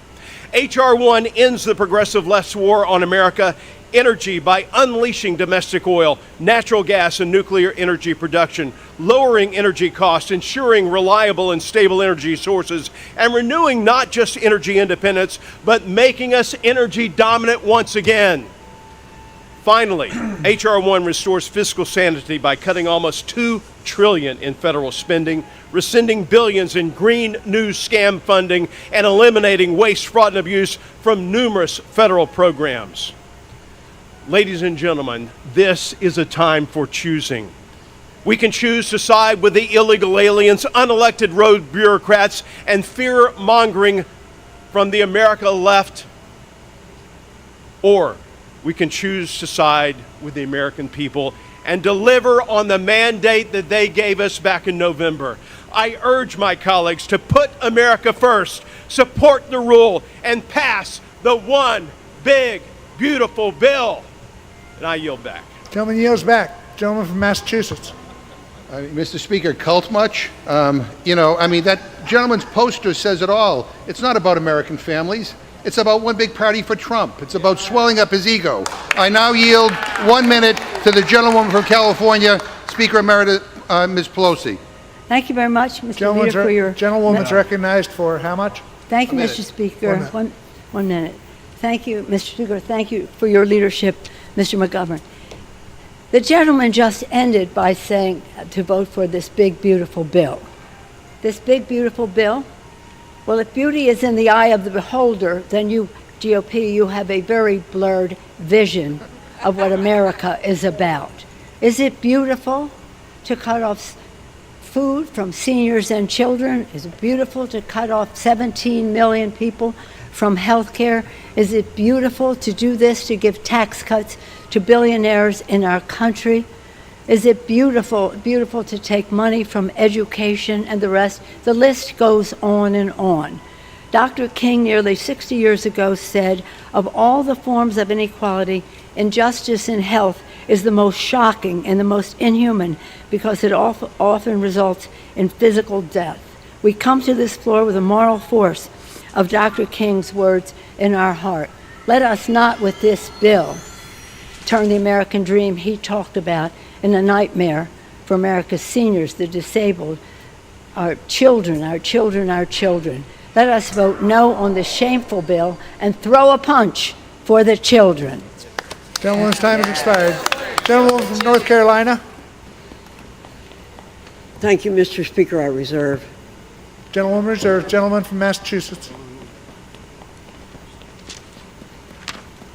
Mr. Speaker, I yield 1 minute to the distinguished gentlewoman from California, the distinguished ranking member of the Committee on Financial Services, Ms. Waters. Thank you very much. Recognized for 1 minute. Oh, God, this is an even This bigger big, ugly bill straps health care from 17 million Americans, shutters hospitals, and will starve 12 million people by taking away their food stamps. These cuts add up to $1.3 trillion, the exact cost of the tax cut Republicans are handing out to the richest 1% of Americans. But that's not all. The entire bill will add a whooping $3.3 trillion to our nation's $35 trillion debt.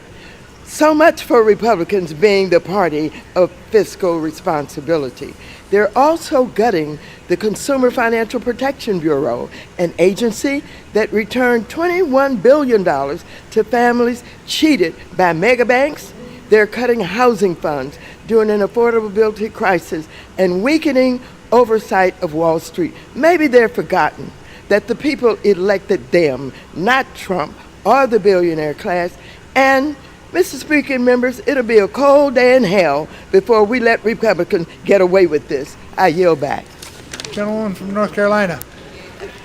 I reserve, Mr. Speaker. Gentleman reserved. Gentleman from Massachusetts.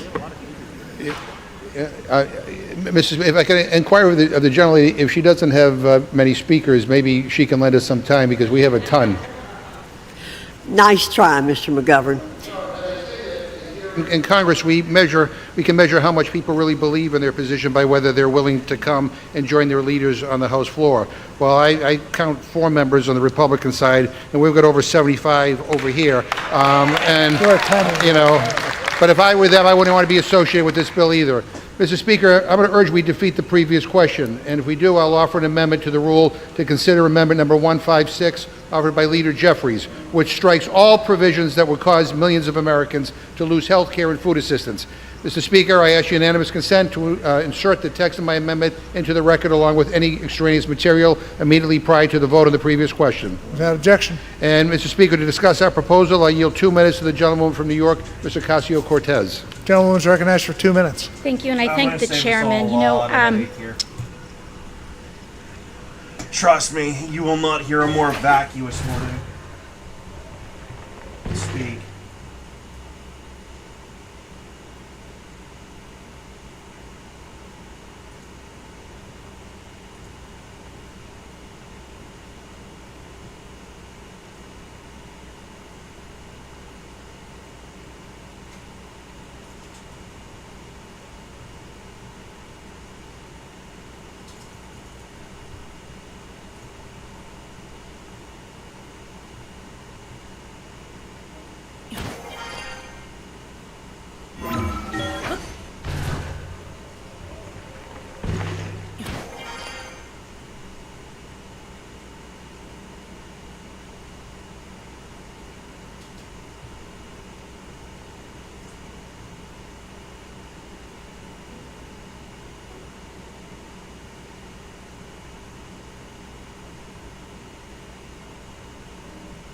Bit about the scam of that.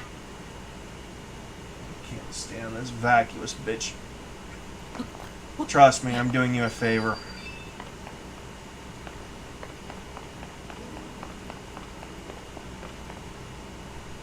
I don't think this woman's ever said anything halfway intelligent, so.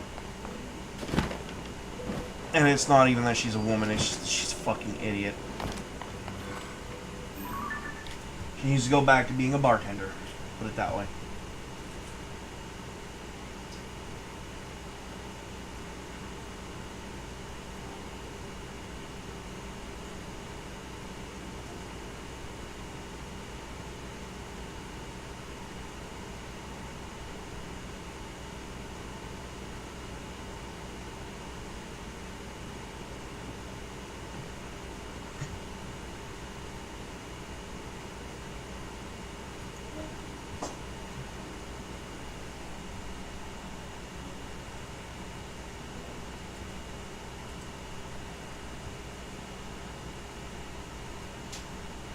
Nope, too late.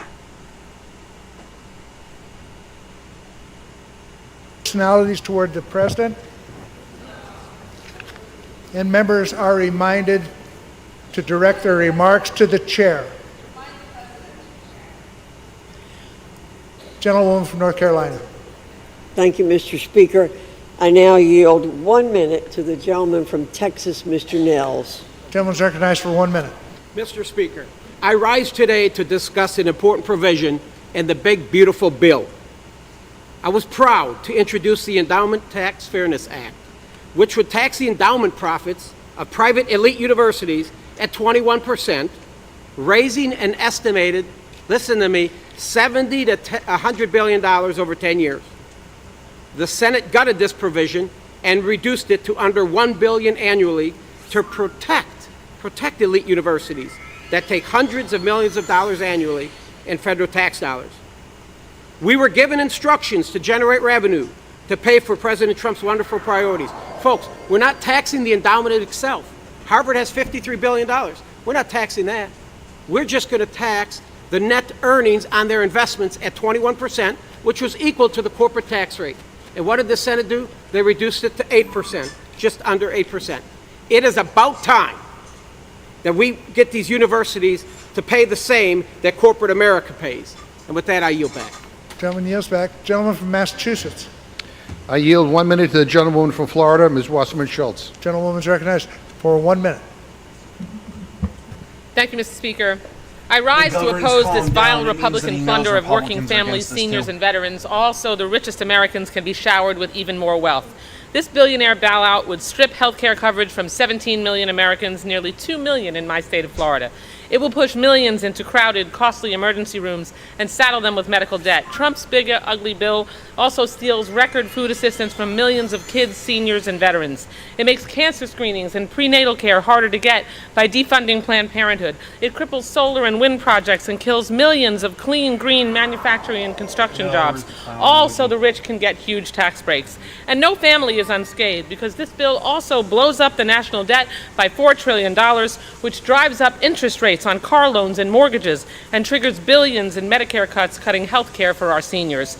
This bill makes life less affordable, more painful, and instead of uplifting lives, it will end them. When history looks back on this bill, its legacy will be Trump lied and people died. Vote no. I yield back. Chair would remind members, once again, not to engage in personalities toward the president. Gentlewoman from North Carolina. Thank you, Mr. Speaker. I reserve.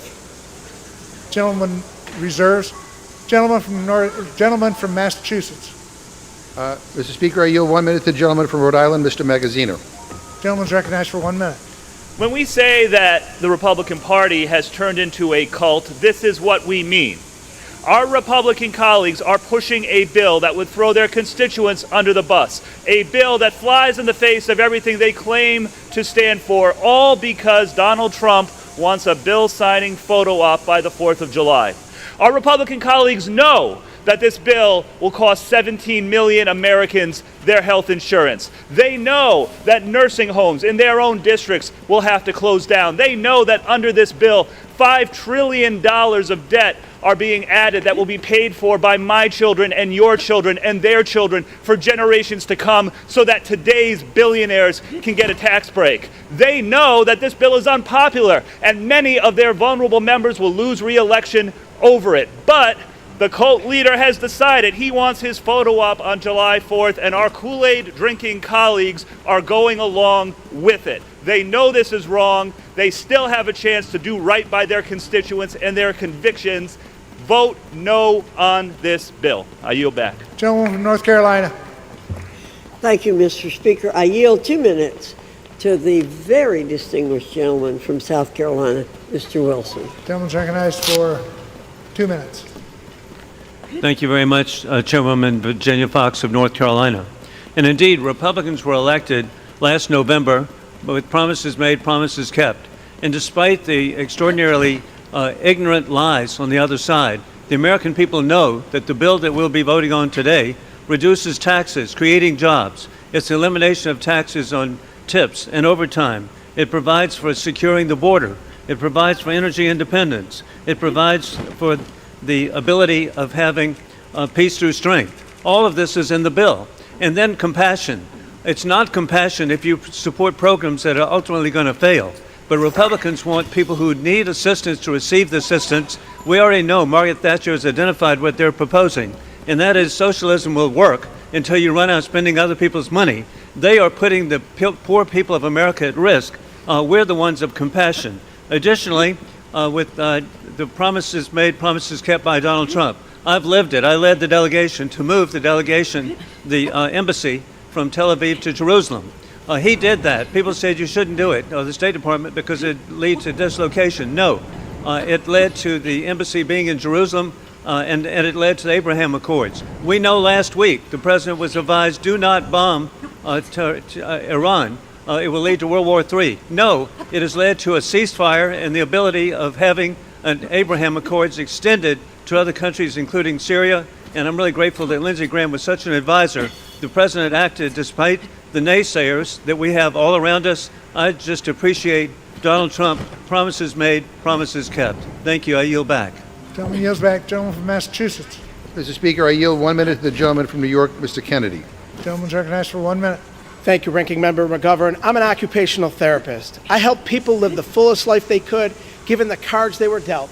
I worked at a school for children with disabilities and a nursing home, helping seniors maintain their independence.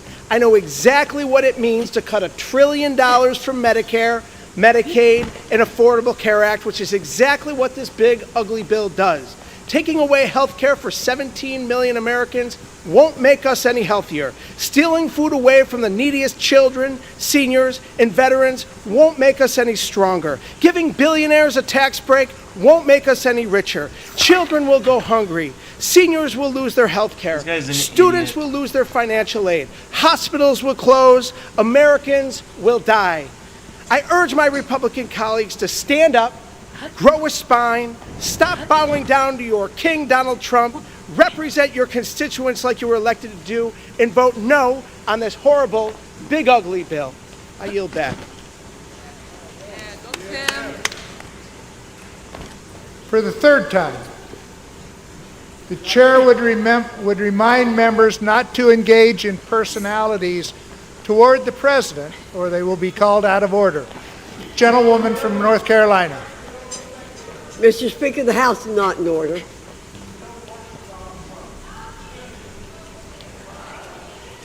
Be in order.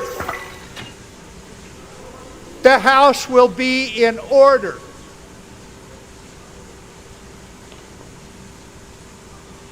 Yeah. Gentlewoman from North Carolina. Thank you, Mr. Speaker. I reserve. Gentlewoman reserved. Gentleman from Massachusetts. Mr. Speaker, if there are no other Republican members willing to speak for this bill, we can send some members over to you just to state the facts as to what's in this bill. Let's do the public a service. Mr. Speaker, I now yield 1 minute to the gentleman from Maryland, Mr. Olszewski. Gentleman's recognized for 1 minute. Thank you. I rise today to remind my colleagues that this bill is more than words on paper. The policies we're debating today have real impacts on real people. People like 4-year-old Amir Rich, who visited my office earlier this month. Amir was born at just 2 pounds and spent 452 days in the hospital. Today, although he still depends on feeding tubes and oxygen tanks, he is thriving. He's walking and able to speak. He lit up my office with energy. And that's thanks to the care he received under Medicaid. Christina was forced to leave her 16-year career in corrections to become his full-time caregiver, placing a significant financial strain on their family. In the face of rising costs for American families, Medicaid has become a vital lifeline, helping to cover the kind of care Amir needs. The bill before us guts these lifelines like Medicaid and CHIP. These programs cover nearly half of all American children. For families like Christina and Amir, today's vote is a matter of life and death.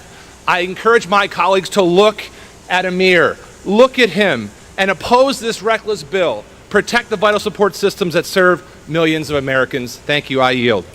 Gentleman from North Carolina. Thank you, Mr. Speaker. I yield 1 minute to the gentleman from Utah, Mr. Kennedy. Gentleman's recognized for 1 minute. Thank you, Madam Chair, and thank you, Mr. Speaker. It's a pleasure to be here and speak in favor of the rule for the big, beautiful bill. As a provider of health care myself, as a doctor, and as a recipient of Medicaid services, my first 3 children were born on Medicaid, in addition to the fact that as a child I was receiving food assistance, not only from free school lunch programs, but church programs. Recognizing the vital need associated with Medicaid as well as with these food programs, we need to right-size these programs. Mr. Speaker, if we don't take a different trajectory, these programs will collapse under the economic failures of prior administrations. The reality behind this is these bills, this bill that we're discussing today, it is insisting on work requirements associated with the recipient of Medicaid. If you're an able-bodied working adult, you should be able to go out and find a job. If you can't find a job, you need to go to a training program and try to find training so that you can get a job and ultimately get off Medicaid. One of the components about Medicaid, we all know, it was formed in favor of pregnant women, disabled people, as well as the elderly. And what the Republicans are trying to do is right-size the Medicaid program so that it survives for the long term, the vital needs of the people of the future. With that, Mr. Speaker, thank you for the time, and I yield back. Gentleman from Massachusetts. If you can't find a job, just enroll in a training program. Well, that's hard to do when Republicans are cutting and gutting the training programs that exist in this country. I now yield 1 minute to the gentlewoman from Texas, Ms. Johnson. Gentlewoman's recognized for 1 minute. Thank you, Mr. Chairman. You know, I've been listening to this debate, and I am struck by the appalling ability of the members of the other side who are so afraid of this president. They are willing to lie to the American people because they fear the tweet of a president more than they fear the wrath of the voters at the ballot box. This will come to roost because 17 million people are going to lose their health care, and in Texas, we're one of the largest creators of clean energy jobs. Texas is the energy state. I'm proud to be an energy state. We have vast amounts of oil and gas jobs, but we also are the largest creator of clean energy jobs, and we will lose millions of employment in our state because Republicans of this delegation are going to vote for this bill. And in response to Representative Nels, I'm a proud graduate of the University of Texas. I think Texas A&M and our elite University of Texas deserves to have the funding in our universities. With this bill, we must vote it down, and I condemn the Republicans in the state of Texas who are going to harm our state with their support of this bill. And with that, I yield back. Gentlewoman from North Carolina. Thank you, Mr. Speaker. I reserve. Gentlewoman reserved. Gentleman from Massachusetts. Wow. Okay. I yield 1 minute to the gentleman from Texas, Mr. Castro. Gentleman's recognized for 1 minute. 3 years ago today, I was diagnosed with neuroendocrine cancer. That day, my youngest child, my daughter, turned 2 months old. There's a drug that I have to take every month, every 28 days. And the first time I saw the bill for that, the list price on that drug was $24,000 per injection. For people that don't have insurance or Medicaid or aren't covered, they're not getting that shot. They're not going to survive, some of them. This is a choice for some of you between your career and saving people's lives. There are so many folks who have reached out over the last several months, panicking about their disabled children, about their senior citizen parents who are in nursing homes, people struggling with cancer, Alzheimer's, dementia, sickle cell, diabetes, all of these illnesses. You have the power today to make sure that they can live with dignity and stay alive. Or you can choose your career. That is your choice. We choose to keep people alive We choose to have health care in this country. We refuse to cut health care for 17 million people and 1.6 million people in Texas because it's wrong and it's immoral and we can take a different course.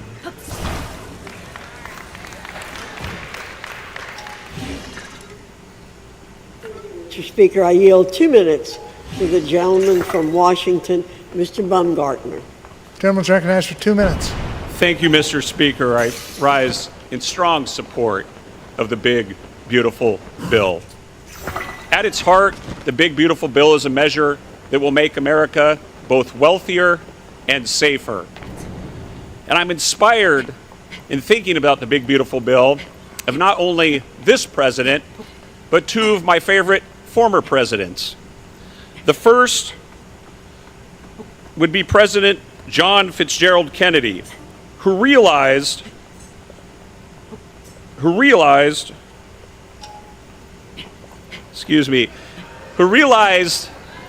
getting the appropriate quote, who realized the negative impacts of high tax rates. Indeed, roughly 60 years ago, President Kennedy warned, the largest single barrier to full employment of our manpower and resources and to a higher rate of economic growth is the unrealistic heavy drag of federal income taxes on private purchasing power, initiative, and incentive. And indeed, I have little doubt that President Kennedy would be a big fan of the big, beautiful bill. Similarly, President Reagan realized peace through strength was how America could defeat the communist Soviet Union. And he realized how missile defense was key to facing up from the challenge of the communists. Today, the big, beautiful bill puts much needed funding into missile defense through the Golden Dome system. And I encourage every American that cares about making our country wealthier and safer to support the big, beautiful bill. Thank you, Mr. Speaker. Gentleman from Massachusetts. Mr. Speaker, I yield 1 minute to the gentlewoman from Michigan, Ms. Stevens. Gentlelady from Michigan is recognized for 1 minute. Mr. Speaker, this bill makes me sick to my stomach. I have met with over 200 manufacturers in my district, and the one thing I hear over and over again is the cost of everything is going up. And now this administration is yet again trying to raise prices on working Michiganders. This bill in Michigan will kick 750,000 people off of their Medicaid. It will eliminate critical investments in Michigan manufacturing. It means for Michiganders, the costs will continue to go up and up and up. And as someone who served as the chief of staff on the U.S. Auto Rescue in the Obama administration, I know what it means to see Michiganders struggling. I know what it means when Michiganders have to choose between paying their bills and paying for life-saving health care, all while billionaires get a tax cut. This bill, Mr. Speaker, makes me sick to my stomach, and I urge everyone to vote no. Thank you. Gentlelady from North Carolina. Thank you, Mr. Speaker. I reserve. Gentlelady from North Carolina reserved. Gentleman from Massachusetts. Side of the aisle. Mr. Speaker, I yield 1 minute to the gentlewoman from Ohio, Ms. Sykes. Gentlelady from Ohio is recognized for 1 minute. Thank you, Mr. Speaker. I rise today to oppose this terrible bill that is a bad deal for Ohio and the residents of Ohio's 13th congressional district and the people of the United States of America. When I was first elected, I told the people of Ohio's 13th congressional district that it may be my name on the ballot, but when I win, we are all going to Washington together. I made that promise because as a representative of my district, it is my responsibility to make sure my constituents' needs are being addressed here in Washington. The people in Ohio's 13th congressional district need lower costs. The people in Ohio's 13th congressional district need access to care. The people in Ohio's 13th district need opportunity to work, to buy a house, to live their American dream, but this bill does none of that. Instead, it kicks 17 million people off of their health care and makes life more expensive. People don't have extra money to pay for billionaires' yachts and 2-month-long vacations. This bill takes money away from hardworking Americans and gives it to the rich. It takes food away from children, making their bellies hungry. And in my district, Mr. Speaker, 30,000 jobs are in jeopardy. So I don't want to hear another word from Republicans about people not wanting to work. when they are sending them to the unemployment line. Mr. Speaker, this is a bad bill. Do not allow the people in my district to be unemployed, hungry, time has and without expired. the ability to live their American Gentlelady's time dream. has expired. Gentlelady from North Carolina. Thank you, Mr. Speaker. Mr. Speaker, my Democrat colleagues continue to rail against common sense community engagement requirements which require able-bodied adults without an exemption to spend 20 hours per week working, volunteering, enrolling in school, or participating in a work development program. Let's be perfectly clear, these work requirements apply only to able-bodied adults without young dependents who don't have a disqualifying condition. Individuals that are exempt from these requirements include pregnant women, individuals under the age of 19 or over the age of 64, foster youth and former foster youth under the age of 26, members of tribes, individuals who are considered medically frail, and individuals who are already in compliance with the work requirements under Temporary Assistance for Needy Families, TANF, or Supplemental Nutrition Assistance Program, SNAP. The list goes on, but our priority remains the same: to root out waste, fraud, and abuse, and to strengthen and sustain Medicaid for those for whom the program was intended to serve: the expectant mothers, children with disabilities, the poor, and the elderly. I reserve, Mr. Speaker. Gentlelady from North Carolina reserves her time. Mr. Speaker, Gentleman from Massachusetts. Mr. Speaker, Democratic Leader Jeffries has an amendment to strike the devastating cuts to health care and SNAP. And I yield to the gentlewoman from New York, the chair of the Congressional Black Caucus, Ms. Clark, for a purpose of a unanimous consent request. Gentleman from New York is recognized for 1 minute. I ask unanimous consent to amend the rule to make in order the amendment at the desk that protects against any cuts to Medicaid and to SNAP. Mr. Speaker. Does the gentlewoman from North Carolina yield for the purpose? All time yielded is for the purpose of debate, and I do not yield for that request. Gentlelady from North Carolina does not yield. Therefore, the unanimous consent request cannot be entertained. Mr. Speaker, I Gentleman from Massachusetts. I yield to the gentleman from Louisiana, Mr. Carter, for the purpose of a unanimous consent request. Gentleman from Louisiana is recognized. Mr. Speaker, I ask unanimous consent to amend the rule to make in order the amendment at the desk that protects against any Medicaid cuts and any cuts to SNAP. North Carolina. Mr. Speaker, all time yield is for the purpose of debate. I do not yield for that request. Chair understands that the gentlelady from North Carolina is not yielded for that purpose. Therefore, the unanimous consent request cannot be entertained. Mr. Speaker. Gentleman from Massachusetts. I yield to the gentlewoman from Georgia, Ms. McBath, for the purpose of a unanimous consent request. Mr. Speaker, I ask unanimous consent to amend the rule to make in order the amendment at the desk that protects against any cuts to Medicaid and SNAP. Once again, the chair understands that the gentlelady from North Carolina will not yield for the purpose. Therefore, the unanimous consent request cannot be entertained. Mr. Speaker, I yield to the gentlewoman from Minnesota, Ms. Omar, for the purpose of a unanimous consent request. Gentlelady from Minnesota is recognized. Mr. Speaker, I ask unanimous consent to amend the rule to make in order the amendment at the desk that protects against any cuts to Medicaid and SNAP. Lady of North Carolina has expressed a desire not to entertain the unanimous consent request for that purpose, and therefore the unanimous consent request cannot be entertained. Gentleman from Massachusetts. To the gentleman from Pennsylvania, Mr. Evans, for the purpose of a unanimous consent request. Gentleman from Pennsylvania is recognized. Mr. Speaker, I ask unanimous consent to amend the rule to make in order that the amendment at the desk that protects against any cuts to Medicare and SNAP. Given that the gentlelady from North Carolina will not accept the request for the unanimous consent agenda, the purpose therefore cannot be entertained at this time.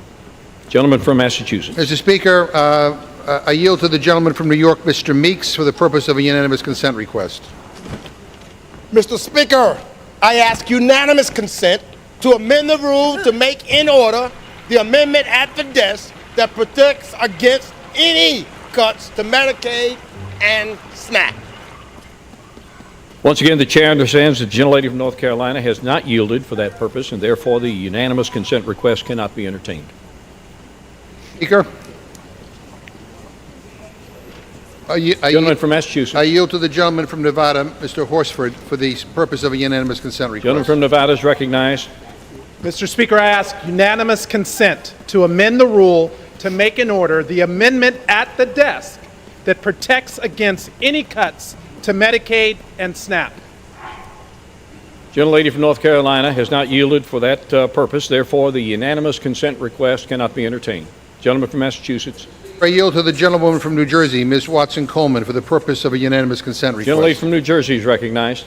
Mr. Speaker, I ask unanimous consent to amend the rule to make in order the amendment at the desk that protects against any cuts to Medicaid and to SNAP. The chair understands the gentlelady from North Carolina has not yielded for that purpose. Therefore, the unanimous consent request cannot be entertained. Mr. Speaker, Gentleman from Massachusetts. I yield to the gentlewoman from Ohio, Ms. Beatty, for the purpose of a unanimous consent request. Gentlelady from Ohio is recognized. Mr. Speaker, I ask unanimous consent to amend the rule to make in order the amendment at the desk that protects against any cuts to Medicaid and SNAP. Once again, the chair understands the gentlelady from North Carolina has not yielded for that purpose. Therefore, the unanimous consent request cannot be entertained. Gentleman from Massachusetts. Mr. Speaker, I yield to the gentlewoman from North Carolina, Ms. Fushi, for the purpose of a unanimous consent request. Gentlelady from North Carolina is recognized. Mr. Speaker, I ask unanimous consent to amend the rule to make in order the amendment at the desk that protects against any cuts to Medicaid and SNAP. Chair understands the gentlelady from North Carolina has not yielded for that purpose. Therefore, the unanimous consent request cannot be entertained. Gentleman from Massachusetts. Mr. Speaker, I yield to the gentlewoman from Alabama, Ms. Sewell, for the purpose of a unanimous consent request. Gentleman from Alabama is recognized. Mr. Speaker, I ask unanimous consent to amend the rule to make in order the amendment at the desk that protects against any cuts to Medicaid and to SNAP. Is this the best you can say? Carolina has not yielded for that purpose. Therefore, the unanimous consent request cannot be entertained. Gentleman from Massachusetts. Mr. Speaker, I yield to the gentlewoman from California, Ms. Waters, for the purpose of a unanimous consent request. Gentlewoman from California is recognized. Mr. Speaker, I ask unanimous consent to amend the rule to make in order the amendment at the desk that protects against any cuts to Medicaid and SNAP. Gentlelady from North Carolina has not yielded for that purpose. Therefore, the unanimous consent request cannot be entertained. Gentleman from Massachusetts. Mr. Speaker, you sure you don't want to check with the gentlelady of North Carolina just in case she changed her mind? The chair is pretty confident. Okay. Mr. Speaker, I yield to the gentlewoman from North Carolina, Ms. Adams, for the purpose of a unanimous consent request. Gentlelady from North Carolina is recognized. Mr. Speaker, I ask unanimous consent to amend the rule to make in order the amendment at the desk that protects against any cuts to Medicaid and SNAP. Gentlelady from North Carolina, Ms. Fox, has not yielded for that purpose, and therefore the unanimous consent request cannot be entertained. Gentleman from Massachusetts. Mr. Speaker, I yield to the gentleman from Maryland, Mr. Mafume, for the purpose of a unanimous consent request. Gentleman from Maryland is recognized. Mr. Speaker, I ask unanimous consent to amend the rule to make in order the amendment at the desk that protects against any cuts to Medicaid and SNAP. Gentlelady from North Carolina has not yielded for that purpose, and therefore the unanimous consent request cannot be entertained. Gentleman from Massachusetts. Mr. Speaker, I yield to the gentlewoman from Florida, Ms. Sherfilis McCormick, for the purpose of a unanimous consent request. Gentleman from Florida is recognized. Mr. Speaker, I ask unanimous consent to amend the rule to make it order the amendment at the desk that protects against any cuts to Medicaid and SNAP. The gentlelady from North Carolina has not yielded for that purpose, and therefore the unanimous consent request cannot be entertained. Gentleman from Massachusetts. Mr. Speaker, I yield to the gentleman from Illinois, Mr. Jackson, for the purpose of a unanimous consent request. Thank you, Mr. Speaker.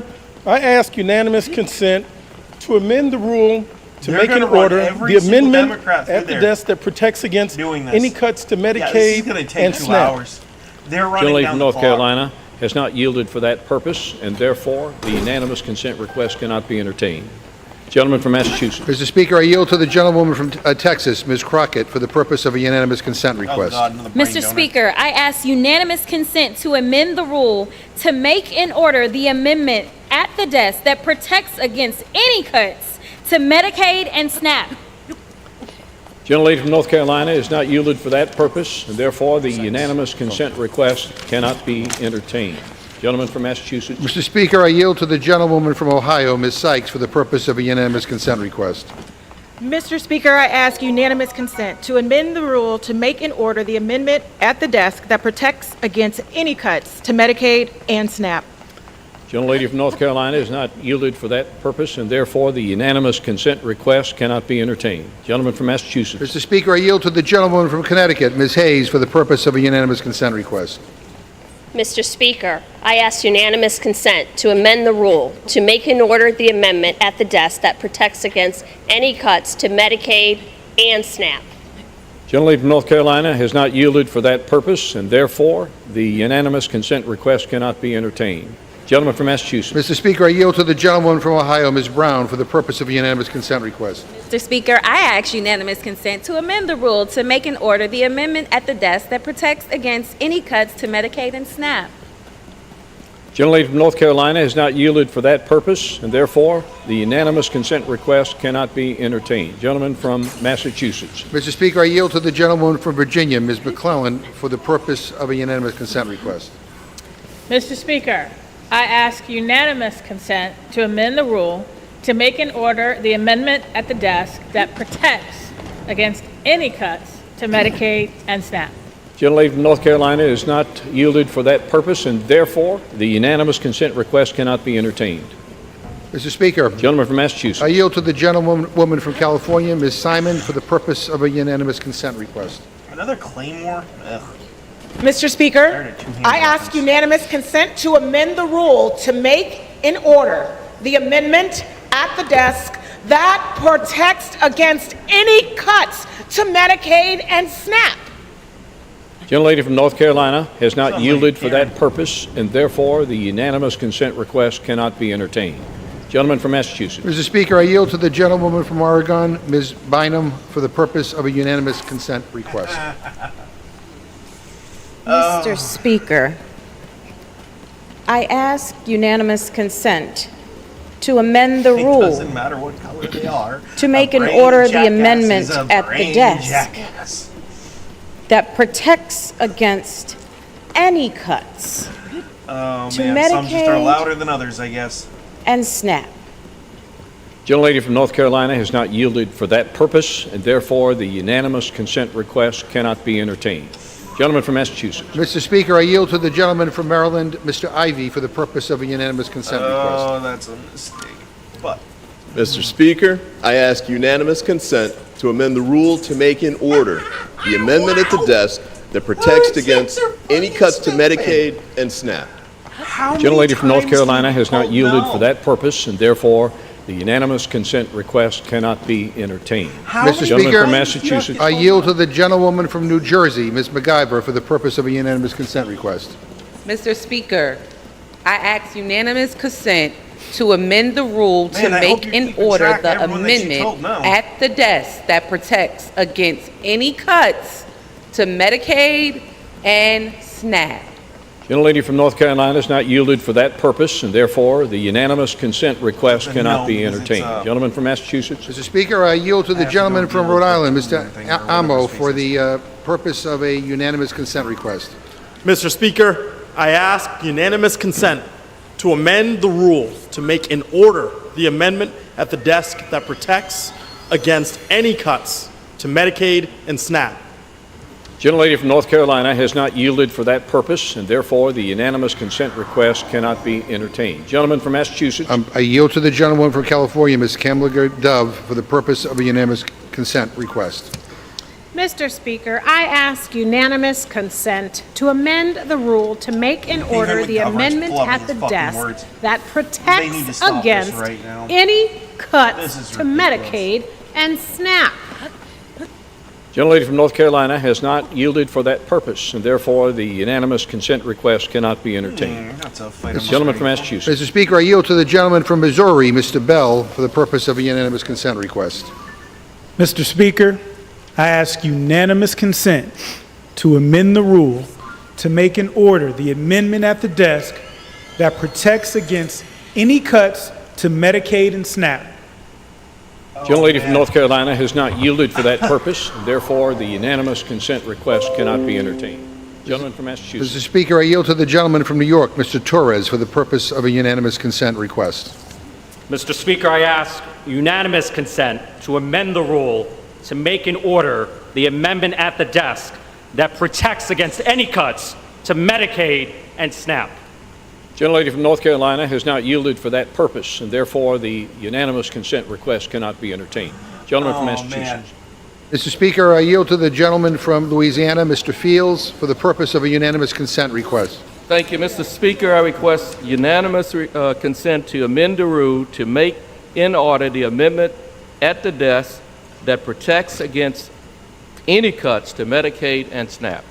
Gentlelady from North Carolina has not yielded for that purpose, and therefore the unanimous consent request cannot be entertained. Gentleman from Massachusetts. Speaker, I yield to the gentlewoman from Georgia, Ms. Williams, for the purpose of a unanimous consent request. Mr. Speaker, I ask unanimous consent to amend the rule to make in order the amendment at the desk that protects against any cuts to Medicaid and SNAP. Oh my God. Gentlelady from North Carolina has not yielded for that purpose, and therefore the unanimous consent request cannot be entertained. Gentleman for that purpose, and therefore the unanimous consent request cannot be entertained. Gentleman from Massachusetts. Mr. Speaker, I yield to the gentleman from Alabama, Mr. Figures, for the purpose of a unanimous consent request. Mr. Speaker, thank you. I ask unanimous consent to amend the rule to make it in order the amendment at the desk that protects against any cuts to Medicaid or SNAP. Gentlelady from North Carolina has not yielded for that purpose, and therefore the unanimous consent request cannot be entertained. Thank you, Gentleman Mr. from Speaker. I yield Massachusetts. back. Mr. Speaker, I yield to the gentleman from Illinois, Mr. Davis, for the purpose of a unanimous consent request. Speaker, I ask unanimous consent to amend the rules to make in order the amendment at the desk that protects against any cuts to Medicaid and SNAP. Gentlelady from North Carolina has not yielded for that purpose, and therefore the unanimous consent request cannot be entertained. Gentleman from Massachusetts. Mr. Speaker, I yield to the gentlewoman from Washington, Ms. Strickland, for the purpose of unanimous consent request. Mr. Speaker, I ask unanimous consent to amend the rule to make in order the amendment at the desk that protects against any cuts to Medicaid and SNAP. The gentlelady from North Carolina has not yielded for that purpose, and therefore the unanimous consent request cannot be entertained. Gentleman from Massachusetts. Mr. Speaker, I yield to the gentleman from Texas, Mr. Green, for the purpose of a unanimous consent request.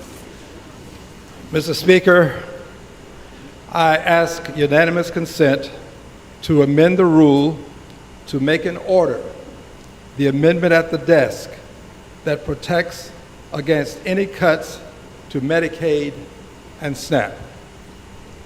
The gentlelady from North Carolina has not yielded for that purpose, and therefore the unanimous consent request cannot be entertained. Gentleman from Massachusetts. Mr. Speaker, I yield to the gentleman from Georgia, Mr. Bishop, for the purpose of a unanimous consent request. Oh man, this is just.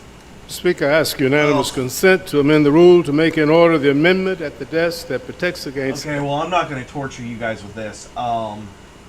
I think we'll bounce off to playing some games while we wait for them to unfuck themselves.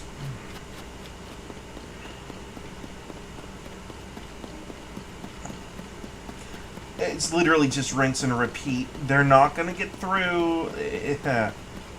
They put Miss No herself up front, so I don't understand what the purpose of this really is other than just waste time. Oh, and then they can turn around and scream it's racist, probably. That's probably what it is. They want their 2-cent talking point, basically. That sums it up.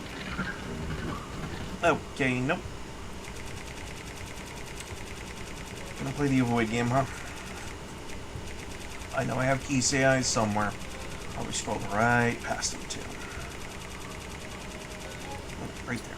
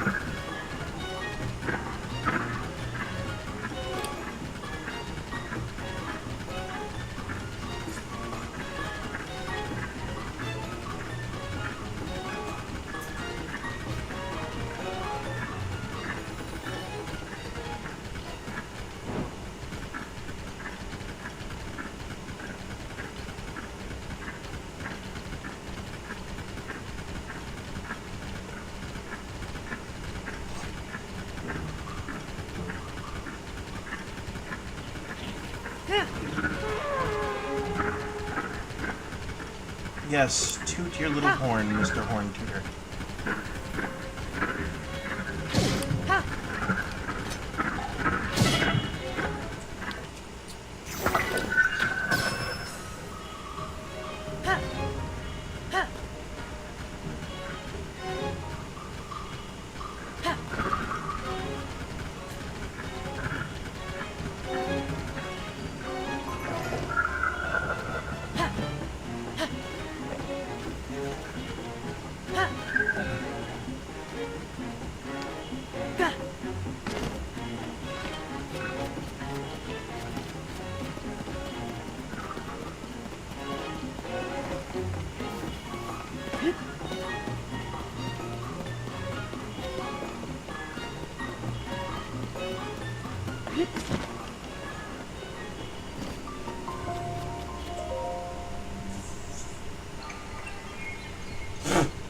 They're still going at it, dude.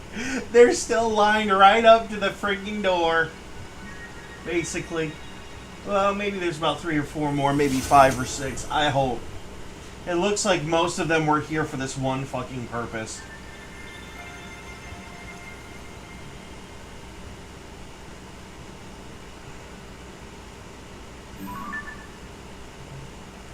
Let's check in on the mental illness, shall we?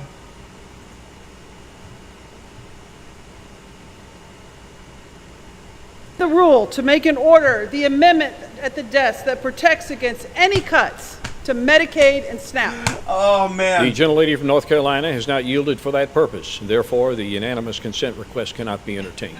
Gentleman from Massachusetts. For the purpose of a unanimous consent request. Mr. Speaker, I ask unanimous consent to amend the rule to make an order the amendment at the desk that protects against any cuts to Medicaid and SNAP. The gentlelady from North Carolina has not yielded for that purpose, and therefore the unanimous consent request cannot be entertained. Gentleman from Massachusetts. I yield to the gentlewoman from Illinois, Ms. Budzinski, for the purpose of a unanimous consent request. I ask unanimous consent to amend the rule to make an order the amendment at the desk that protects against any cuts to Medicaid and SNAP. The gentlelady from North Carolina has not yielded for that purpose, and therefore the unanimous consent request cannot be entertained. Gentleman from Massachusetts. Mr. Speaker, I yield to the gentlewoman from Hawaii, Mr. Kuda, for the purpose of a unanimous consent request. Mr. Speaker, I ask unanimous consent to amend the rule to make in order the amendment at the desk that protects against any cuts to Medicaid and SNAP. The gentlelady from North Carolina has not yielded for that purpose. Oh, man. You heard it for yourself, people. The mental illness is just gonna keep right on trucking. Yup.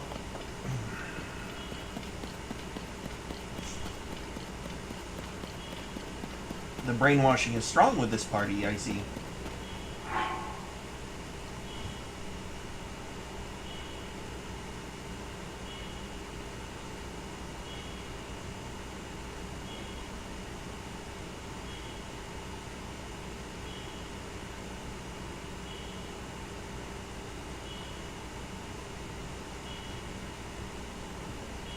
glad no one responded to my comment. It was pretty funny, I thought anyway.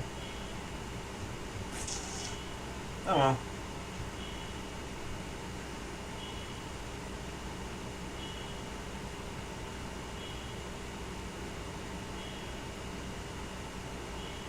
Yeah, exactly. Read your script and proceed to the front for a photo op. There you go. It's just a photo op.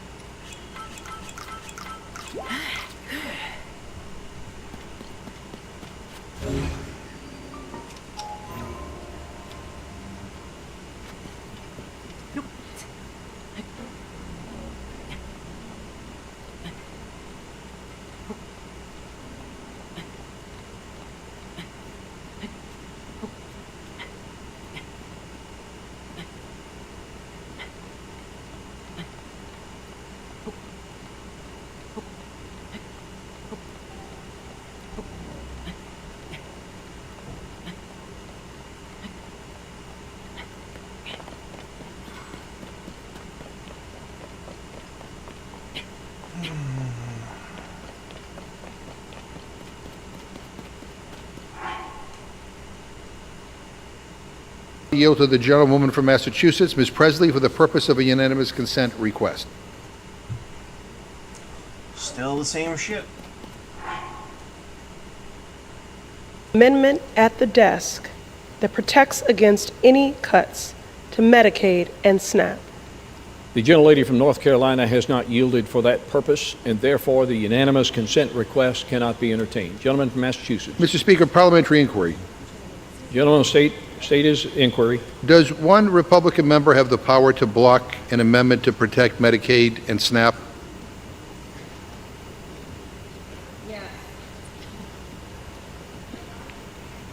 The manager of the pending resolution would have to yield for any such amendment. Well, that kind of seems like a silly rule. But anyway, Mr. Speaker, I yield to the gentlewoman from New York, Ms. Gillen, for the purpose of unanimous consent request. Mr. Speaker, I ask unanimous consent to amend the rule to make and order the amendment at the desk that protects against any cuts to Medicaid and to SNAP. Gentlelady from North Carolina has not yielded for that purpose, and therefore the unanimous consent request cannot be entertained.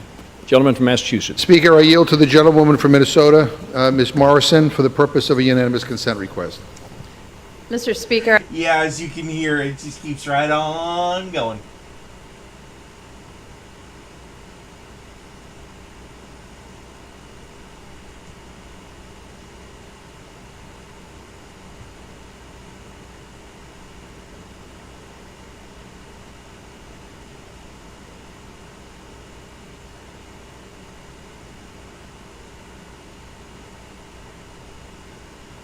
That protects against any cuts to Medicaid and SNAP. Once again, the gentlelady from North Carolina has not yielded for that purpose, and therefore the unanimous consent request may not be entertained. Gentleman from Massachusetts. Mr. Speaker, I yield to the gentlewoman from California, Ms. Torres, for the purpose of a unanimous consent request. Mr. Speaker, I ask unanimous consent to amend the rule to make in order the amendments at the desk that protects against any cuts to Medicaid and SNAP. Oh, man. Gentlelady from North Carolina has not yielded for that purpose, and therefore the unanimous consent request cannot be entertained. Gentleman from Massachusetts. Mr. Speaker, I yield to the gentlewoman from Ohio, Ms. Capter, for the purpose of a unanimous consent request. Thank you. Mr. Speaker, I ask unanimous consent to amend the rule to make an order the amendment at the desk that protects against any cuts to Medicaid and SNAP. Gentlelady from North Carolina has not yielded for that purpose, and therefore the unanimous consent request cannot be entertained. Gentleman from Massachusetts. Mr. Speaker, I yield to the gentleman from California, Mr. Liu, for the purpose of a unanimous consent request.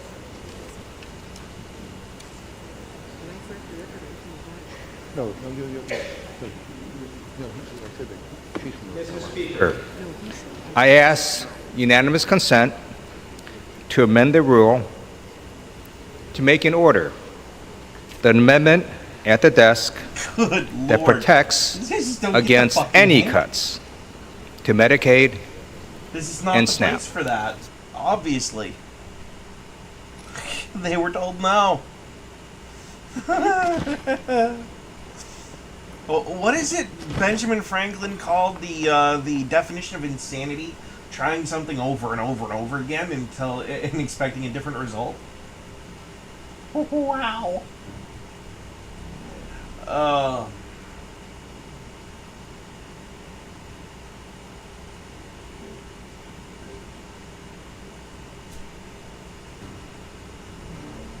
Gentlewoman from New York, Ms. Velasquez, for the purpose of a unanimous consent request. Gentlelady is recognized. I ask unanimous consent to amend the rule to make it in order the amendment at the desk that protects against any cuts to Medicaid and SNAP. Poor audience or The whoever. gentlelady from North Carolina has not yielded for that purpose, and therefore You know what? the unanimous consent request cannot be entertained. Gentleman from Massachusetts. Speaker, I yield to the gentlewoman from Oregon, Ms. Dexter, for the purpose of a unanimous consent request. Mr. Speaker, I ask unanimous consent to amend the rule to make and order the amendment at the desk that protects against any cuts to Medicaid and SNAP. The gentlelady from North Carolina has not yielded for that purpose, and therefore the unanimous consent request cannot be entertained. Gentleman from Massachusetts. Damn. Mr. Speaker, I yield to the gentleman from Georgia, Mr. Johnson, for the purpose of a unanimous consent request. This might as well just be a roll Gentleman call. from Georgia is recognized. Thank you, Mr. Speaker. I ask unanimous consent to amend the rule to make in order the amendment at the desk that protects against any cuts to Medicaid and SNAP. The gentlelady from North Carolina has not yielded for that purpose, and therefore the unanimous consent request cannot be entertained. Gentleman from Massachusetts. New York, Mr. Kennedy, for the purpose of a unanimous consent request. Thank you, Mr. Speaker. I ask unanimous consent to amend the rule to make in order the amendment at the desk that protects against any cuts to Medicaid and SNAP. Gentlelady from North Carolina has not yielded for that purpose, and therefore the unanimous consent request cannot be entertained. Gentleman from Massachusetts. Mr. Speaker, I yield to the gentleman from Ohio, Mr. Landsman, for the purpose of a unanimous consent request. Thank you. I ask unanimous consent to amend the rule to make and order the amendment at the desk that protects against any cuts to Medicaid and SNAP. Gentlelady from North Carolina has not yielded for that purpose, and therefore the unanimous consent request cannot be entertained. Gentleman from Massachusetts. Mr. Speaker, I yield to the gentlewoman from Maryland, Ms. Elfreth, for the purpose of a unanimous consent request. Mr. Speaker, I ask unanimous consent It's a to no. amend the rule to make and order the amendment at the desk that protects against any cuts to Medicaid Almost and put money SNAP. on it, like clockwork. Gentlelady from North Carolina has not yielded Yep, for there that it purpose, is, and but no therefore the again. unanimous consent request cannot be entertained. Oh, Gentleman man. from Massachusetts. Mr. Speaker, I yield to the gentlewoman from Delaware, Ms. McBride, for the purpose of a unanimous consent request. Please tell me there's a Speaker, penalty I waiting ask for this unanimous guy. consent to amend the rule to make and order the amendment at the desk that protects against any cuts to Medicaid and SNAP. The gentlelady from North Carolina has not yielded for that purpose, and therefore the unanimous consent request cannot be entertained. Man, the Gentleman patience from on this guy. Massachusetts. Speaker, I yield to the gentleman from Pennsylvania, Mr. Deluzio, for the purpose of a unanimous consent request. Mr. Speaker, I ask unanimous consent to amend the rule to make and order the amendment at the desk that protects against any cuts to Medicaid and SNAP. The gentlelady from North Carolina has not yielded for that purpose, and therefore the unanimous consent request cannot be entertained. More patience than Gentleman most from people I Massachusetts. know. Speaker, I yield to the gentleman from Maryland, Mr. Olszewski, for the purpose of a unanimous consent request. Mr. Speaker, I ask unanimous consent to amend the rule to make in order the amendment at the desk that protects against any cuts to Medicaid and SNAP.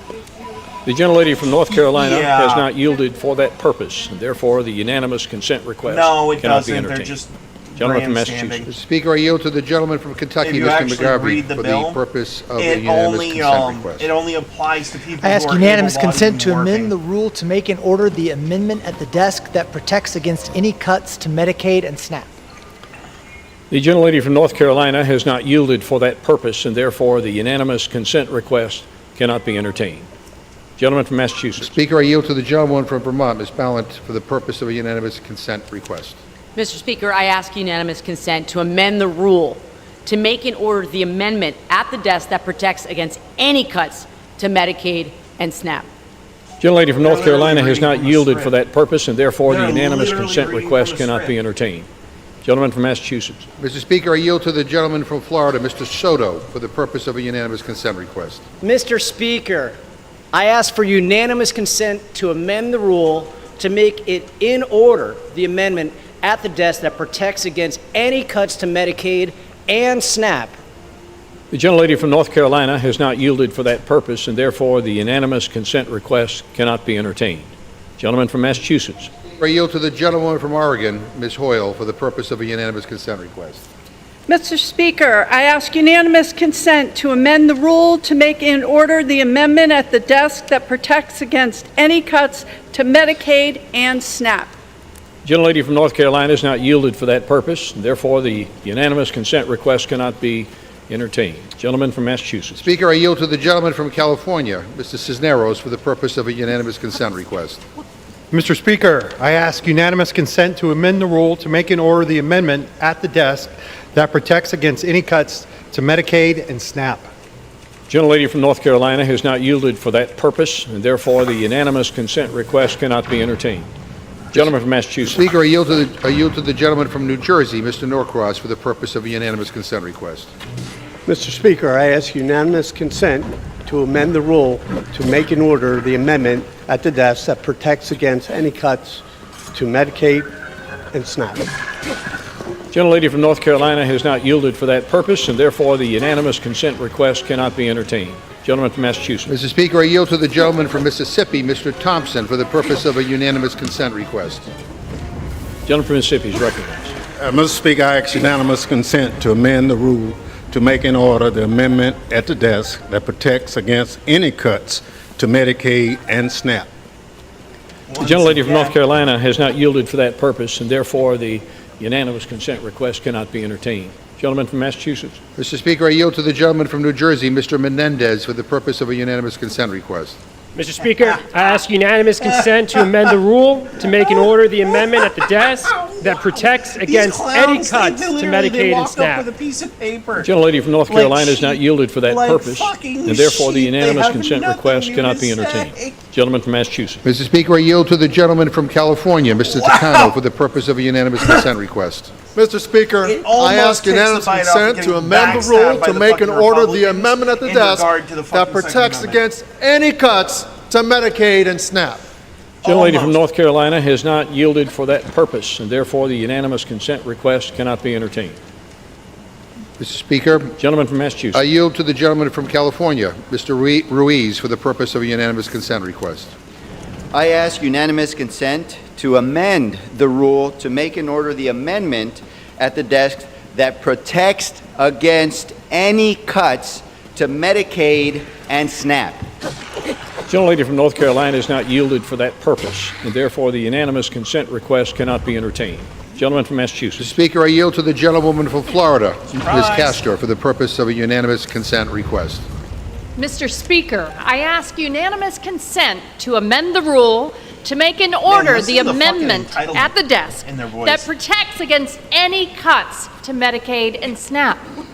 The gentlelady from North Carolina has not yielded for that purpose. Therefore, the unanimous consent request cannot be entertained. Gentleman from Massachusetts. Mr. Speaker, I yield to the gentleman from California, Mr. DeSaulnier, for the purpose of a unanimous consent request. Mr. Speaker, I ask unanimous consent to amend the rule to make in order the amendment at the desk that protects against any cuts to Medicaid and SNAP. Gentlelady from North Carolina has not yielded for that purpose, and therefore the unanimous consent request cannot be entertained. Gentleman from Massachusetts. Mr. Speaker, I yield to the gentlewoman from California, Ms. Matsui, for the purpose of a unanimous consent request. Mr. Speaker, I ask unanimous consent to amend the rule to make in order the amendment at the desk that protects against any cuts to Medicaid and SNAP. Well, because these clowns are just a Gentlelady from North Carolina has not yielded for that purpose, and therefore the unanimous consent request cannot be entertained. Gentleman from Massachusetts. Mr. Speaker, I yield to the gentleman from New Hampshire, Mr. Pappas, for the purpose of a unanimous consent request. Mr. Speaker, I ask unanimous consent to amend the rule to make in order the amendment at the desk that protects against any cuts to Medicaid and SNAP. Gentlelady from North Carolina has not yielded for that purpose, and therefore the unanimous consent request cannot be entertained. Gentleman from Massachusetts. Mr. Speaker, I yield to the gentlewoman from Nevada, Ms. Titus, for the purpose of a unanimous consent request. Denied. Gentlelady from Nevada is recognized. Thank you. I ask unanimous consent to amend the rule to make and order the amendment at the desk that protects against any cuts to Medicaid and SNAP. The gentlelady from North Carolina has not yielded for that purpose, and therefore the unanimous consent request cannot be entertained. Gentleman from Massachusetts. Mr. Speaker, I yield to the gentleman from Virginia, Mr. Subramanian, for the purpose of a unanimous consent request. Mr. Speaker, I ask for unanimous consent to amend the rule to make in order the amendment at the desk that protects against any cuts to Medicaid and SNAP. I wish this guy could just call it The out gentlelady for from what North it is. Carolina has not yielded for that purpose, and therefore the unanimous consent request cannot be entertained. Gentleman from Massachusetts. Mr. Speaker, I yield to the gentlewoman from New Jersey, Ms. Sherrill, for the purpose of a unanimous consent request. Mr. Speaker, I ask unanimous consent to amend the rule to make in order the amendment at the desk that protects against any cuts to Medicaid and SNAP. The gentlelady from North Carolina has not yielded for that purpose, and therefore the unanimous consent request cannot be entertained. Gentleman from Massachusetts. Mr. Speaker, I yield to the gentleman from New York, Mr. Mannion, for the purpose of a unanimous consent request. Mr. Speaker, I ask unanimous consent to amend the rule to make and order the amendment at the desk that protects against any cuts to Medicaid and SNAP. Gentlelady from North Carolina has not yielded for that purpose, and therefore the unanimous consent request cannot be entertained. Gentleman from Massachusetts. Mr. Speaker, I yield to the gentleman from Massachusetts, Mr. Lynch, for the purpose of a unanimous consent request. Good afternoon, Mr. Speaker. I ask unanimous consent to amend the rule to make and order the amendment at the desk that protects against any cuts to Medicaid or the Supplemental Nutrition Assistance Program. The gentlelady from North Carolina has not yielded for that purpose, and therefore the unanimous consent request cannot be entertained. Gentleman from Massachusetts. Mr. Speaker, I yield to the gentleman from South Carolina, Mr. Clyburn, for the purpose of a unanimous consent request. Clown. Here we go. Thank you for yielding, Mr. Speaker. I request that we allow a vote to let the 10, 20, 30 formula be applied to the low-income areas of this affected by this bill. Was that UC? Seeking unanimous consent? Yes, sir. Does the gentlelady from North Carolina yield for that purpose? Thank you, Mr. Speaker. No, I do not yield. To the gentleman from South Carolina, the gentlelady from North Carolina will not yield for that purpose, and therefore the unanimous consent request cannot be entertained. Okay, Mr. Speaker, I ask unanimous consent to amend the rule to make in order the amendment at the desk that protects against any cuts to Medicaid and SNAP. Once again, the gentlelady has been clear. She is not entertaining the unanimous consent request. She will not yield to that point, and therefore it cannot be entertained at this time. Thank you, Mr. Speaker. Gentleman from Massachusetts. I thank. Mr. Speaker, I yield to the gentleman from California, Mr. Cabajal, for the purpose of a unanimous consent request. Thank you. Mr. Speaker, I ask unanimous consent to amend the rule to make in order the amendment at the desk that protects against any cuts to Medicaid and SNAP. Gentlelady from North Carolina is not yielding for that purpose, and therefore the unanimous consent request cannot be entertained. Gentleman from Massachusetts. Mr. Speaker, I yield to the gentlewoman from Texas, Ms. Escobar, for the purpose of a unanimous consent request. Mr. Speaker, I ask unanimous consent to amend the rule to make in order the amendment at the desk that protects against any cuts to Medicaid and SNAP. The gentlelady from North Carolina is not yielding for that purpose, and therefore the unanimous consent request cannot be entertained. Gentleman from Massachusetts. Mr. Speaker, I yield to the gentlewoman from Washington, Ms. Del Bene, for the purpose of a unanimous consent request. Mr. Speaker, I ask unanimous consent to amend the rule to make in order the amendment at the desk that protects against any cuts to Medicaid and SNAP. The gentlelady from North Carolina has not yielded for that purpose, and therefore the unanimous consent request cannot be entertained. Gentleman from Massachusetts. Mr. Speaker, I yield to the gentlewoman from Washington, Ms. Jayapal, for the purpose of a unanimous consent request.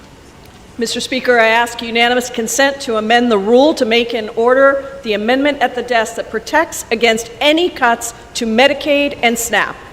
The gentlelady from North Carolina has not yielded for that purpose, and therefore the unanimous consent request cannot be entertained.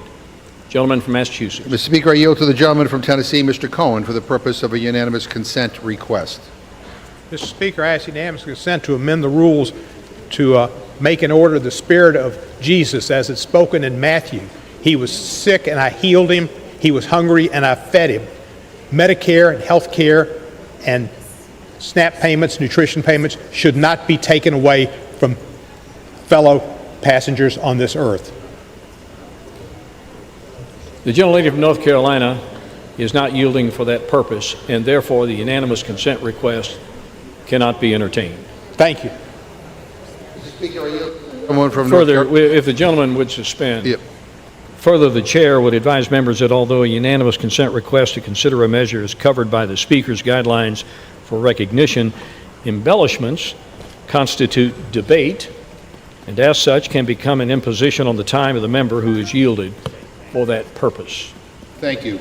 Gentleman from Massachusetts. Mr. Speaker, I yield to the gentlewoman from North Carolina, Ms. Ross, for the purpose of a unanimous consent request. Mr. Speaker, I ask unanimous consent to amend the rule to make in order the amendment at the desk that protects against any cuts to Medicaid and SNAP.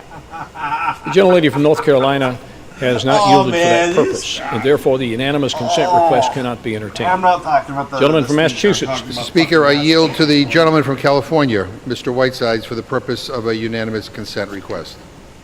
Mr. Speaker, I ask unanimous consent to amend the rule to make in order the amendment at the desk that protects any cuts to Medicaid and SNAP. Thank you. The gentlelady from North Carolina has not yielded for that purpose, and therefore the unanimous consent request cannot be entertained. Gentleman from Massachusetts. Mr. Speaker, I yield to the gentlewoman from New Hampshire, Ms. Goodlander, for the purpose of a unanimous consent request. Mr. Speaker, It's always the Karen. I ask unanimous consent to amend the rule to make in order the amendment at the desk that protects against any cuts to Medicaid and to SNAP.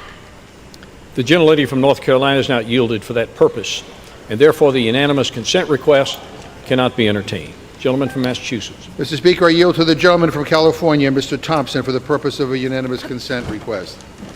Mr. Speaker, I ask unanimous consent to amend the rule to make in order the amendment at the desk that protects against any cuts to Medicaid just do a and fucking SNAP. photo op. The That's gentlelady how from North Carolina has not anti-gun yielded for that Democrats purpose, are. and therefore the unanimous consent request cannot be entertained. Gentleman from Massachusetts. Mr. Speaker, I yield to the gentleman from Illinois, Mr. Schneider, for the purpose of a unanimous consent request. Against them.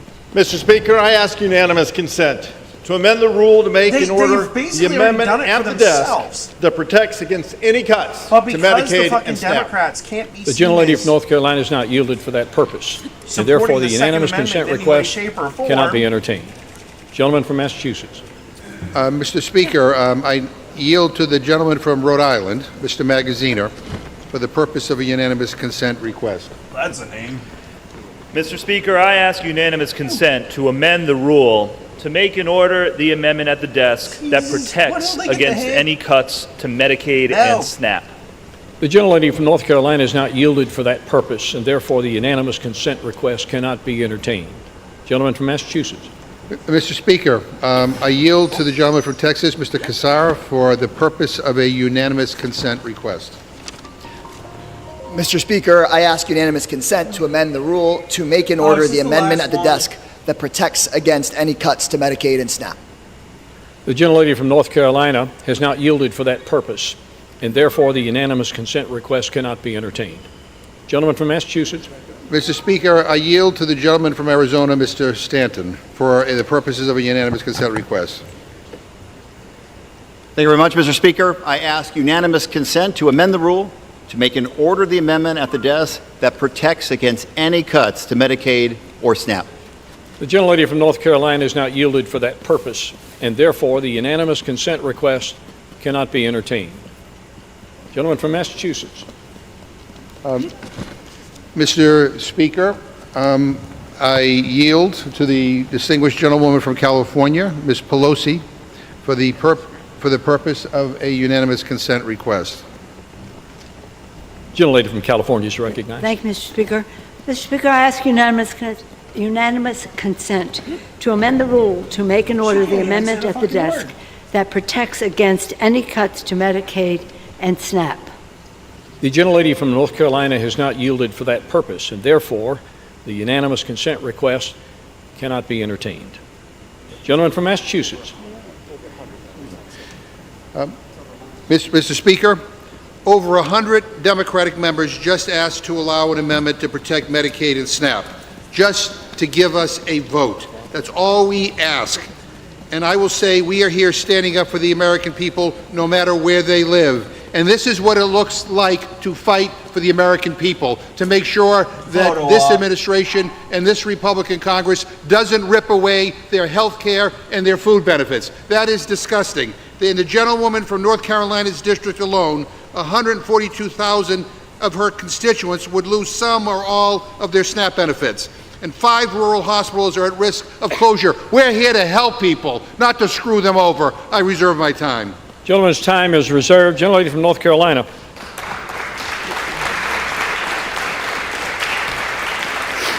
Oh, she's about around the county, isn't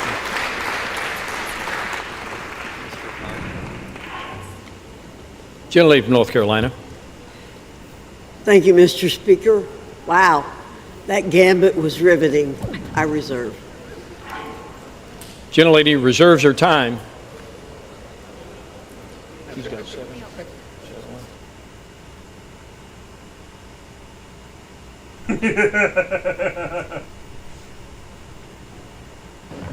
We'll advise both sides of the time remaining. Yes, what you The gentleman from Massachusetts has 7 minutes remaining. Gentlelady from North Carolina has 7 3/4 minutes remaining in the debate. The gentlelady has how many minutes? 7 3/4 for the majority, Well, 7 for the minority. We'll reserve. Gentleman reserves. Gentlelady from North Carolina. Thank you, Mr. Speaker. I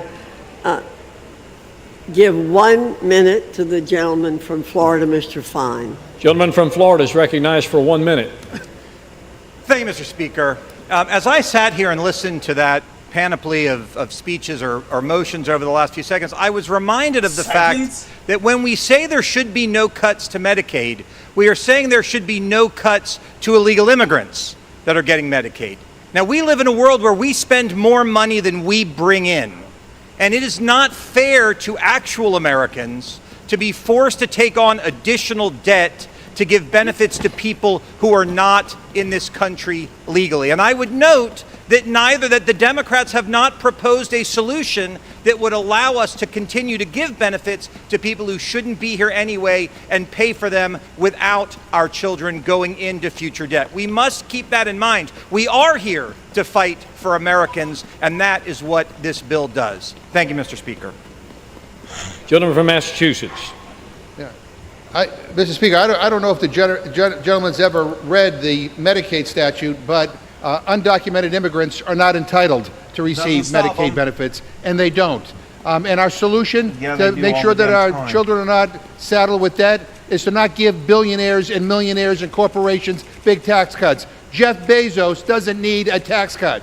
And why don't you come down here and explain to people why it's so important that you protect his tax cuts? We tried to go after the billionaire tax cuts in the Rules Committee last night, and every single Republican voted no. So that's how we're going to do it. We're going to invest in people who need help. We're going to make sure people have health care. We're going to make sure people have food assistance. We're not going to screw them over. Mr. Speaker, I now yield 1 minute to the gentleman from California, Mr. DeSagne. Is recognized for 1 minute. Thank you, Mr. Speaker. I thank the gentleman from Massachusetts for yielding. This bill would cause household resources for the poorest Americans to decrease, while the obscenely rich will get richer. I offered 2 amendments that rules, one to prevent people with disabilities from being kicked off Medicaid, and one to help low-income students afford an education that they earned. Unfortunately, Republicans refused to consider them as they yet again work through the dead of night to rip off hardworking Americans and give tax breaks to the richest Americans who don't need them. And even Fox News reports that it is projected to increase the federal deficit by $4 trillion over the next decade. This bill is nothing more than a vanity project for the president, and it betrays the American people. I strongly oppose this reckless legislation and urge my colleagues to do the right thing. I yield back. Gentlelady from North Carolina. Thank you, Mr. Speaker. I yield 1 minute to the distinguished gentleman from Texas, Mr. Babin. Gentleman from Texas is recognized for 1 minute. Thank you, Mr. Speaker. I rise today in very strong support of H.R. 1, President Trump's one big, beautiful bill. Here we are, despite months of my Democrat colleagues' best efforts to delay, to fearmonger, and mislead the public about this bill, and we're ready to deliver for the American people. But here's the thing about fear-mongering. You can only say the sky is falling so many times before folks start waking up and looking and seeing for themselves exactly what's going on. The one big, beautiful bill secures our border. It prevents the single largest tax increase in American history. It refocuses safety net programs for those who truly need them, not the ones shamming. And then it reinvigorates our armed forces, where we saw a diminution for 4 long years under the Biden administration. Mr. Speaker, it is high time that we deliver this to the President's desk for his signature. This is promises made and promises kept, and I'm very proud to support this bill and yield back. Gentleman from Massachusetts. The big ugly bill is going to throw 16 million people off of health care and give people like Jeff Bezos, millionaires and billionaires, a tax cut. If that's what you're about, I hate to tell you, that's not what the American people voted for. I now yield 1 minute to the gentleman from New York, Mr. Riley. Gentleman from New York is recognized for 1 minute. Thank you, Mr. Speaker. Where I come from, we make things. Generations woke up before the crack of dawn, went off to the factory, punched a clock, worked their hands to the bone, came home and counted nickels to make sure they could keep a roof over the kids' heads, keep food on the kids' tables. We've kept our heads down, we've kept our sleeves rolled up, we've kept our shoulder to the wheel, and all we've asked for is a fair shot and for this place to stop screwing us over. But you can't help yourselves. You got us into terrible trade deals that made Wall Street rich and shipped all of our jobs overseas. You bail out the banks while neglecting rural America. You rigged the economy so the corporate PACs that are funding your campaigns make huge profits, jacking up costs on folks who can't afford it. And now this bill will kill good blue-collar manufacturing jobs that we need to rebuild the economy in this country. It closes rural hospitals, it defunds health care, all to give trillions of dollars in tax cuts to your cronies. Don't tell me you give a shit about the middle class when all you're doing is shitting on the middle class. Chair would remind both sides of 2 things. Please direct your remarks to the chair, that is a House rule, and to avoid vulgar speak. We do have families in the gentleman will not be recognized. Gentlelady from North Carolina. Gentlelady from North Carolina. Thank you, Mr. Speaker, for reminding us of the language we should be using in this chamber, and I reserve. Gentlelady reserves. Gentleman from Massachusetts, with 4 1/2 minutes remaining. Thank you, Mr. Speaker, and I hope that when the President comes here next, you'll admonish him for the language he uses. But I'd now like to yield 1 minute to the gentlewoman from Delaware, Ms. McBride. She's recognized. Mr. Speaker, I rise in opposition to this big, ugly bill. And let's be clear, this bill is Trump Care. And Trump Care means 17 million more Americans uninsured and all the rest of us paying higher costs and driving further to get care. Over the last several months, I've met with hundreds of Delawareans, parents, patients, providers, hospital leaders, teachers, nurses, people across the state of Delaware. Everyone asking us, pleading with us to kill this bill. Are my Republican colleagues meeting with their constituents? Are they ignoring them? Do they even I hate to say care? It, but we're kind of being ignored at this point. Every yes vote shows very clearly that they don't. This bill is trickle-down cruelty, and people will die because of it. Thank you, Mr. Speaker. Gentlelady from North Carolina. Thank you, Mr. Speaker. As the President has said numerous times, there'll be no cuts to Medicaid. The One Big Beautiful Bill protects and strengthens Medicaid for those who rely on it. Pregnant women, children, seniors, people with disabilities, and low-income families, while eliminating waste, fraud, and abuse. The One Big Beautiful Bill removes illegal aliens, enforces work requirements, and protects Medicaid for the truly vulnerable. And for our colleagues on the other side who say illegal aliens are not receiving this, we understand that 1.4 million people do not meet citizenship and immigration status requirements for Medicaid enrollment, but would be covered under current law in programs funded by the states. And we know that because we have a CBO score. Thank you, Mr. Speaker. I reserve. Gentlelady's time is reserved. Gentleman from Massachusetts. Mr. Speaker, I yield 1 minute to the gentleman from California, Mr. Khanna. Gentleman from California is recognized for 1 minute. Thank you, Mr. Chair. Mr. Speaker, I never want to hear the Republicans lecture about fiscal responsibility again. The last president to actually balance this budget was Bill Clinton, and today, Bob Rubin and Larry Summers wrote an op-ed in the New York Times that every American should read. Their budget will take the deficit up to 8% of GDP. It's not going It is to. historically unprecedented in the history of our country during peacetime. We've never had a more reckless deficit exploding bill than what they're posing. The Democrats have a proposal to bring the deficits back down under 4%. Bob Rubin and Larry Summers were the last ones who've done it. Hakeem Jeffries is leading with a sensible proposal to lower deficits. If you care about debt in this country, if you care about our grandkids being burdened with debt, if you care about a bond market devastation, then you need to recognize that this bill hurts America, and you need to support the Democratic plan for deficit reduction. Thank you, Mr. Chair. Gentlelady from North Carolina with 4 3/4 minutes remaining. Thank you, Mr. Speaker. I yield 30 seconds to the gentleman from Kentucky, Mr. Barr. Gentleman from Kentucky is recognized for a half minute. With the One Big Beautiful Bill, President Trump is once again keeping his promises to the American people. He promised he would stop the largest tax increase in American history. He promised he would make the Tax Cuts and Jobs Act permanent. He promised he would deliver the largest tax cut for hardworking taxpayers in American history. And he promised to eliminate tax on tips, overtime, and Social Security benefits.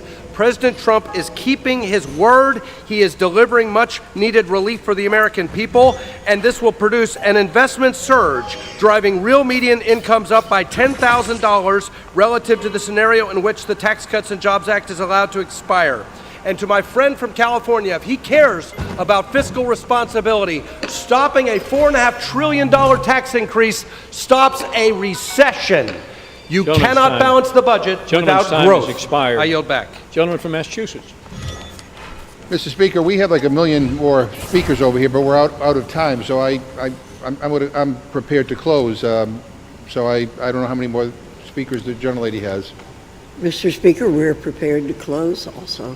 Looks like both sides are prepared to close. Gentleman from Massachusetts, you have 2 1/2 minutes remaining. I don't want to close, but I'm prepared to close. So, Mr. Speaker, this bill is a moral failure. It rips health care away from millions. It pushes more families into hunger. It leaves seniors stranded. Also, billionaires can keep more of what they'll never spend. Oh, yeah, more Republicans say, lose your job? Too bad. Fear porn. Hospitals shut down? Good luck. Can't afford groceries or insulin? Figure it out. But if you're a big oil, a CEO, or a trust fund baby, don't worry, we've got you covered. This bill is about who matters and who doesn't. And guess what? Working people didn't make the cut. But I want my Republican colleagues to know they don't have to do this. They don't have to sell out their own communities. They don't have to vote for a bill that goes against fundamental things they claim to believe in. Crazy as it sounds, they don't have to hurt people to keep Trump happy. Find a spine. Find a conscience, for God's sake. Because the American people are watching. They know the difference between real leadership and bootlicking. A vote for this bill is a vote for cruelty. It's a vote for fiscal irresponsibility and a vote to screw over your constituents to give more to the ultra-wealthy. This bill is a middle finger to working people. Now, we can still stop this. We can still do the right thing. Vote no. Go back to the table. Work with us on tax relief for people who are not making millions and billions of dollars. Don't let this be your legacy. That so many of you are blindly going along with this just to please the guy in the White House is shameful. You have a responsibility to care for the people in your districts. And you're voting for a bill that's going to throw millions off of health care and rip food off kitchen tables all across the country. It's shameful. It is shameful. I'm disgusted that we are here debating this trash. And with that, I urge a no vote on the rule and a no vote on the bill. I yield back. Gentleman yields back his time. Once again, we remind both sides, direct your comments to the chair. Gentlelady from North Carolina, with 4 3/4 minutes remaining. Thank you, Mr. Speaker. Mr. Speaker, people who have supported the Democrat Party policies for years cannot come to this floor and question the morality of Republicans. President Trump has his pen in hand and is waiting for the House to complete its work. We've championed this legislation for months, have guided it through the appropriate processes, and we're on the 1 yard line. America deserves to move even further into the golden age. H.R. 1 unlocks the opportunity to do that. It's time to get this done. Let's be crystal clear about the content of this historic bill. We're restoring our borders, once left defenseless and without redress. We're protecting our great nation by investing in our military and military families. We're preserving tax cuts that made the United States economy the envy of the world just 8 years ago. And we're reviving our nation's fiscal outlook by finally cutting wasteful spending and unleashing our economy from harmful restraint. Restore, protect, preserve, revive. And the failure to act would yield only the opposite.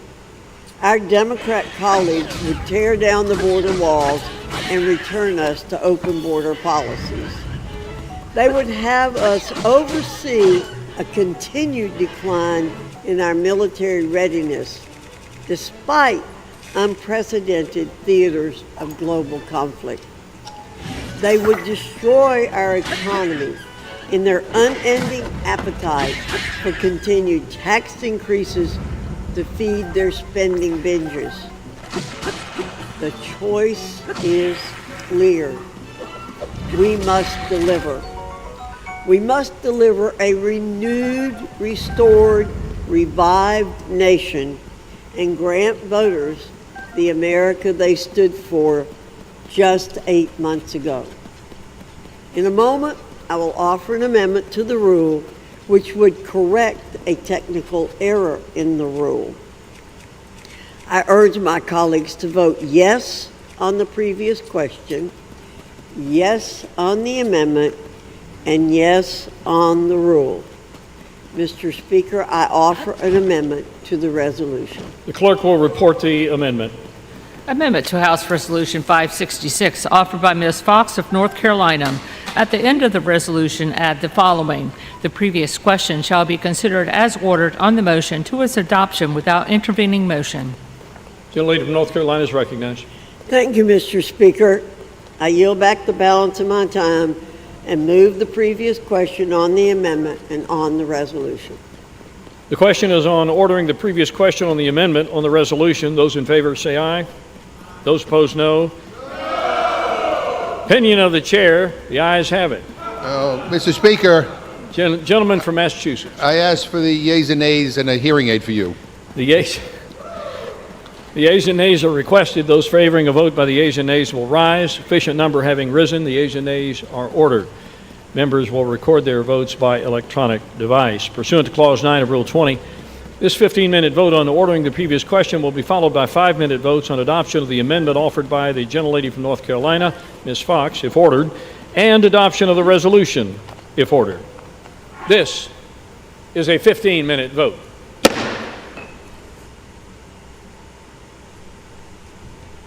Wow.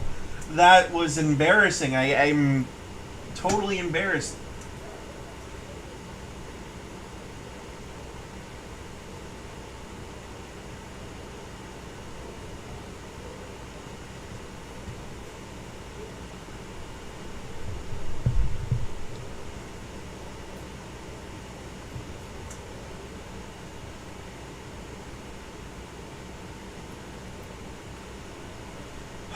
They're gonna get the votes.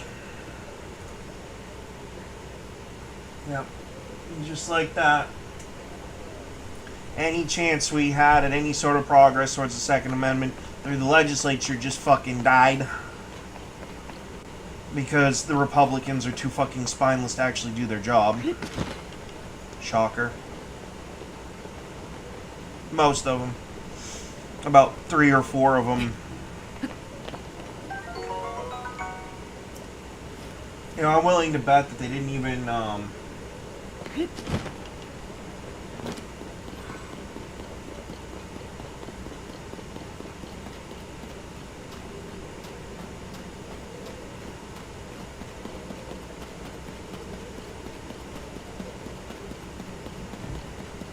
they probably didn't even give Chip Roy his time on the friggin' spotlight.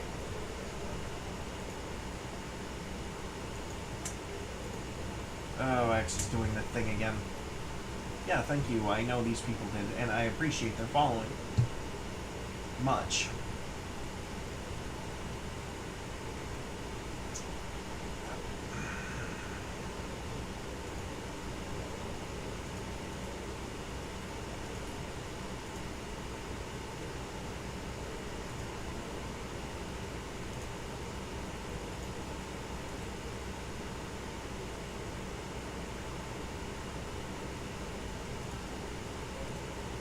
Yeah, exactly. Exactly.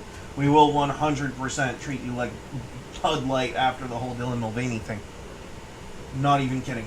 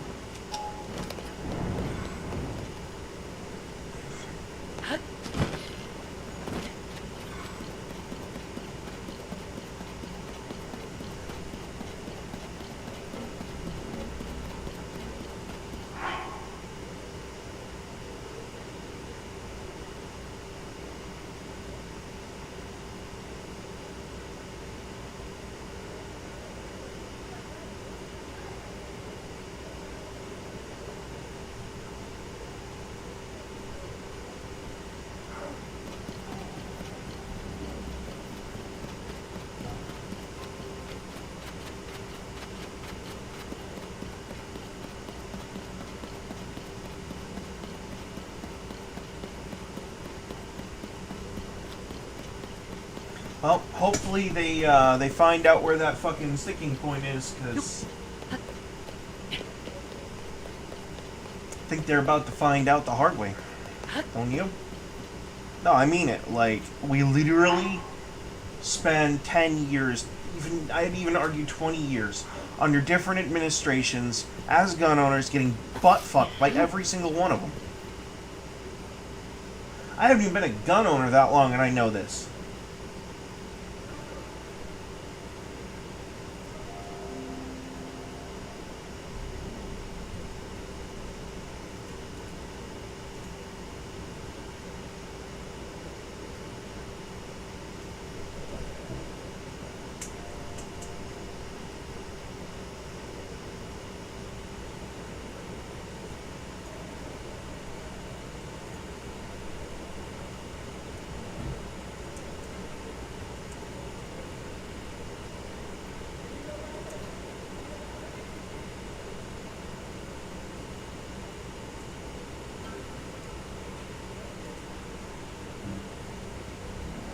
I better make sure I get his name right.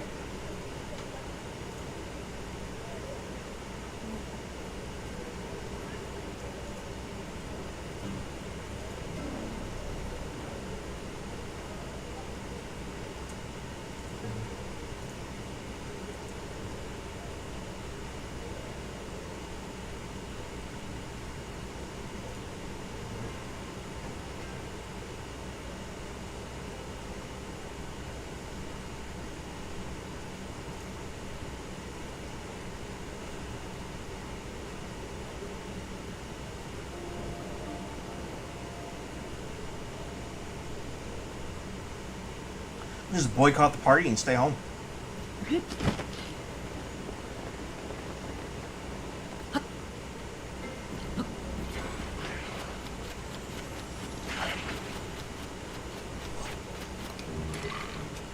Now I'm out of arrows.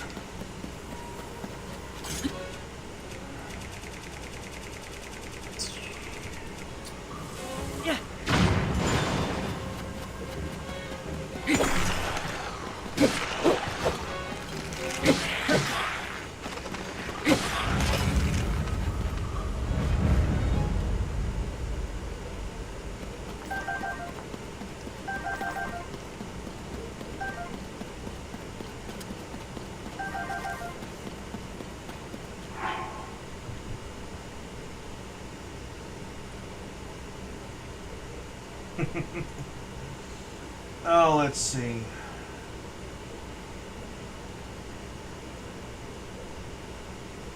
Can't trust it. It's a foreign source.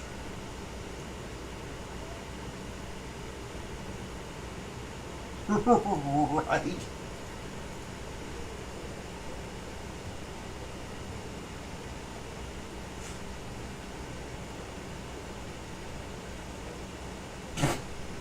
That's disgusting, bro.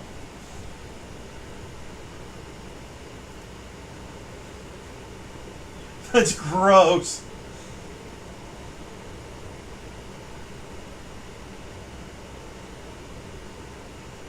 They can rally up more nays than yays a little quicker.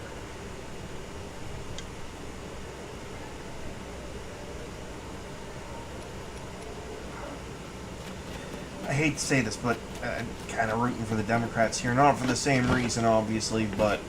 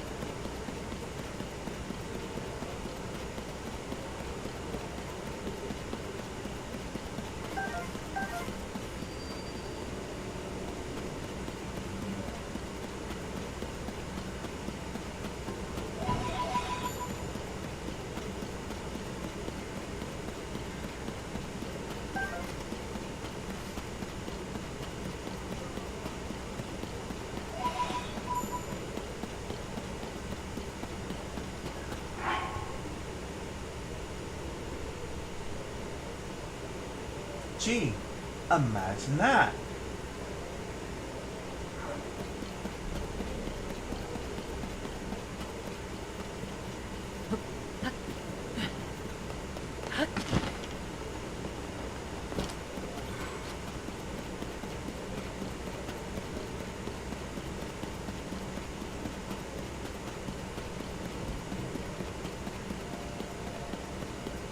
Make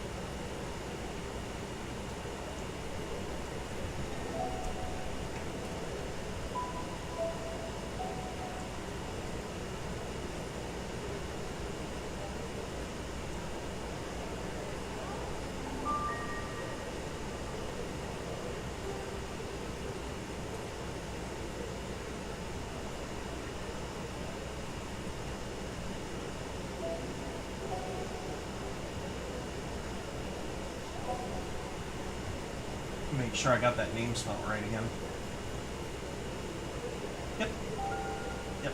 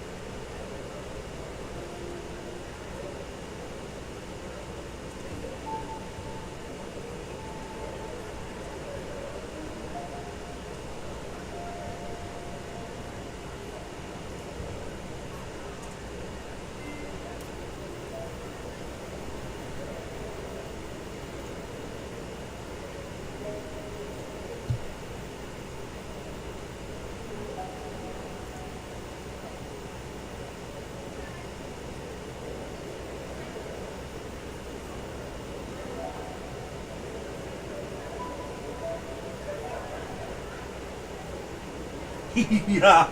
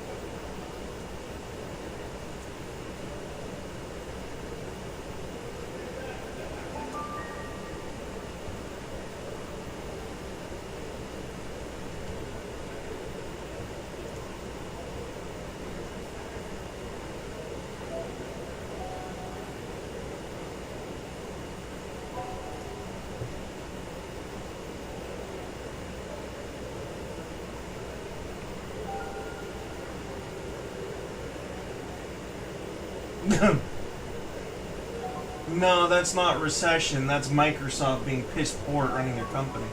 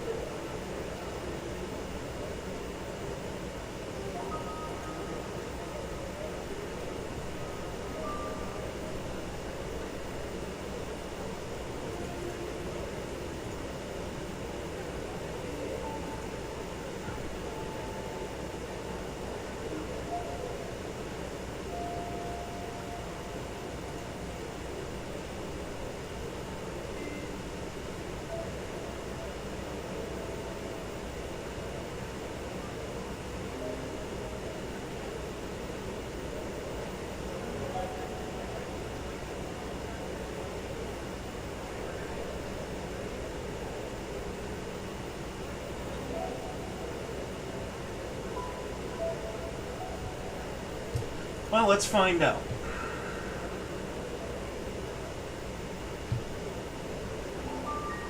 Yeah, it looks like they're still doing the voting despite the 15 minutes being up, but yeah, it'll probably be that way.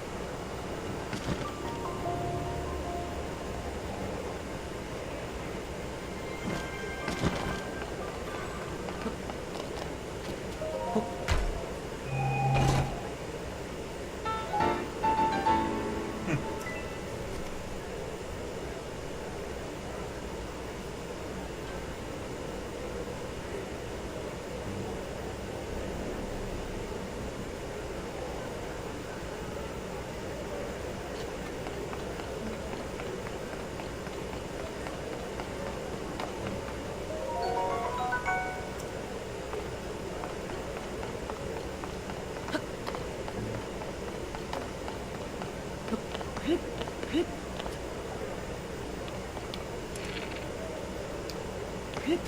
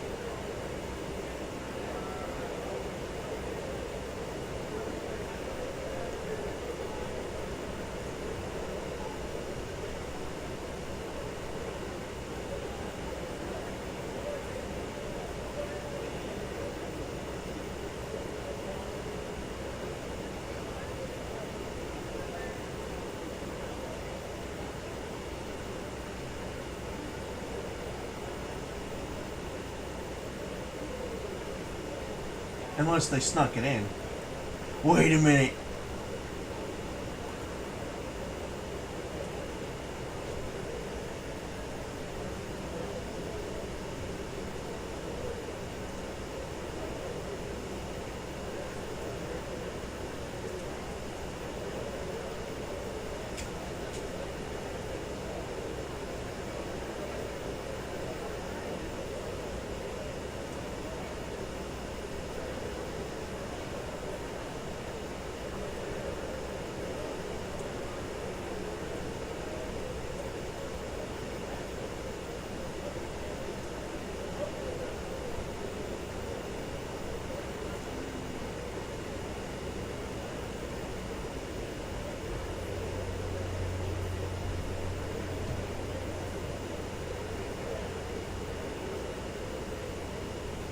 I hope I get a response on that one.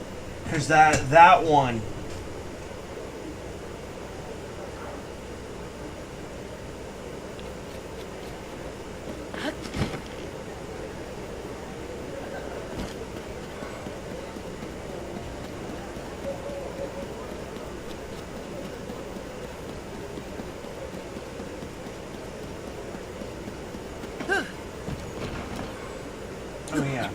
that shield.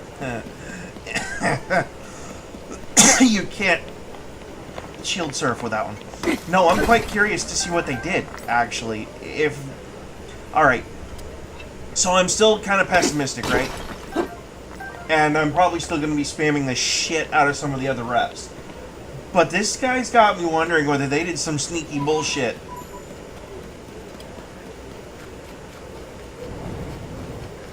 I mean, if they just gut the NFA, dude, I'm taking out another... I'm going further into debt. I'm buying a fucking P90.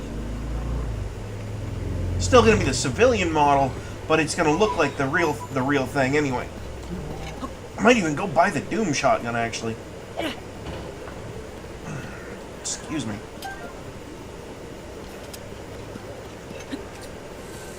Yeah, I got that minimalist diet, you know, eating as little as possible fart going on.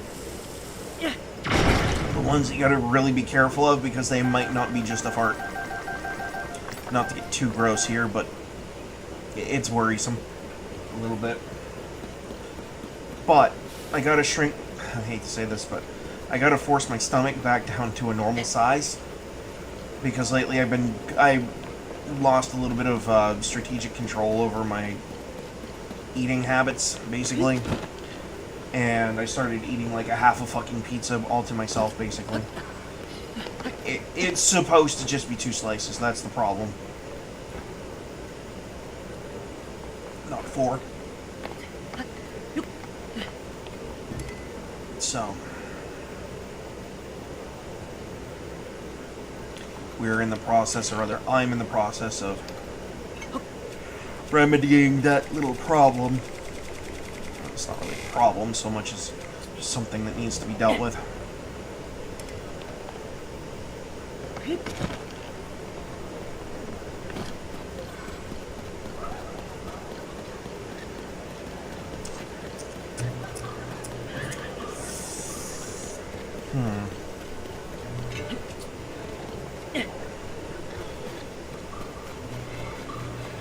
I mean, that's definitely a fight I can most likely handle.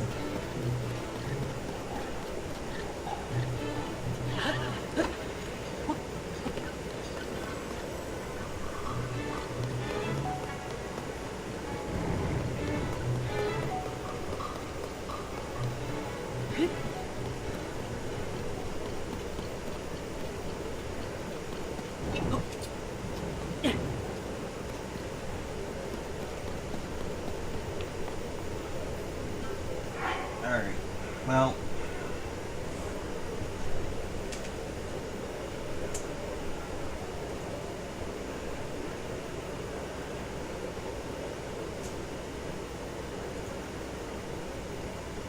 you got 20 withholding.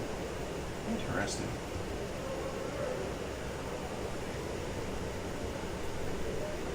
Yeah, the X video that was popped attached that really threw me off.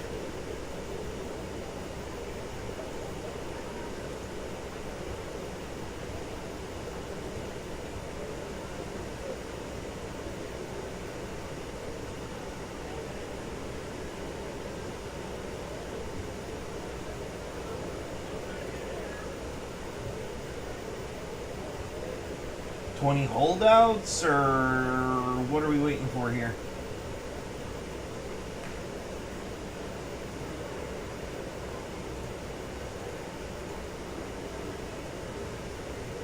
Oh, this poor bastard. I really feel bad for him. Like, I know it's his job, but watching him throw a temper tantrum like that.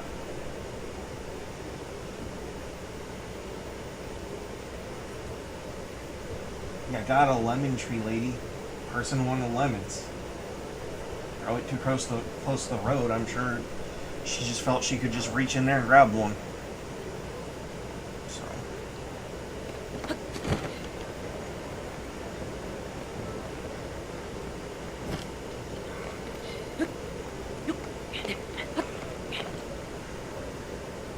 Is it right? No. Is it something that happens sometimes? Yeah.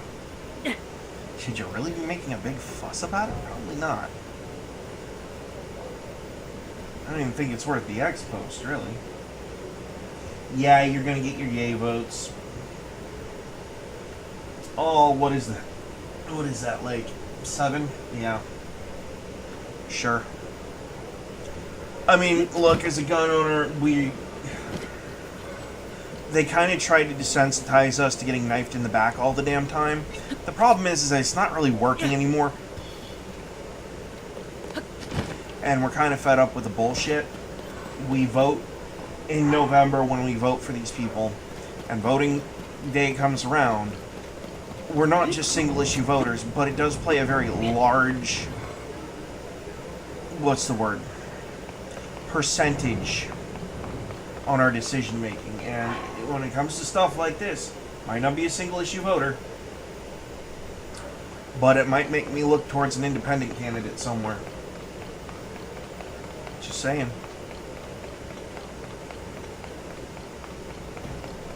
It's the thing that no Republican wants to hear, and no Democrat either, by the way. It's like the worst case scenario. Something that you could have prevented, kept your party from winning, just by putting one simple passage in a bill.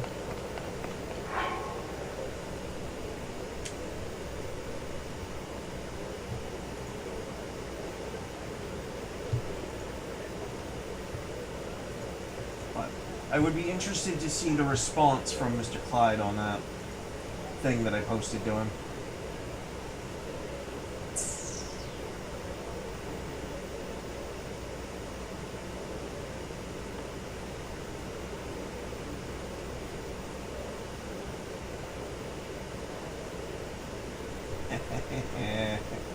I love your name. We're literally just waiting on them at this point.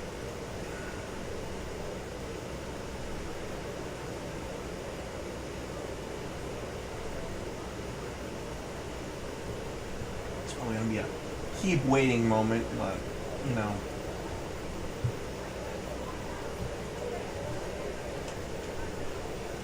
Gotta get that third screen so that way I can plug it in and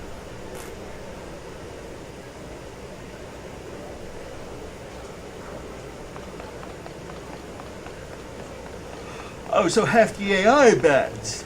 So effectively what they did was they gambled and lost because they bet on an uncertain bill. Yeah, you got your votes.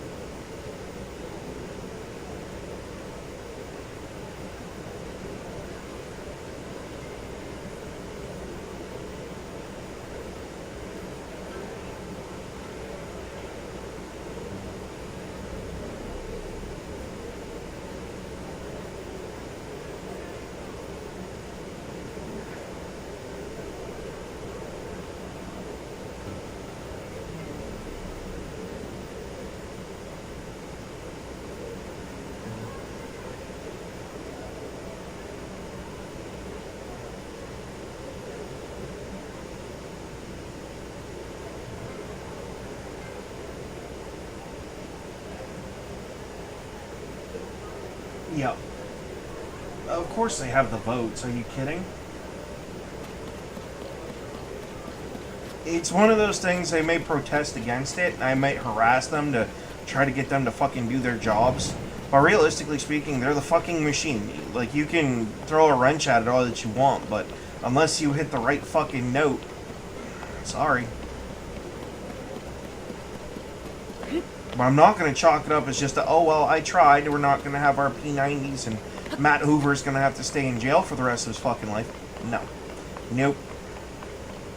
That motherfucker's going free, and I will fight tooth and nail, and I will do every fucking public advocacy thing that I can do to make sure that he's fucking released.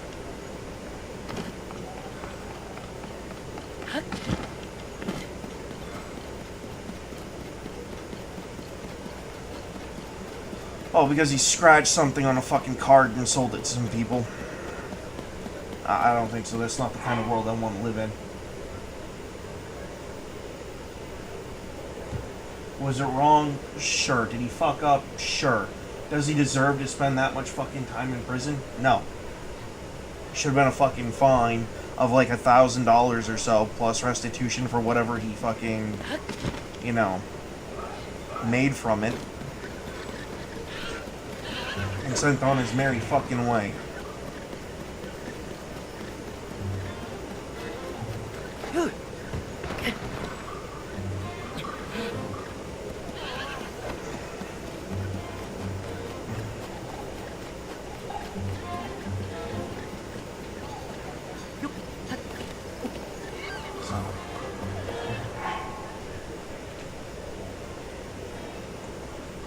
No, basically what's happening right now is you have 16 holdouts who are probably on the Second Amendment caucus or the Freedom Caucus, unwilling to fucking budge.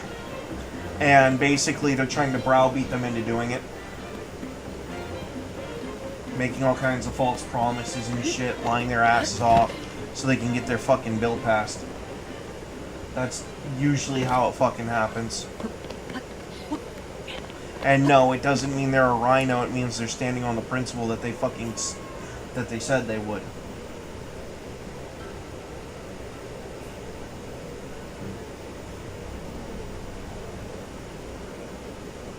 There is no rhino bullshit involved in that. This bill is so fucking divisive. It wasn't either, and the sad part about it is, and the reason most of these commenters on Fox, why they're so fucked up, is because they are mistaking the House version of the bill for the Senate version of the bill, is what's happening. It is. If they actually looked at the House version of the bill and compared it to the Senate version, they'd agree with the 16 holdouts that are there right now saying, I don't think so.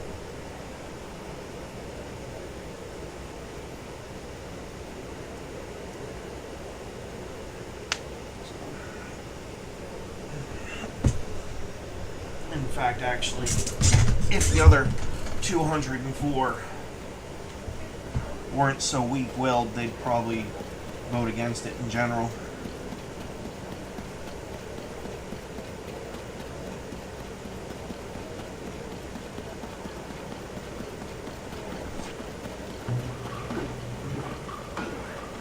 And before I get that faint criticism about being, you know, a secret Democrat op or anything, I'm the one sitting here advocating for Matt Hoover to go free.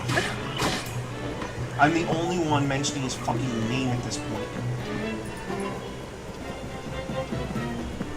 That's not his family.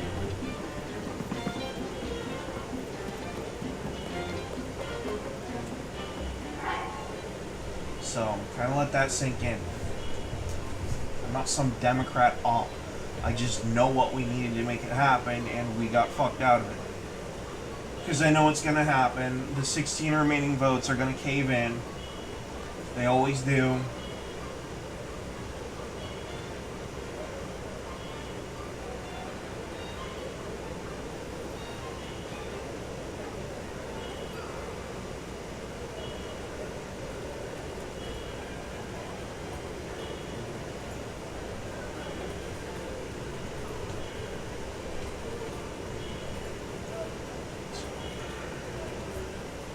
All this did was boost my ex presence.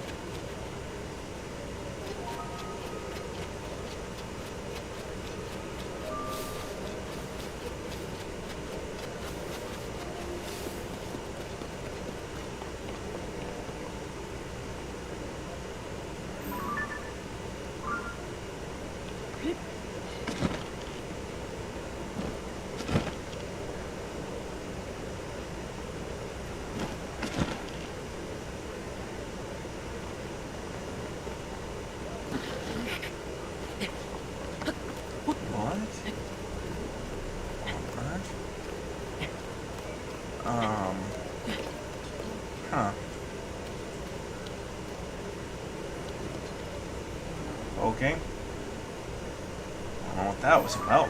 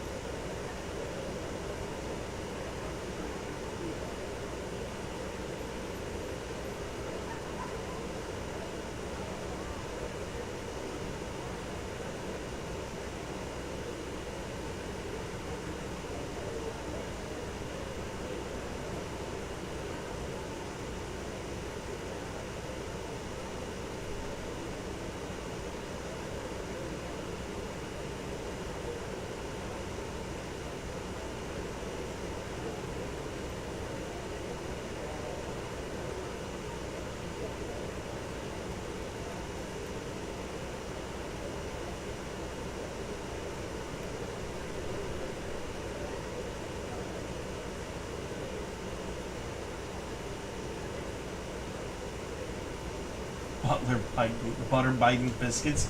Wow, I never heard that one before.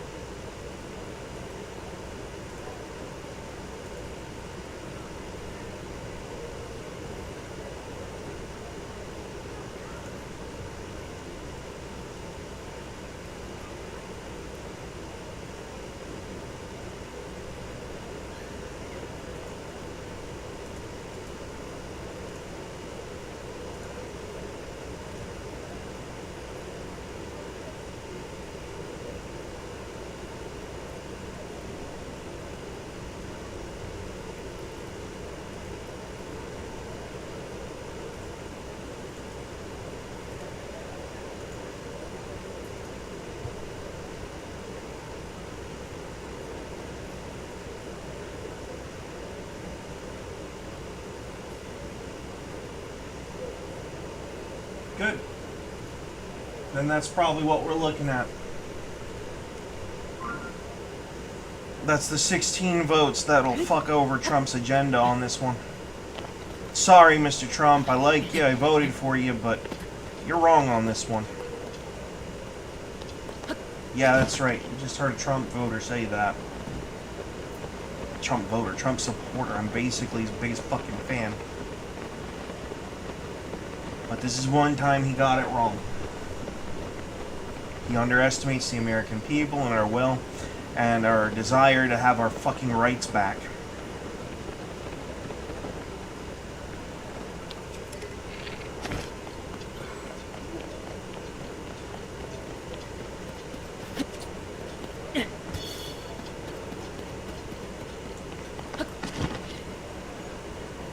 And we have Mr. Clyde speaking with the president right now, from what I heard.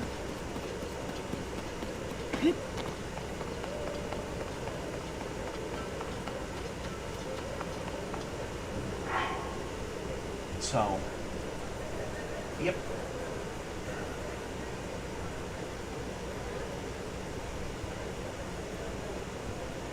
If it's true, anyway.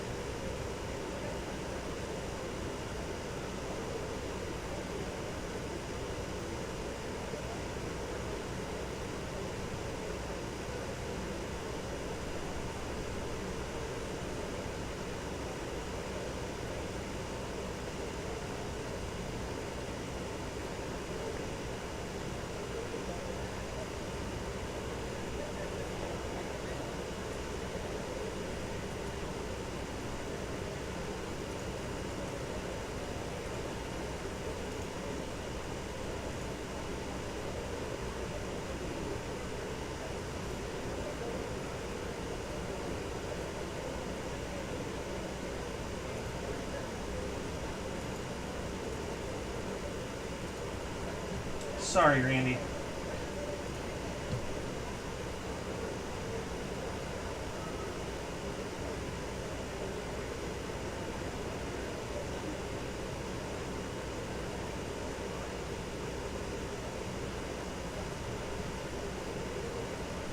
Yeah, we don't have time for that kind of infighting, guys. Come on. Get with the program.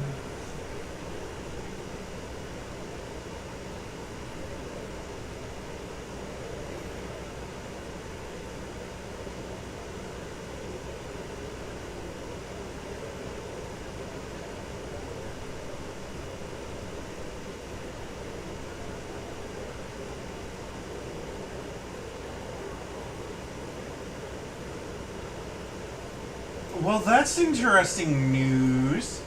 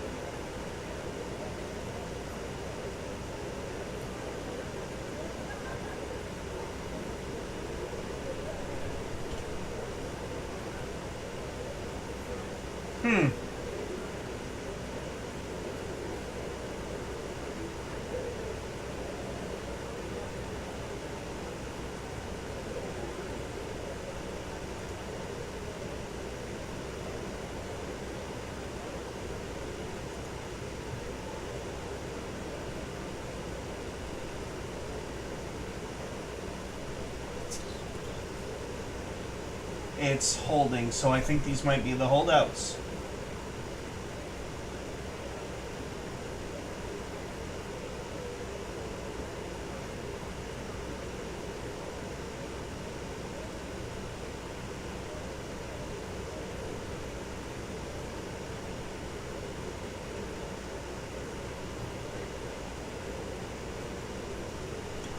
I'm okay with holdouts. But the problem with that is it only gives them, like, what, 2 days? If the calculations were correct, about 2 or 3 days to get the shit right. Send it back to the Senate and get it back and re-vote on it, basically. And that's not meeting fucking Trump's the 4th of July bullshit. That's something else. And it's kind of an advanced, somewhat market calculation. Look, simply put, a lot of the stuff in this bill should have been done a lot sooner. And a lot of the stuff that it's trying to pass are at a deadline, and I'm not going to lie about that. But it's no excuse to forego the one chance we have to get our fucking rights back the way that they should. It's also no excuse to do it sloppy either. This needs to be calculated. It's not like watching the Flash make a fucking tuna sandwich with, you know, all the trimmings. It's more like trying to thread a needle while drunk, blindfolded, and taking a piss at the same time. You see what I'm saying? And yes, unlike a lot of people who are out here screaming about the Second Amendment, I actually know what's at stake. Better than people think I do. And my mind is still made up. We get our fucking rights back. Look, we should have access to the same guns they do, and here's why. It is the number one deterrent force in keeping invasions, and I mean legitimate, not just, you know, oh look, it's an illegal immigrant invasion. I mean like straight up China fucking militarily invading our country. It is the one last defense that we have. And that's assuming they don't just decide to nuke us into fucking oblivion. If we can get those both done, both of those defensive items done, make sure that the civilians can be properly armed and trained in those arms, and that's important too. Like, people don't understand what's really at stake here. They're not looking at us like we want to make a deal. At this point, they're so mad at us, they're looking at us like, oh look, a new piece of property, okay? Russia wants us off the table because they want fucking Alaska back. China wants us off the table because they're tired of having to compete with us over fucking technology shit. And the fact that, you know, we've been basically lambasting them at every turn when it comes to their population.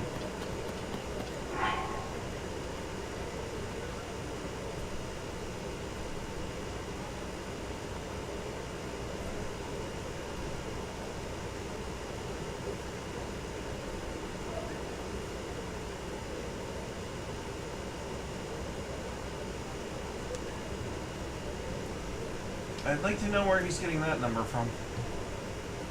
Is Fox News behind on a thing? Let's check Twitter. It's possible it's not Fox.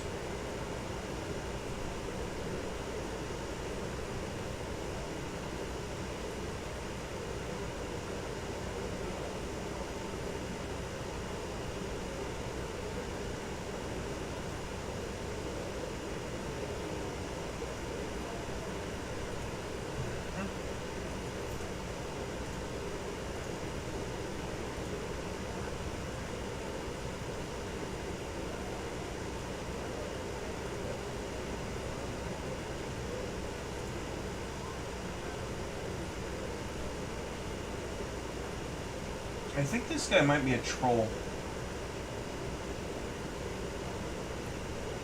But I'm not sure.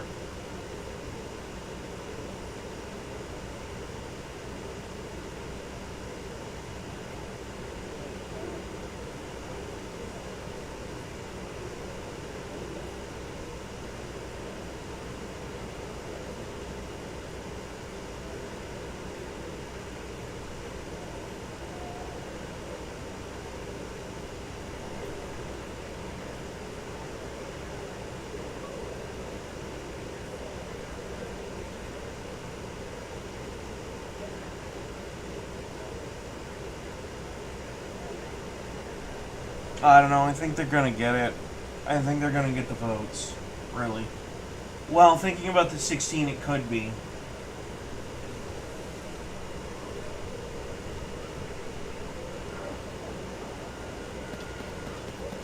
That's kind of where I'm at.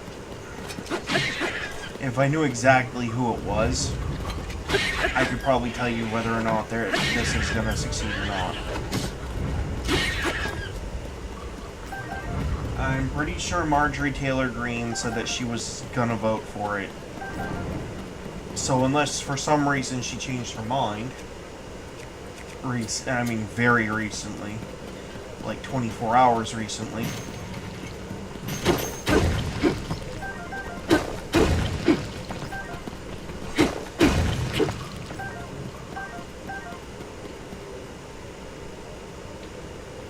Yeah, they're gonna get the votes.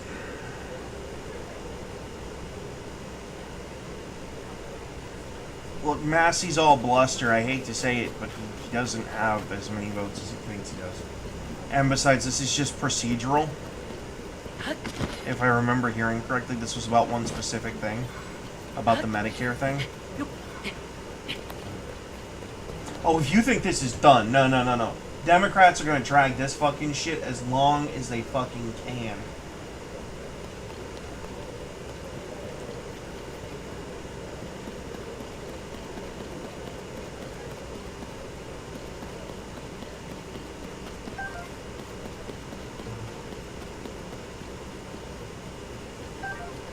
But yes, the guns thing is going to be a massive detriment to Republicans moving forward. They're going to have to court new votes from basically not gun owners. Because from this point forward, a lot of gun owners, especially if they're single issue. Oh, God. If they're single issue, they won't even show up.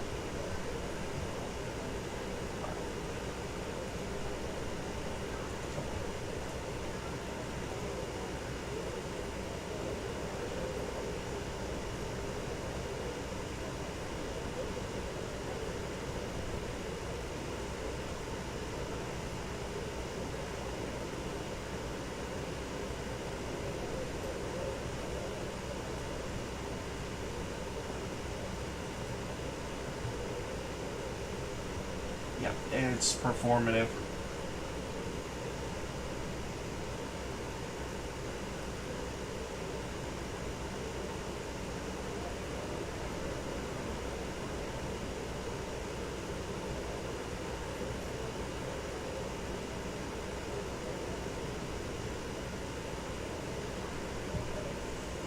Straight up performative bullshit.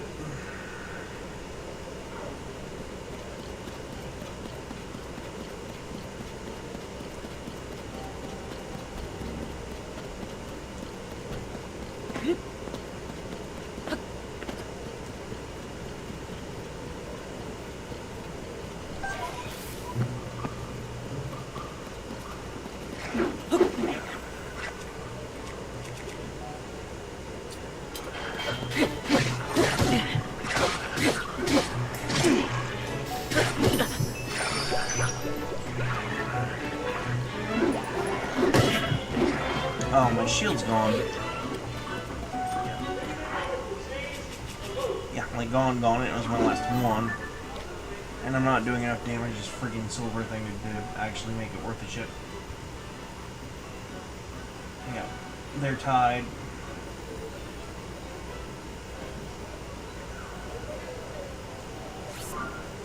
And one more vote.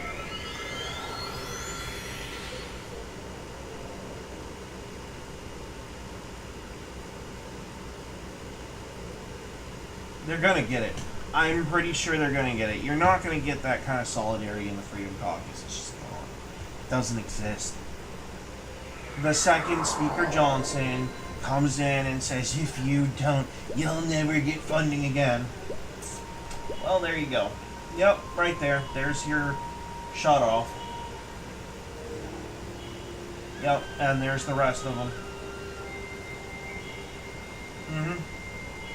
Yeah.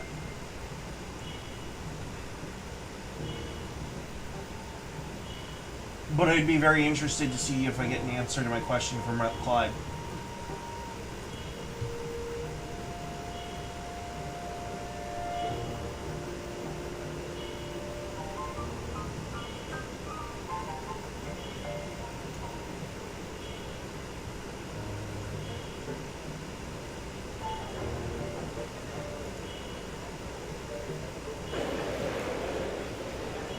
On this vote, the yeas are 214, the nays are 212. The previous question is ordered. The question is on adoption of the amendment offered by the gentlelady from North Carolina, Ms. Fox. Those in favor say aye. Those opposed, no. Opinion of the chair, the ayes have it. The amendment, gentleman from Massachusetts. I ask for a recorded vote. A recorded vote is requested. Those favoring a recorded vote will rise. Sufficient number having risen, a recorded vote is ordered. Members will record their votes by electronic device. This is a 5-minute vote. No, this isn't the bill. This is just one part of it.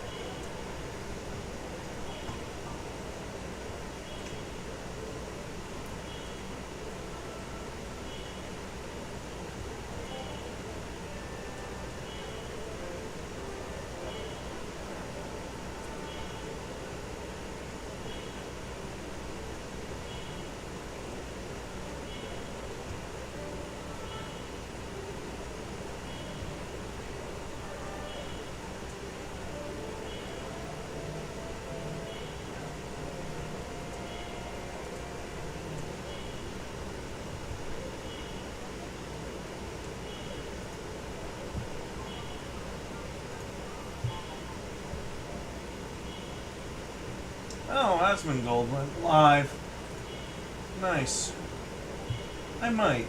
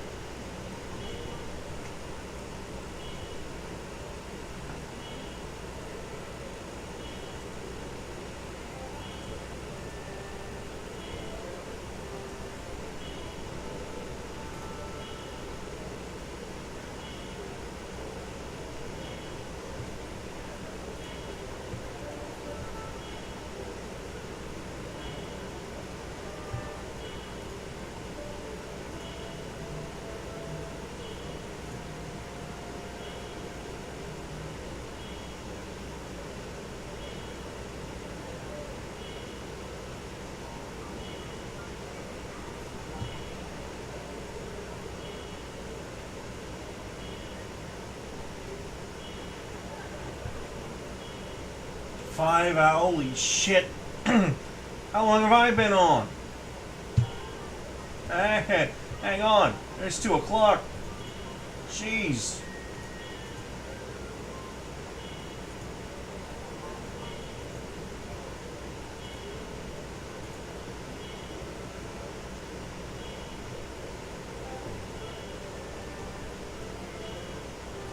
Where's my kick tab?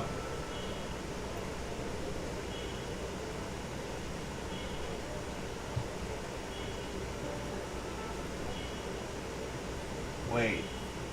No, that ain't right. 3 hours? 3 hours. It did the fucking thing again. It did, didn't it? Hang on. Yeah, it says I've only been streaming for 3 hours. Here we go. Yep, it split me in half. I've actually been at it for 6 hours. Over 6 hours. Well, isn't that fun?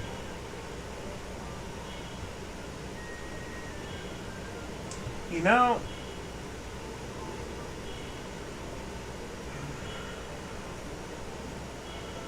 here's the thing.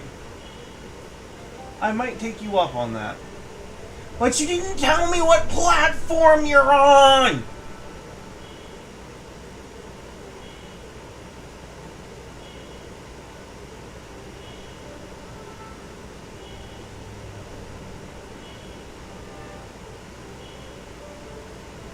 How do I know if you're on Discord or Twitter or what? If you don't tell me, I don't fucking know!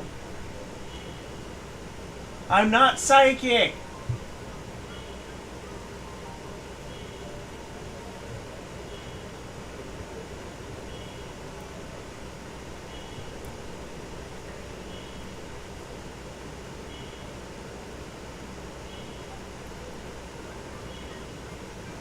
Oh, there's Chip Roy.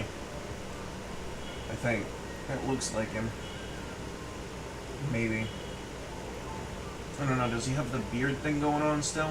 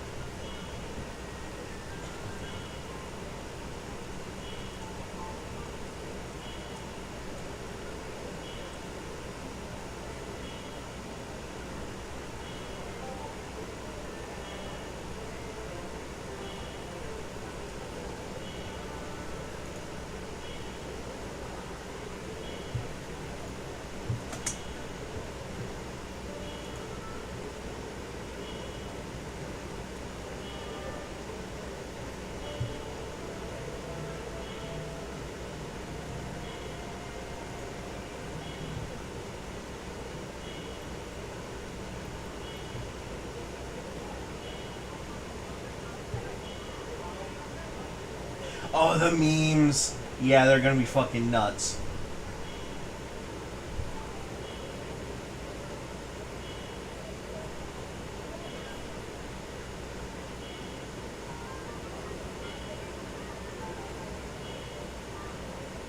I'm more like the day. What's his name? What's this stupid drunk poor one's name? From King of the Hill?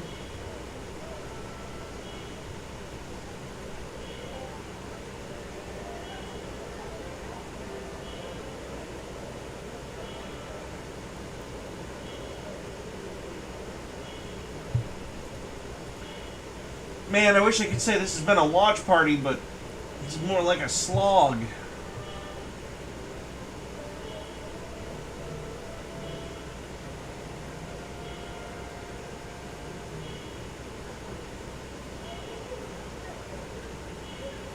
Oh, Brandon, that's from the Senate, my dude.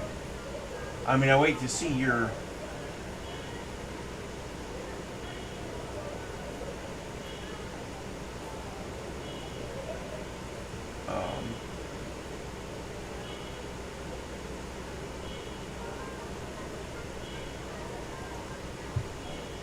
Oh, you're gonna do that, huh?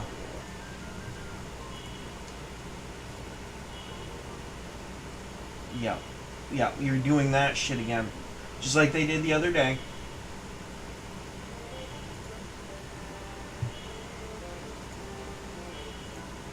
Are you doing it too?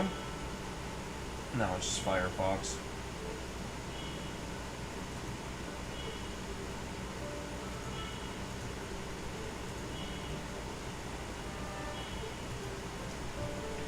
It's okay, we'll just reboot it. Hey, look at that, I'm right back. Now. I intend to watch that one for my own edification later.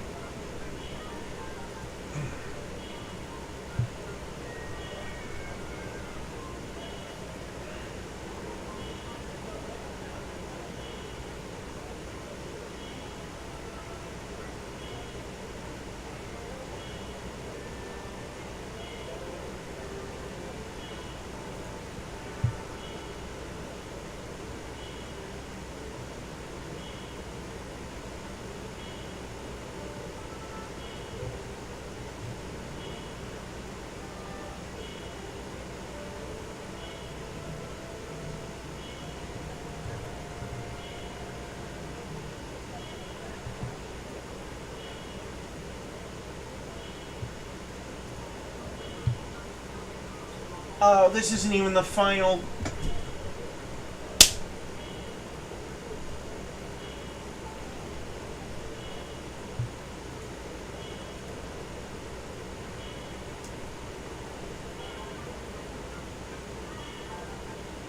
I feel really dumb right now because I've been wasting the whole world's fucking time on this stream, mine included, and it wasn't even over the final vote.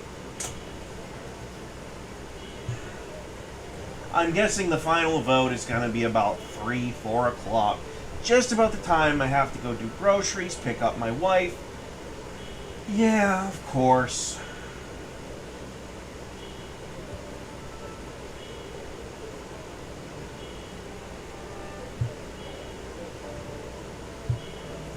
Then I'm interested to see how this plays out. And also, Braden, 47 minutes ago... Okay, hang on. Hang on. Let's see if we can find him.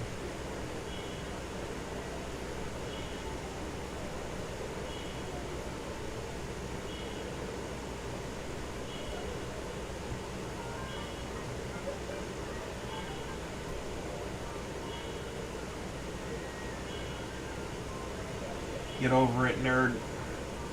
But in all seriousness,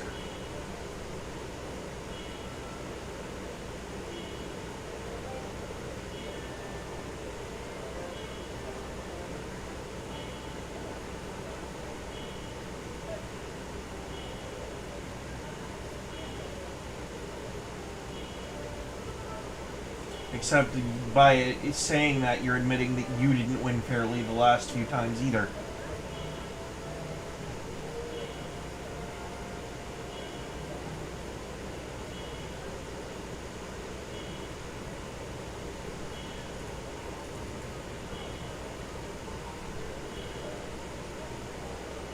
Yeah, me too. That was so cringe.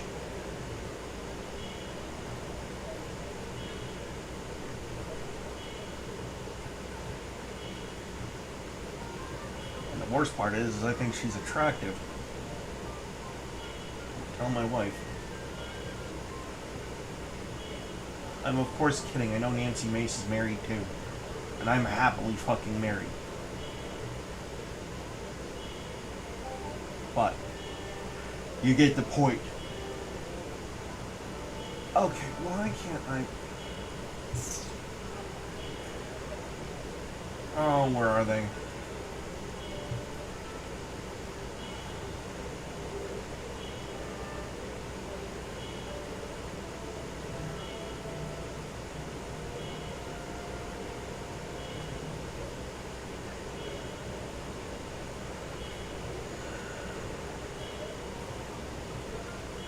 I'm following Braden, right?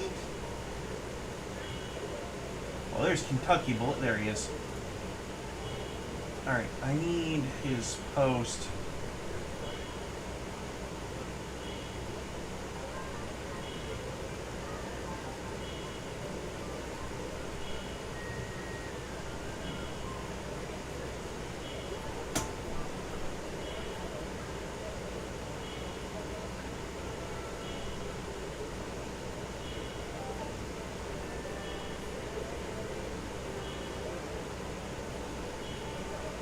That's from 35 minutes ago. He uploaded, alright, he uploaded this over an hour and a half ago. Okay, a little bit of basic math there says that this has happened since he posted that video, so.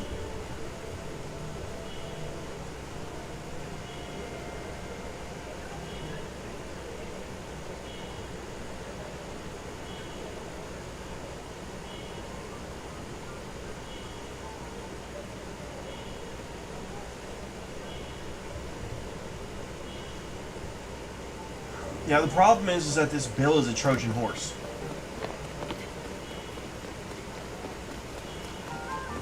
It really it is, and that's the thing that a lot of these people in the comment section for Fox don't understand. They want to say that it's the same Triple B bill that they voted for. The problem is it's not. It isn't. Oh God, I forgot to check my YouTube stuff. Hang on. I'm gonna check something. Wrong thing. I just gotta see my live real quick. I think it may have split me. Maybe. Maybe not. Alright, no, I didn't. And I gotta check Rumble too.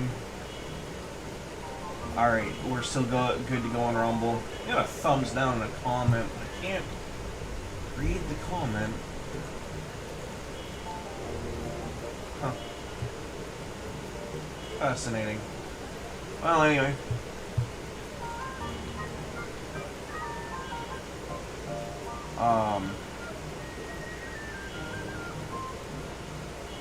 Yeah, anyway, that's pretty much what this is looking like.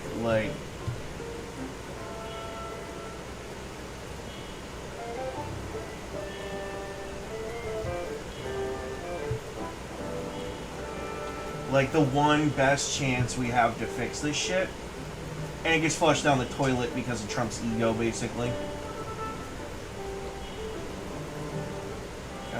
Actually kind of saw that one coming a mile away. There is nothing new there. You know how many times that man has looked success dead in the fucking face, and then his ego gets in the way of shit getting done? Happens all the time. It's not even new.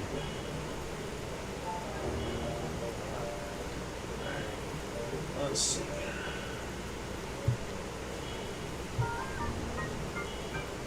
But yeah, no, just watch. They'll get to the final vote, and I'll have to go pick up my wife and do the groceries. That's usually how this shit works. So I'll come back to either fucking a Republican Civil War, which wouldn't really surprise me much at this point, or it'll be passed. Those are really the only two options. A lot of people don't know that. Yes, I want the fucking Second Amendment stuff that I've been pushing for all fucking day today and yesterday.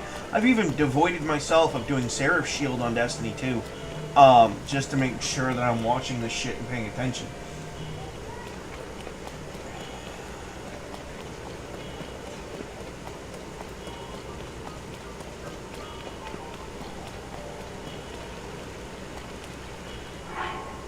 But, like,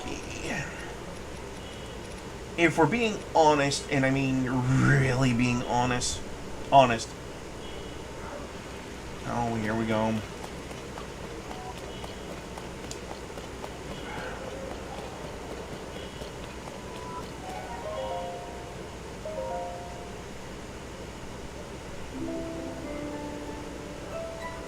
Oh, 7 of them aren't even in the building.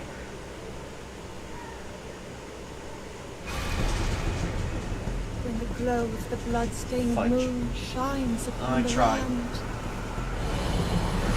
the aimless spirits of slain monsters return to flesh. Yeah, so this whole thing is... Once again.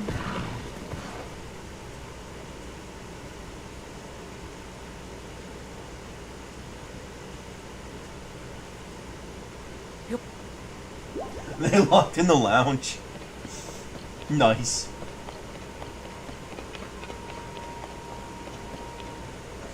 Oh, I actually kind of tired of waiting myself.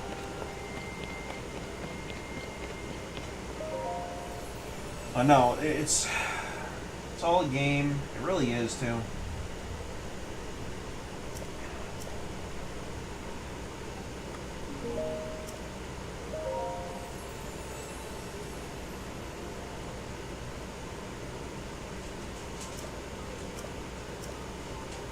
Let's see.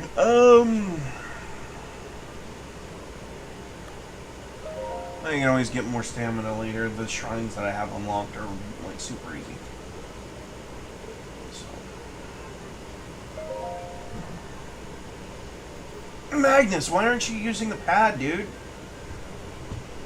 Oh, you're stuck. Alright. Well, I wish I could tell the votes to wait until I get back, but I have to take care of my puppy dog and myself. So.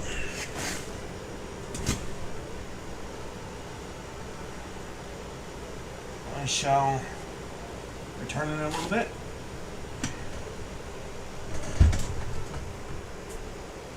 In a merch store up there. It's okay, buddy.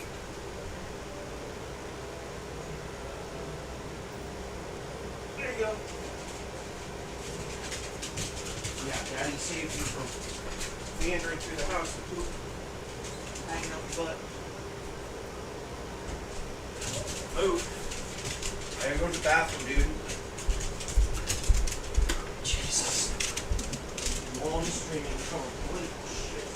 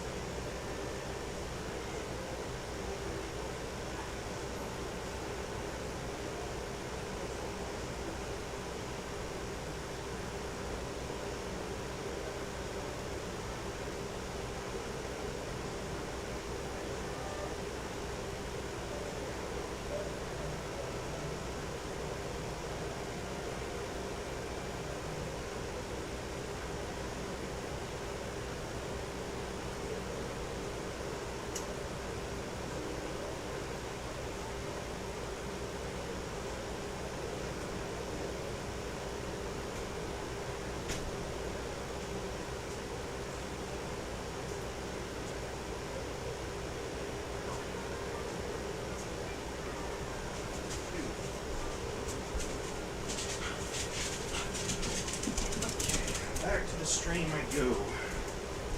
Gotta figure out what's going on here. There's no hinky shit going on with my stream, but apparently the procedural's held up too. Oh, boo-hoo. Pitching a little bitch fit because your vote got held up. Yeah, happens.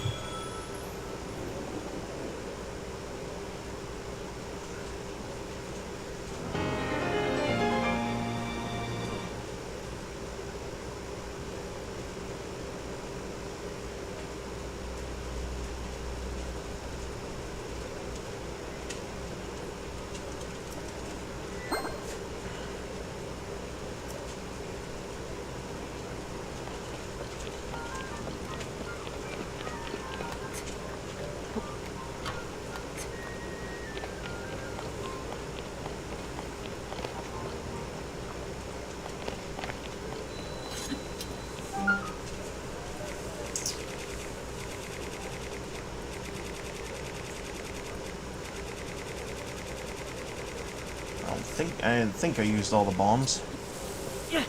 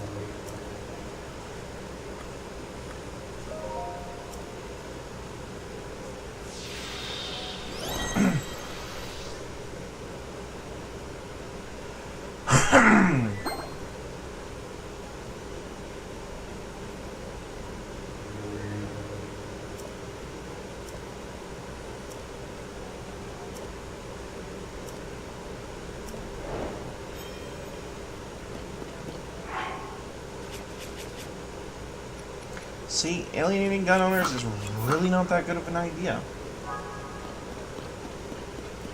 It's strategically an error. And it's a forced error, too.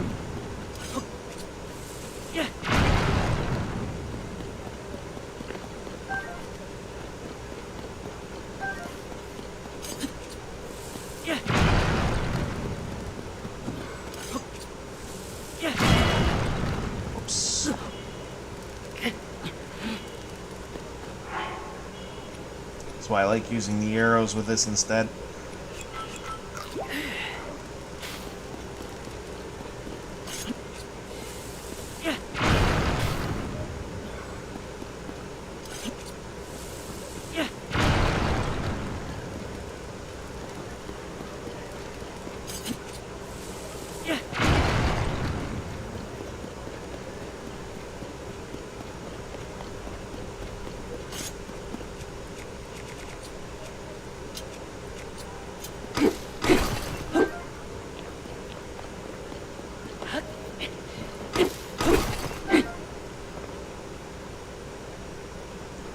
Well, I mean...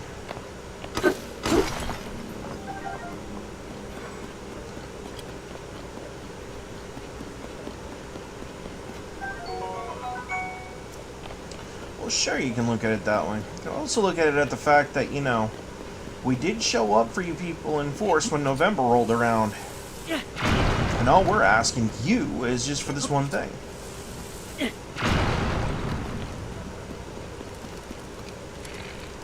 Out of arrows.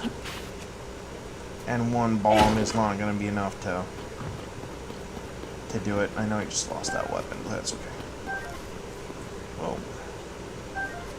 Hang on. A hearty truffle. Okay.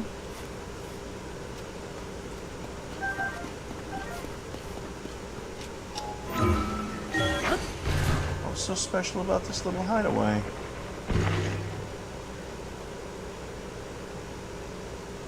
Huh. Yeah, whatever.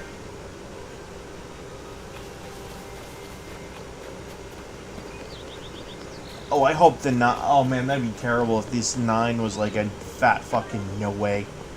And give these fuckers in the comment section, in the Fox News comments, just like voter blue balls.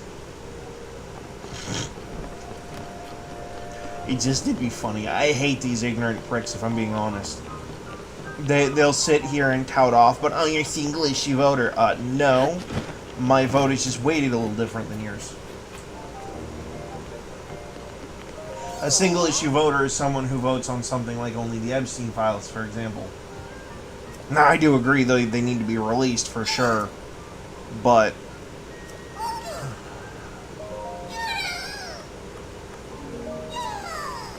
you know, bringing it up in every fucking comment section, really not helping your case.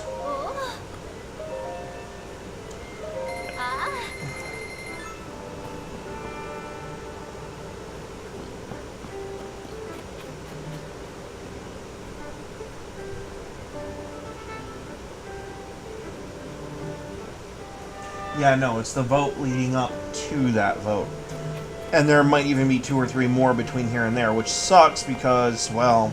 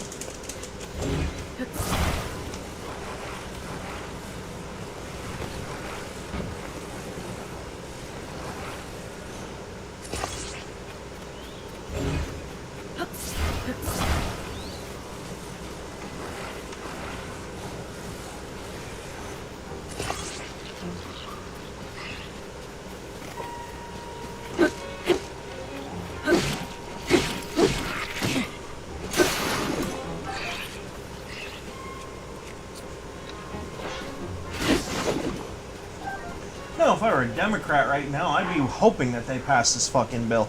Because it'll be the biggest detriment to the party ever. Like, of all time.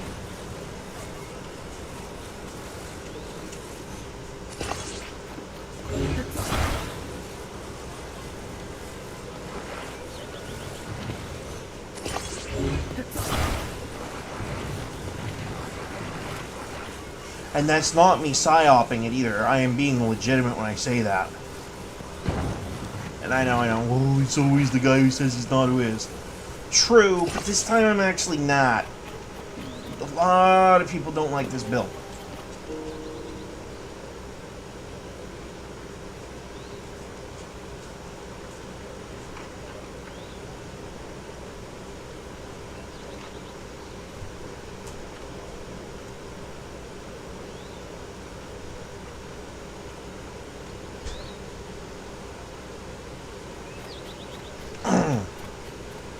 I have to get a picture to do that.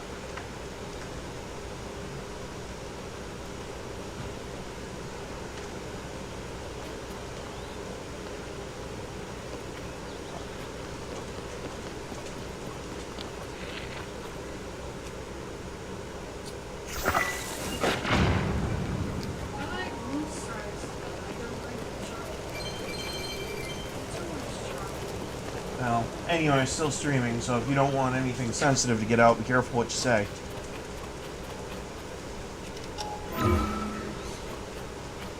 Until I can get a private office of some kind, you're gonna kind of have to deal with it.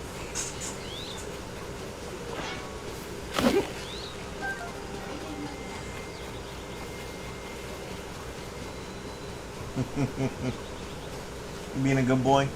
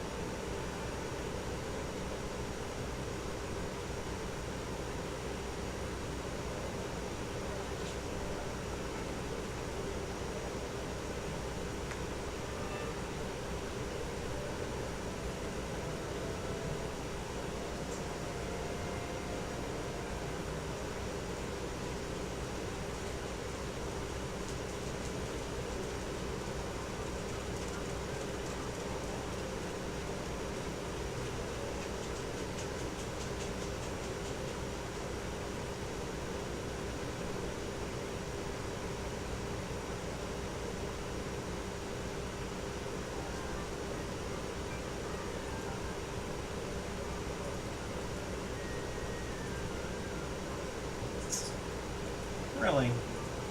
Y'all think that's gonna stop?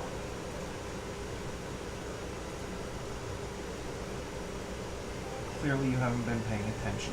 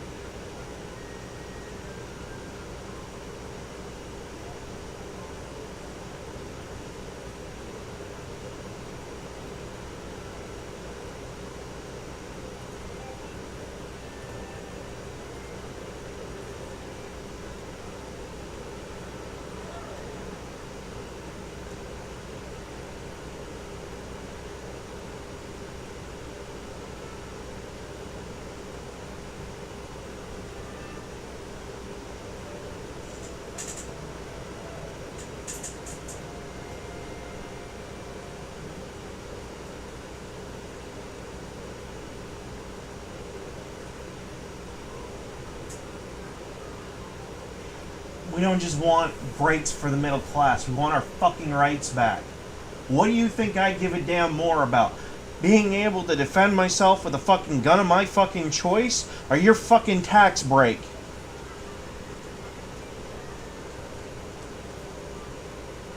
You figure it the fuck out.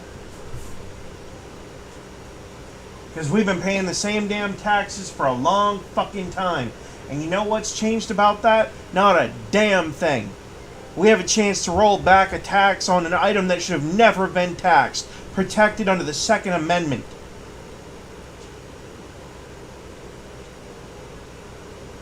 Well, because of some shady bullshit by some guy 91 fucking years ago, we've had to deal with it.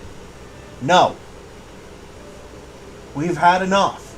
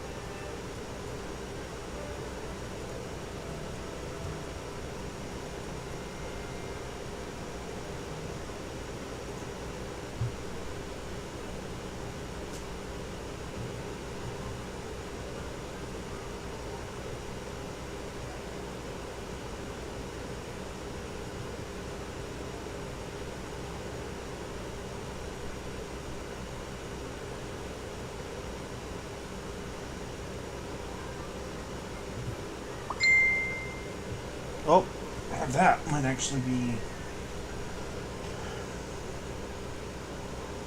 I got two of them. Why are there two?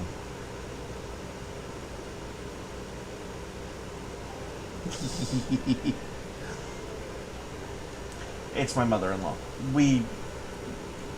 Alright, I love animals. She loves animals.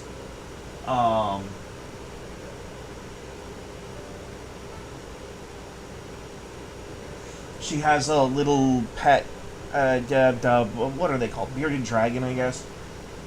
And I found a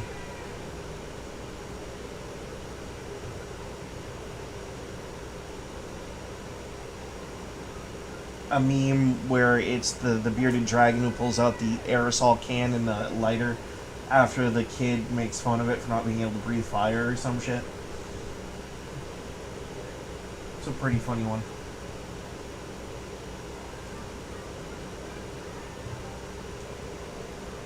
Probably.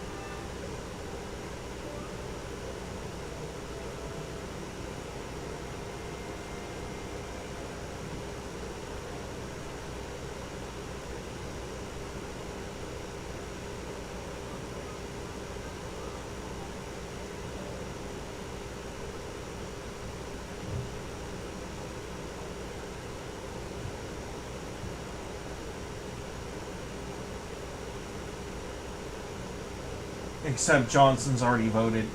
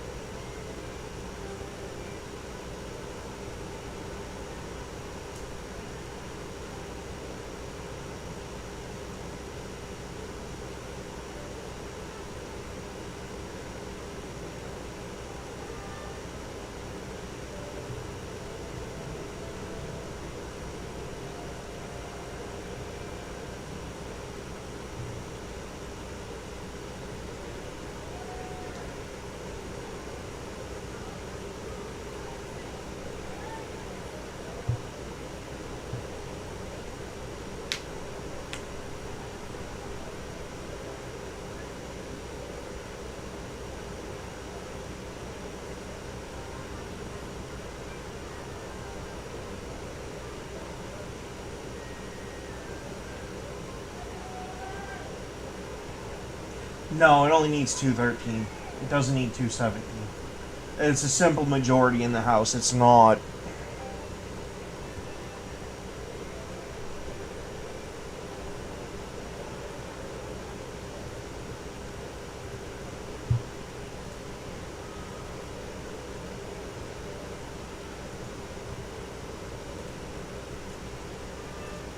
Ah, crap.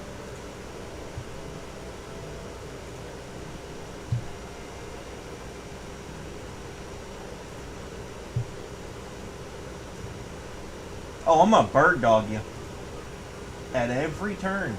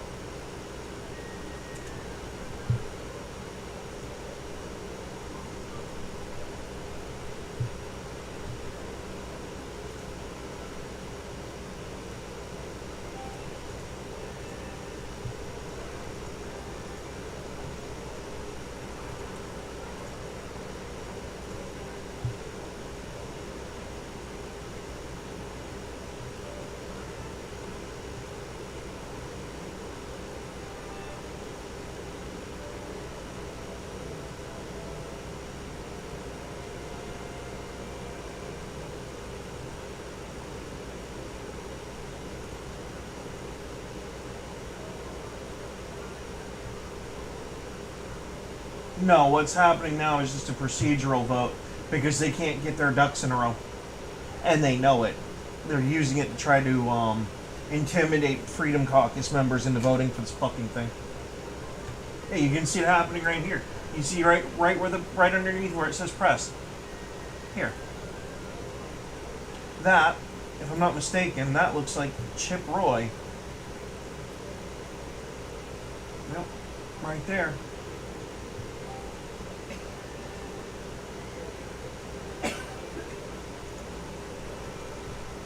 Yep.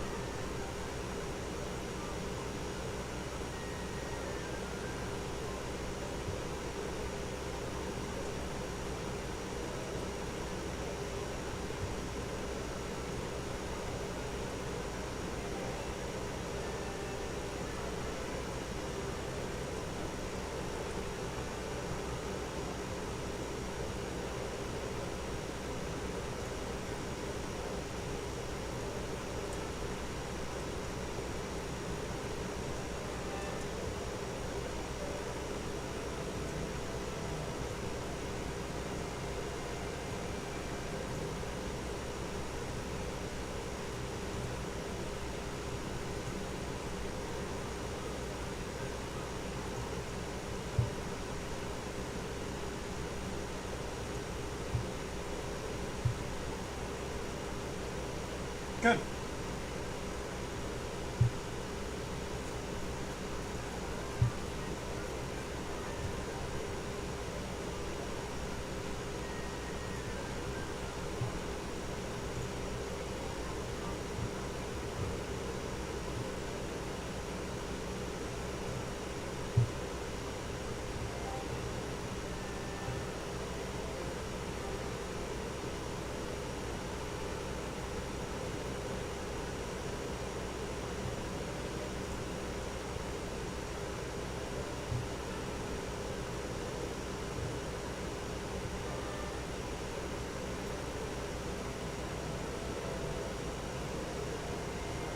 Maybe his cancer treatment went good.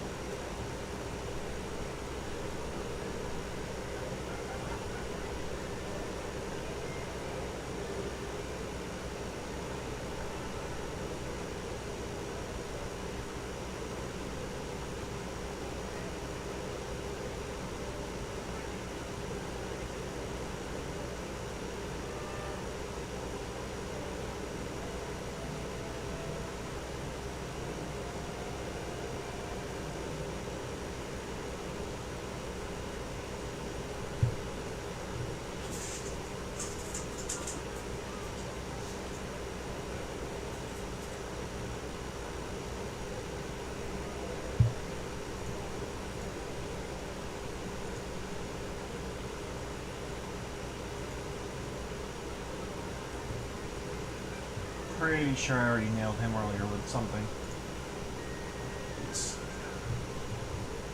Well, I did, but this is a new one. Okay. Point.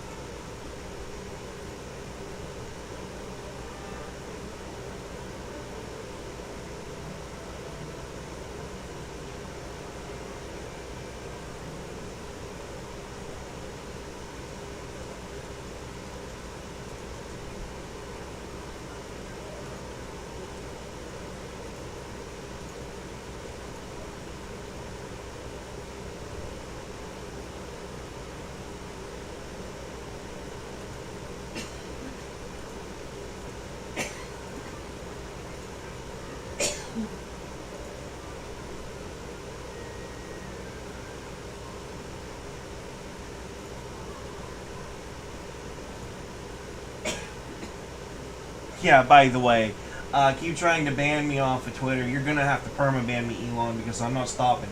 These ass hats are gonna get it right between the fucking teeth.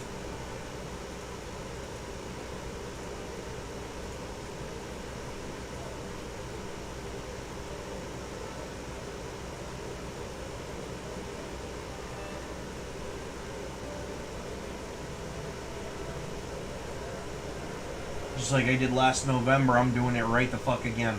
I didn't want to. I actually kind of wanted to go get a fucking Big Mac, to be honest. But you haven't really left me with a whole lot of choice.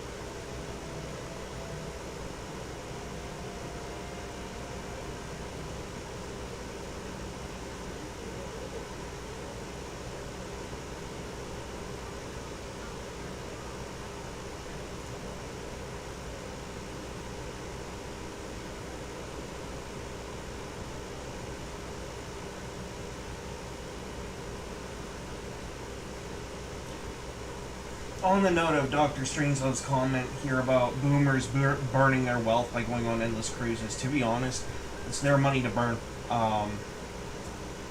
It's not like they're burning my money. Oh yeah, well, it could be an inheritance. That sounds like a private family matter and nothing to do with us as a public as a whole.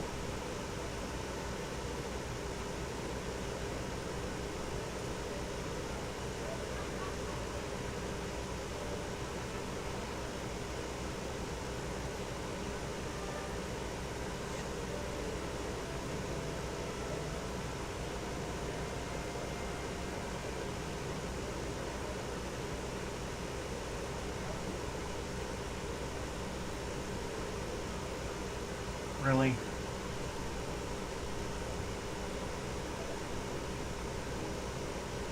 Really? There we go. Had a little bit of a freezy moment.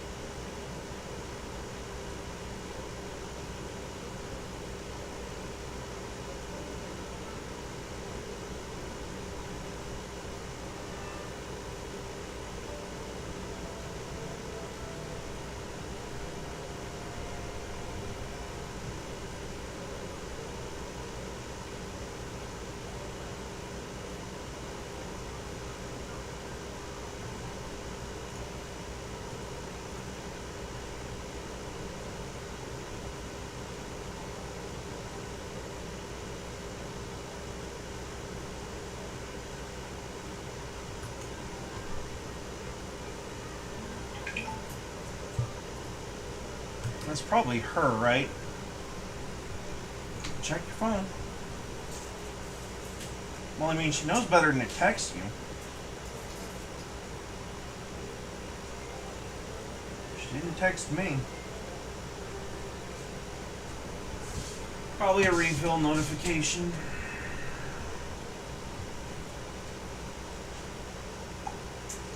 Yep, that's exactly what that is. Just I'm letting you know that your phone time's been refilled. They do it every month. You know that, right? Yeah. You come to me with your phone this time of the month, every month. Yeah, with this same...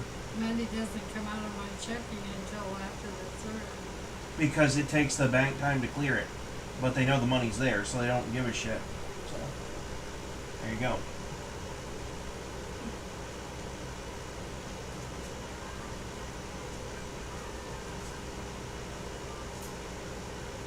Ogles, Clyde, and Roy do not surprise me, nor does Massey. Scott Perry, Dan Mauser, Lauren Boebert doesn't surprise me. So, yeah, it's actually it's the Freedom Caucus. Yep.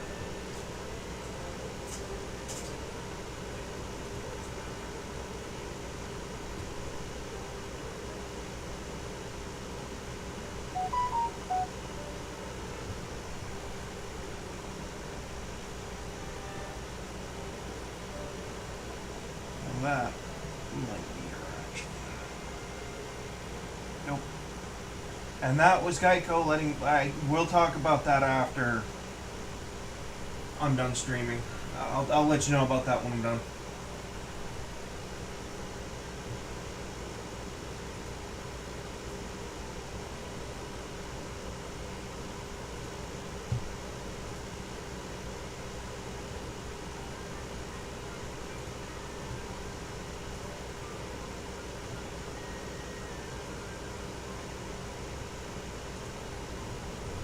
Pretty sure I already posted on this one.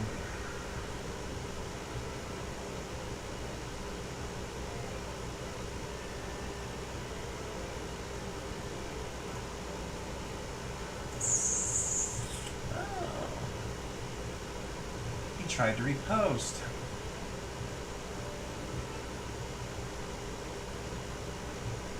Yep, he tried to repost. Good luck with that. I'm right here watching you. All of you. Your every fucking move.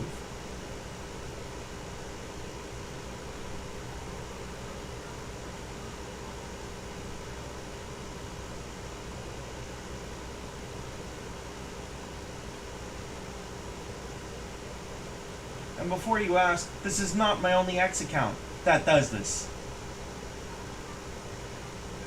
I have 2. This one is linked to my business email. The other one's is linked directly to my Google. Or the other way around. Doesn't matter. The point is, I have more than one. If you think it's over just because you get rid of this one, I'll just sign in on the other account, and I'll be right back to the shit.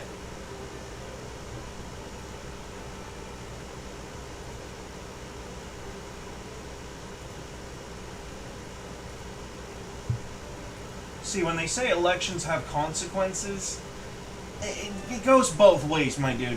It really does. Because one of those fucking consequences is you attract a voter base. That's my mother-in-law.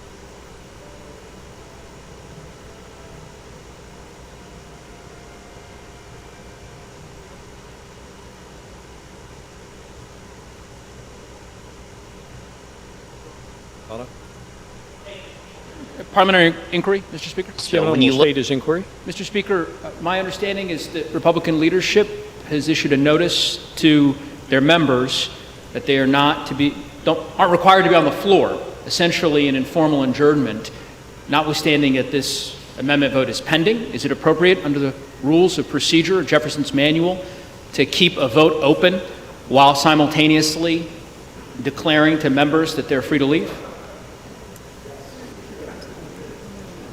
Say what?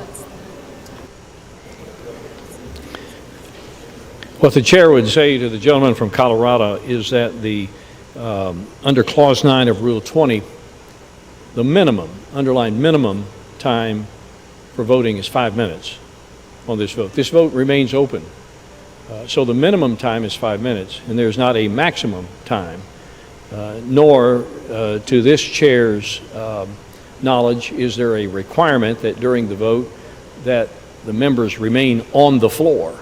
As the gentleman from Colorado would surely know, it is customary for members to vote in the middle of a vote series, leave the floor, and then come back for additional votes later.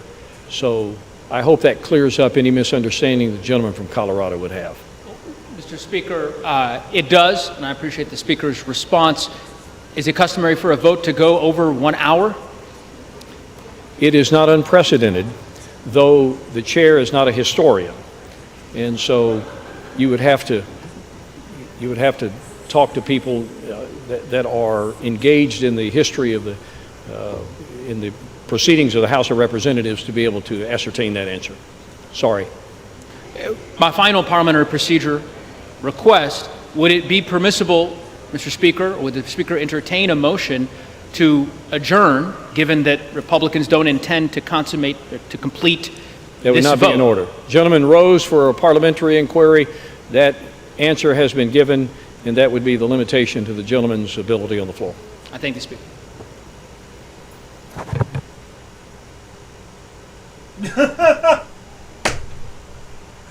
Huh. Imagine that. If you fuck with the people who vote for you, they might put pressure on you in places you didn't expect. Imagine that. Thank you.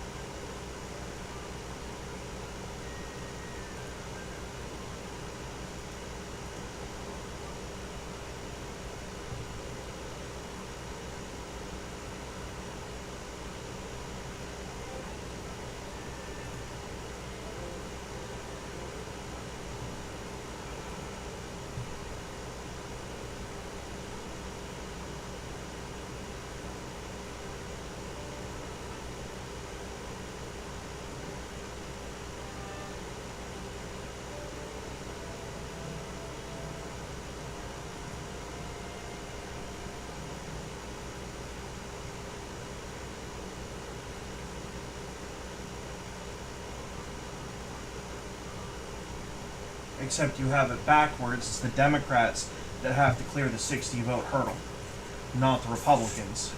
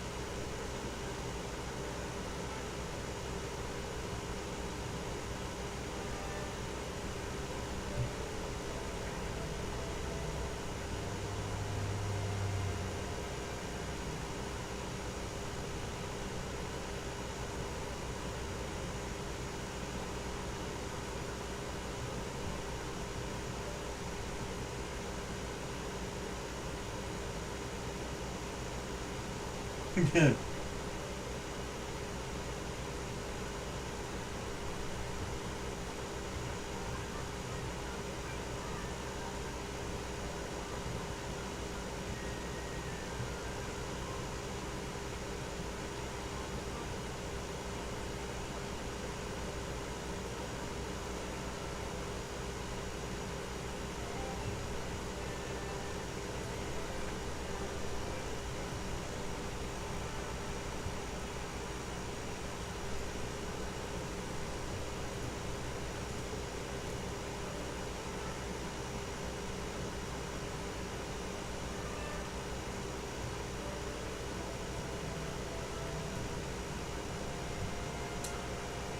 Oh, let's see.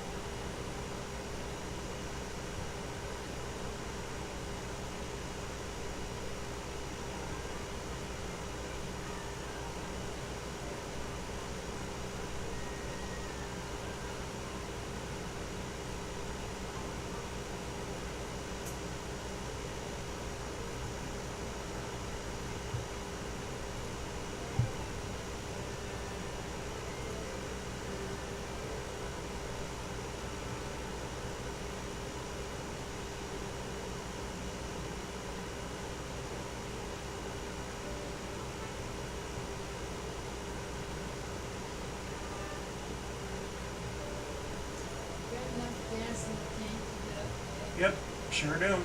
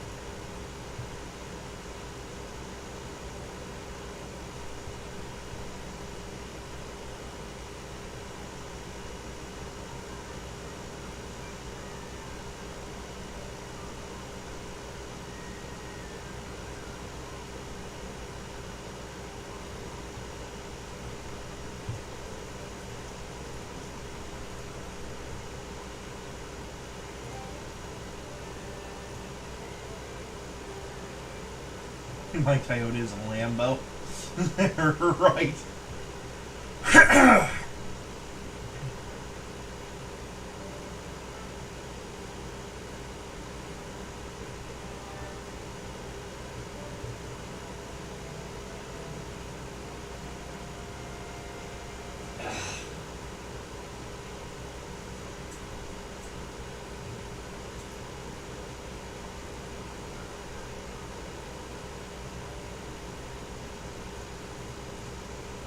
I'll be looking into that later.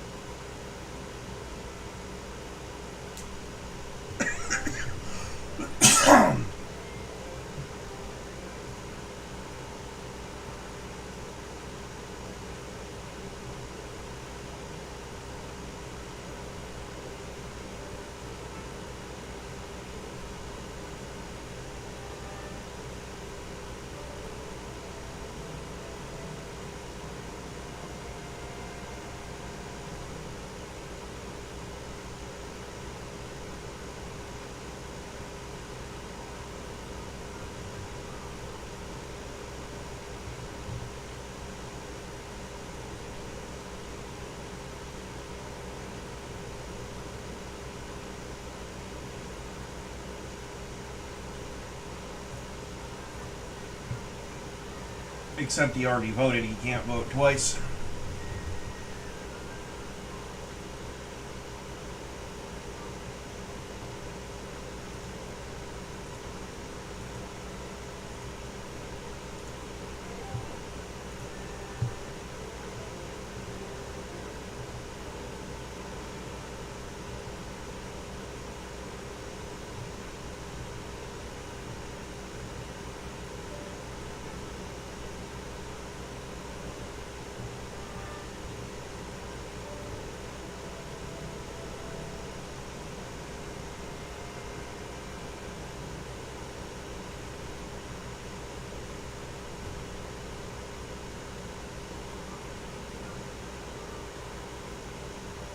Oh, stop making fun of Anderson stuff.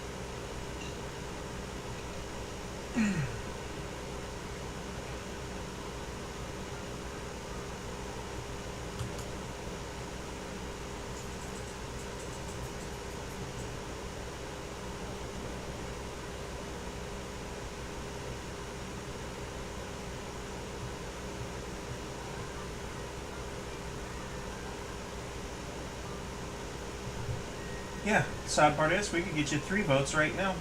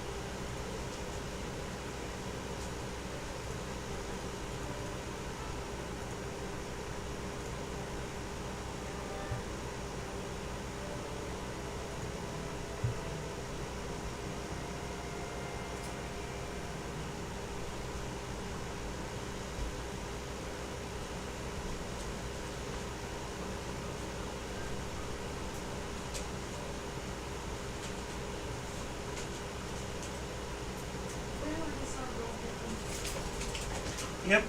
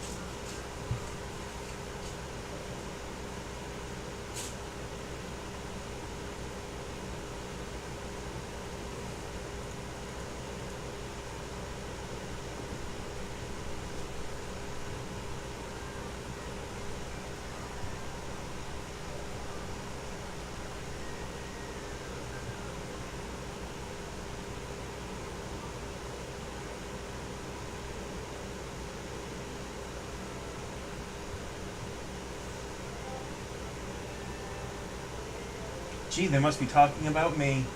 Imagine that. Must be either me or Asman. Probably both. Sean Combs convicted of prostitution. Ooh, that's nasty.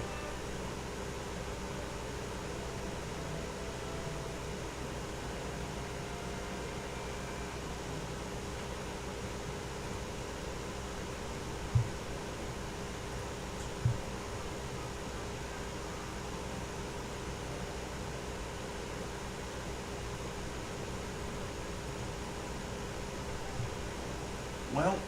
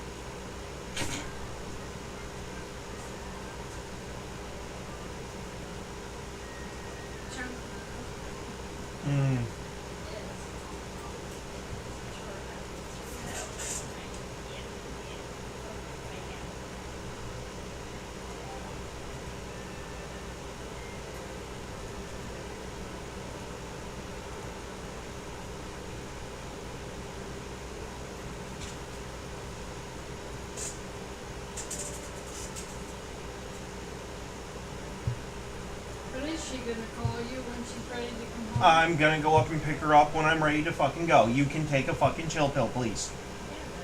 And it doesn't matter, okay? I know when she gets out of work, take a chill pill. I'm still doing my thing. And she knows that. She also has a building that she can sit in with air conditioning, and I'm not too worried about it. She'll be okay. It takes 5 minutes to get there, 5 to get back.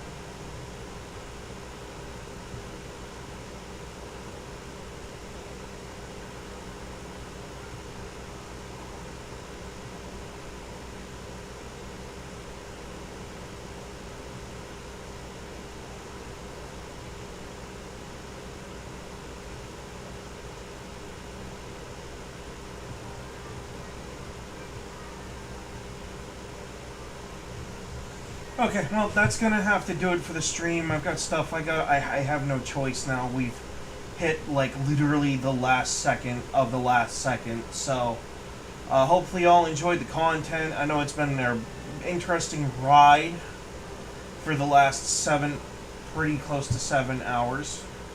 I'm gonna pull up that actual time, though.